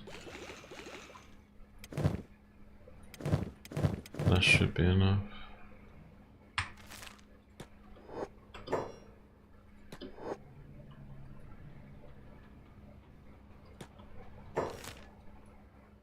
Sell the rest that we got on us there.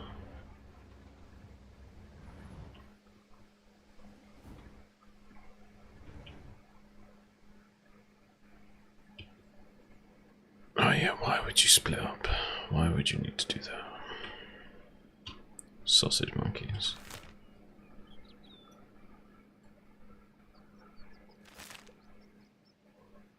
Now I need to put them on this thing. They said someone got away. Who got away?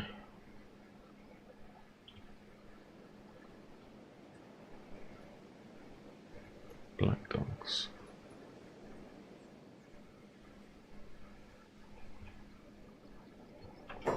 Huh?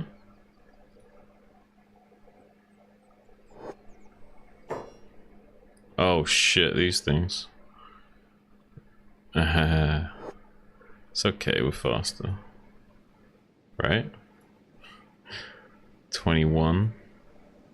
Yeah, 27. We Gucci.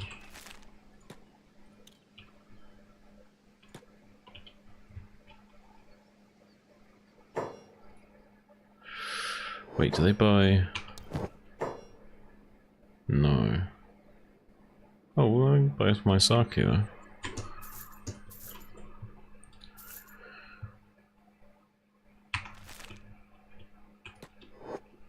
Buy a little rice wine. Those fucking things. A little bit faster than I thought they would be. But not fast enough.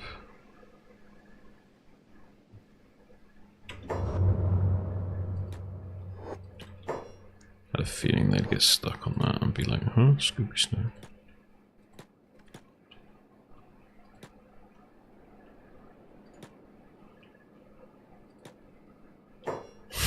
No gate guards. Shit, how badly has this town been doing lately?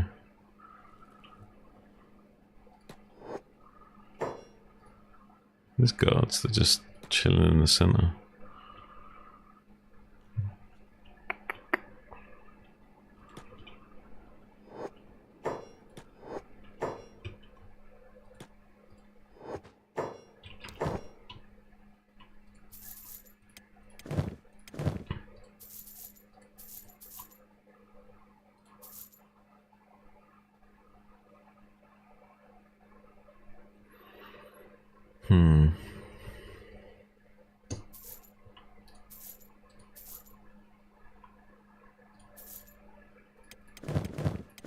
Haven't got that much left.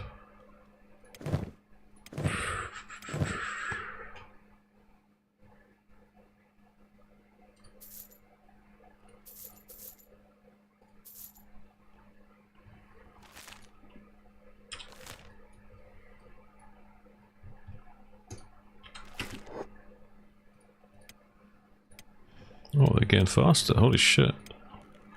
You're not though, you're still slow as fuck. Wait, why are you so heavy? Got too much armor.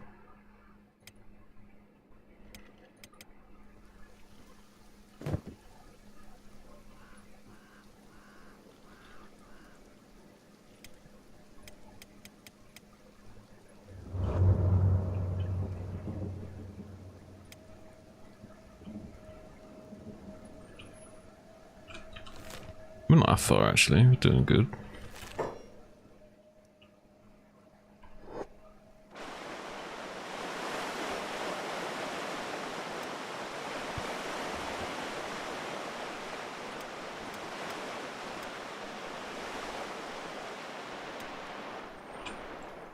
If I get, maybe I could get the income. Wait a minute, who's light? Ray, maybe if I did.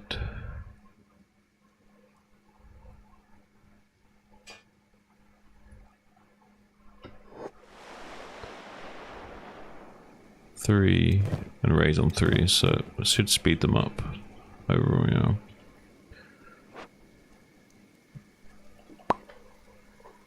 It's a little better. It's not exactly a speedboat, but they're making good time. We're going to a bit of a secret spot. No, not secret, but very well hidden and hard to get to. You literally have to swim up a river to get to it.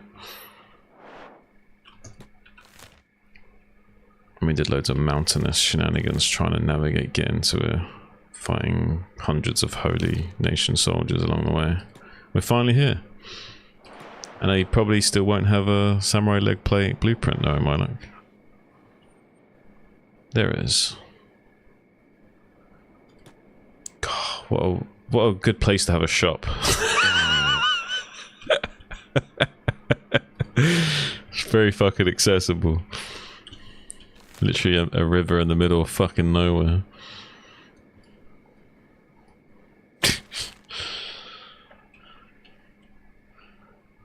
Maybe his shop was up here and it fell down. He just decided, like, you know, I'll just deal with it.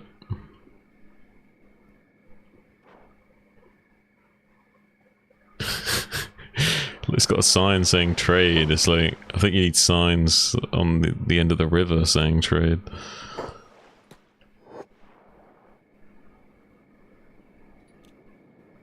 Almost there, guys. You got this.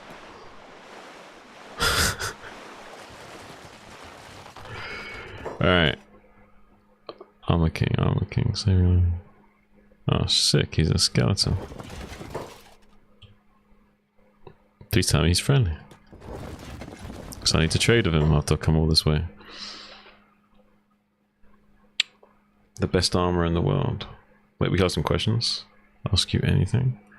Yeah, how did you come to set up shop here? That's a good question. You started up this shop in the second... Okay. What about now? How long ago was that? 937 years. Fuck, dude, this guy needs to update. Not heard of like a system update, you know?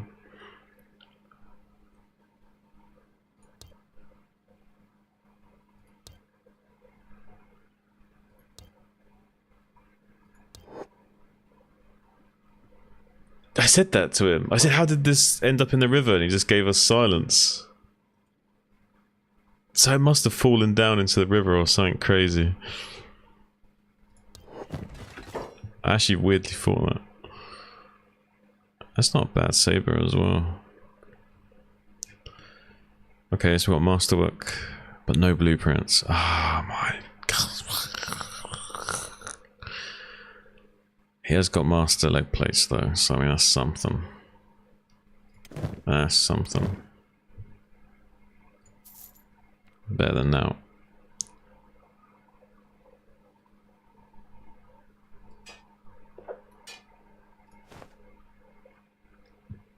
I can't make these, so...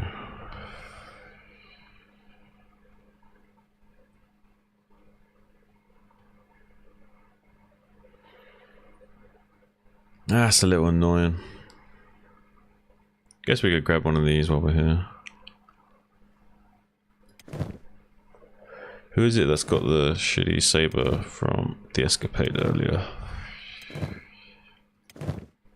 Yours is okay, not good. Could probably just give it to you. No, yours is the one that's not too good.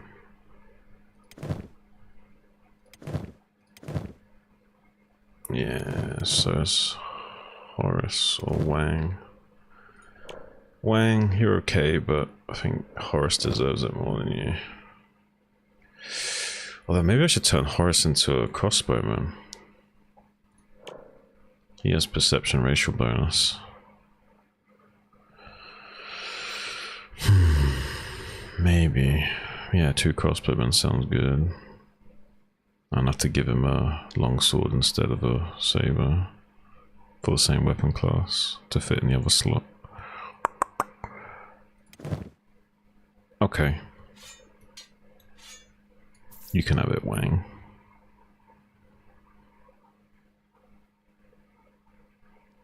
I can make all this. These helmets look weird.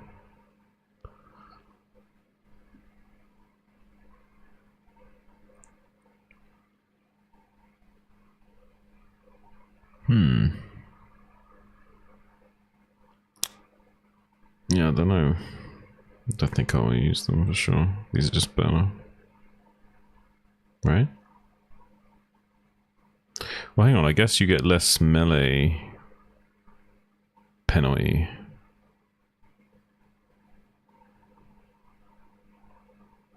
But less cut resistance. I guess more blunt, but not much. Yeah, I still think samurai helmet is way better. Yeah. It's a shame, man. I really wanted a, I'm not gonna rob him or anything either. I don't do that kind of shit in this run.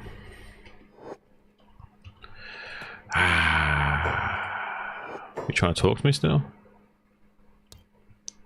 Yeah, actually, it's a good point. We didn't ask him any questions, really. Armor King. To serve the grace.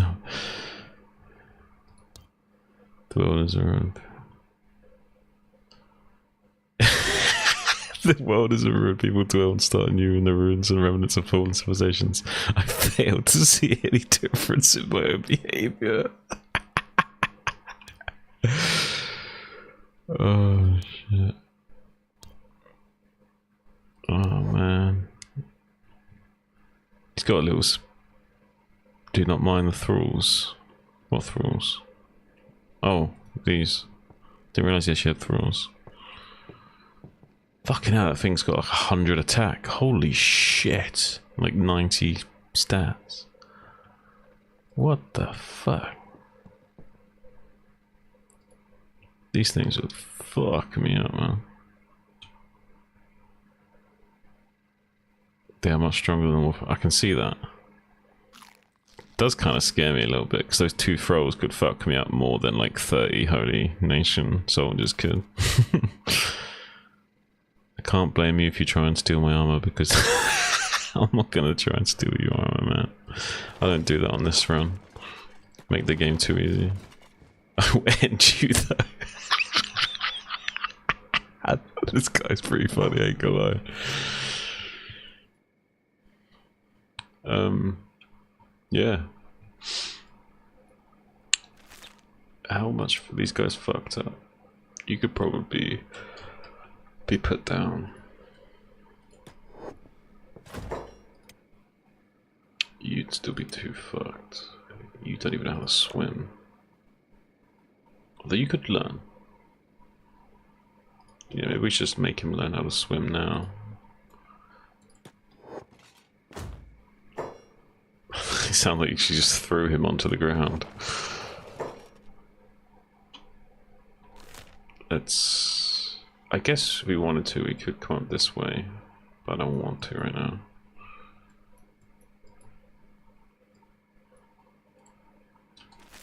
Get them going down that way.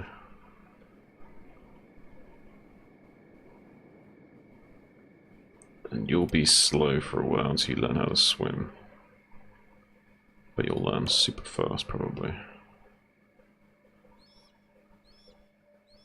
Sink or swim, Wang. Sink or swim. It should be good. Why is it every time I come into this base, someone's taking a shit when I click on them?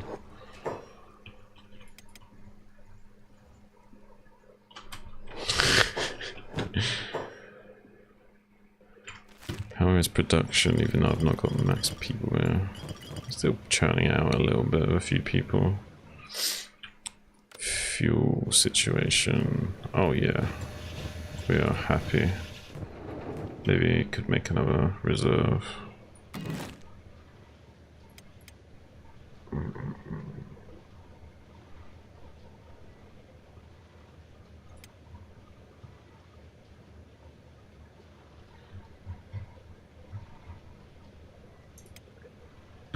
Wait, it's exterior as well. Yeah. Huh. Okay.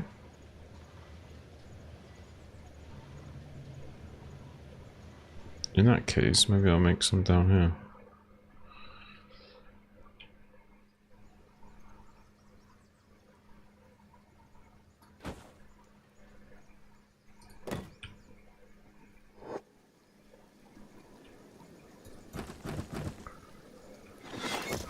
Shame we can't really produce much plates right now unless I temporarily put you guys on that.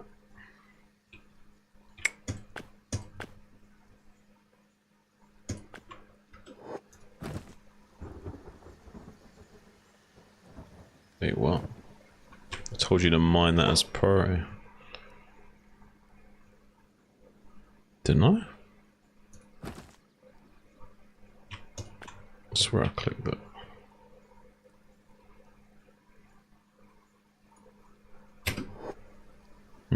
Maybe I didn't.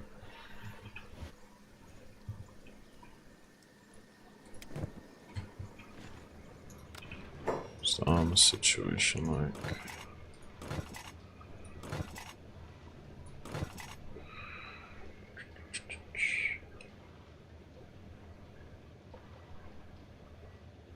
I can't believe I have to use rag skirts.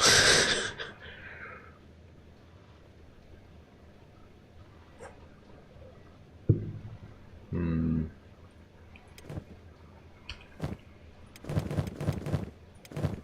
3, 4, 5, 6, 7, 7-ish.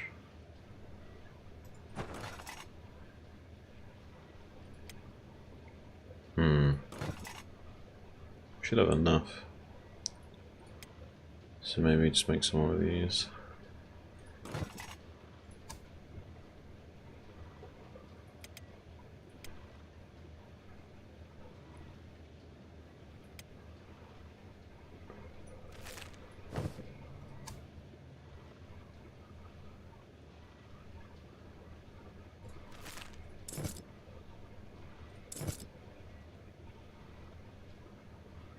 Oh yeah, we definitely can't produce those without these guys doing that shit. I guess I could bring everyone back and do some work for a while.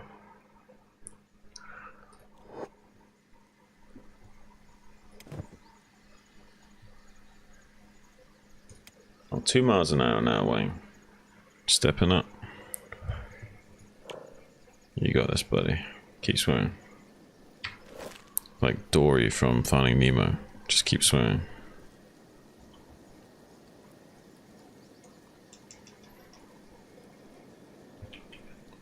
Be right back.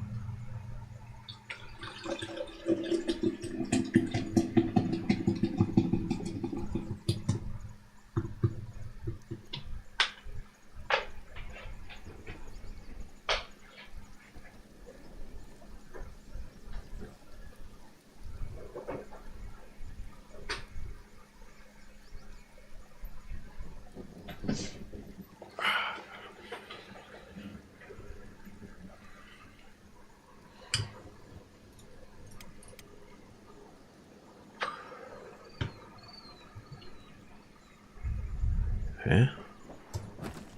You guys loading up properly and shit.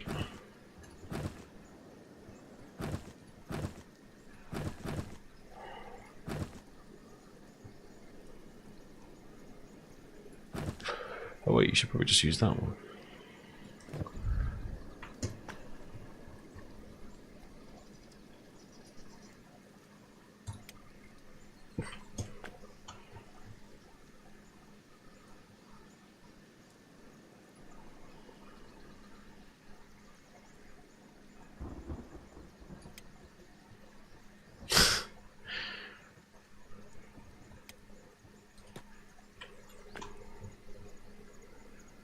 Why are you going over to there? I'm so confused. Oh, because you've got a different tree.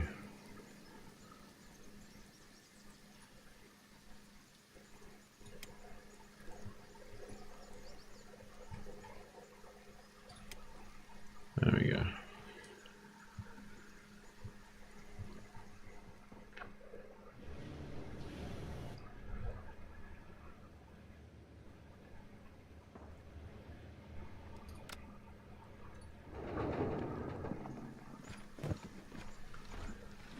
Right, so we're gonna never run out of fuel. These should also be pretty full up.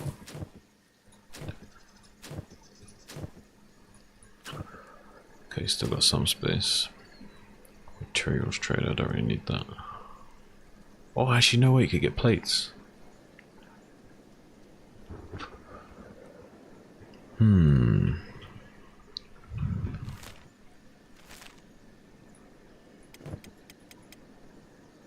Wang's up to 4 miles an hour, he's killing it.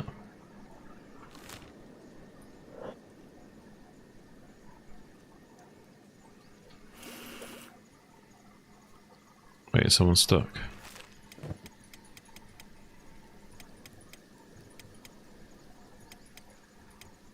Looked like someone was separated. Wang is somehow separated. What? How did you even manage that? How did you... What did you even just do? You just like see a dolphin dived onto the top of this for no reason.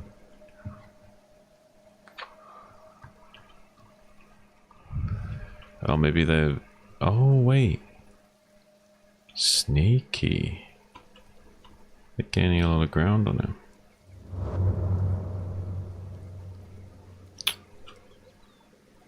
Don't think we're beaten up enough to worry about anything.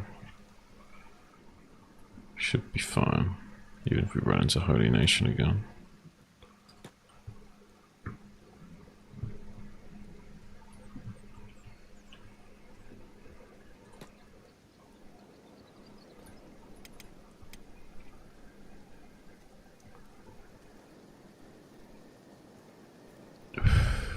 Anyway, I'm gonna go off stream so I can listen to some content that will get me copyright struck if I listen to it while on stream. Thanks for tuning in, guys. Catch you on the flippy flip. Peace.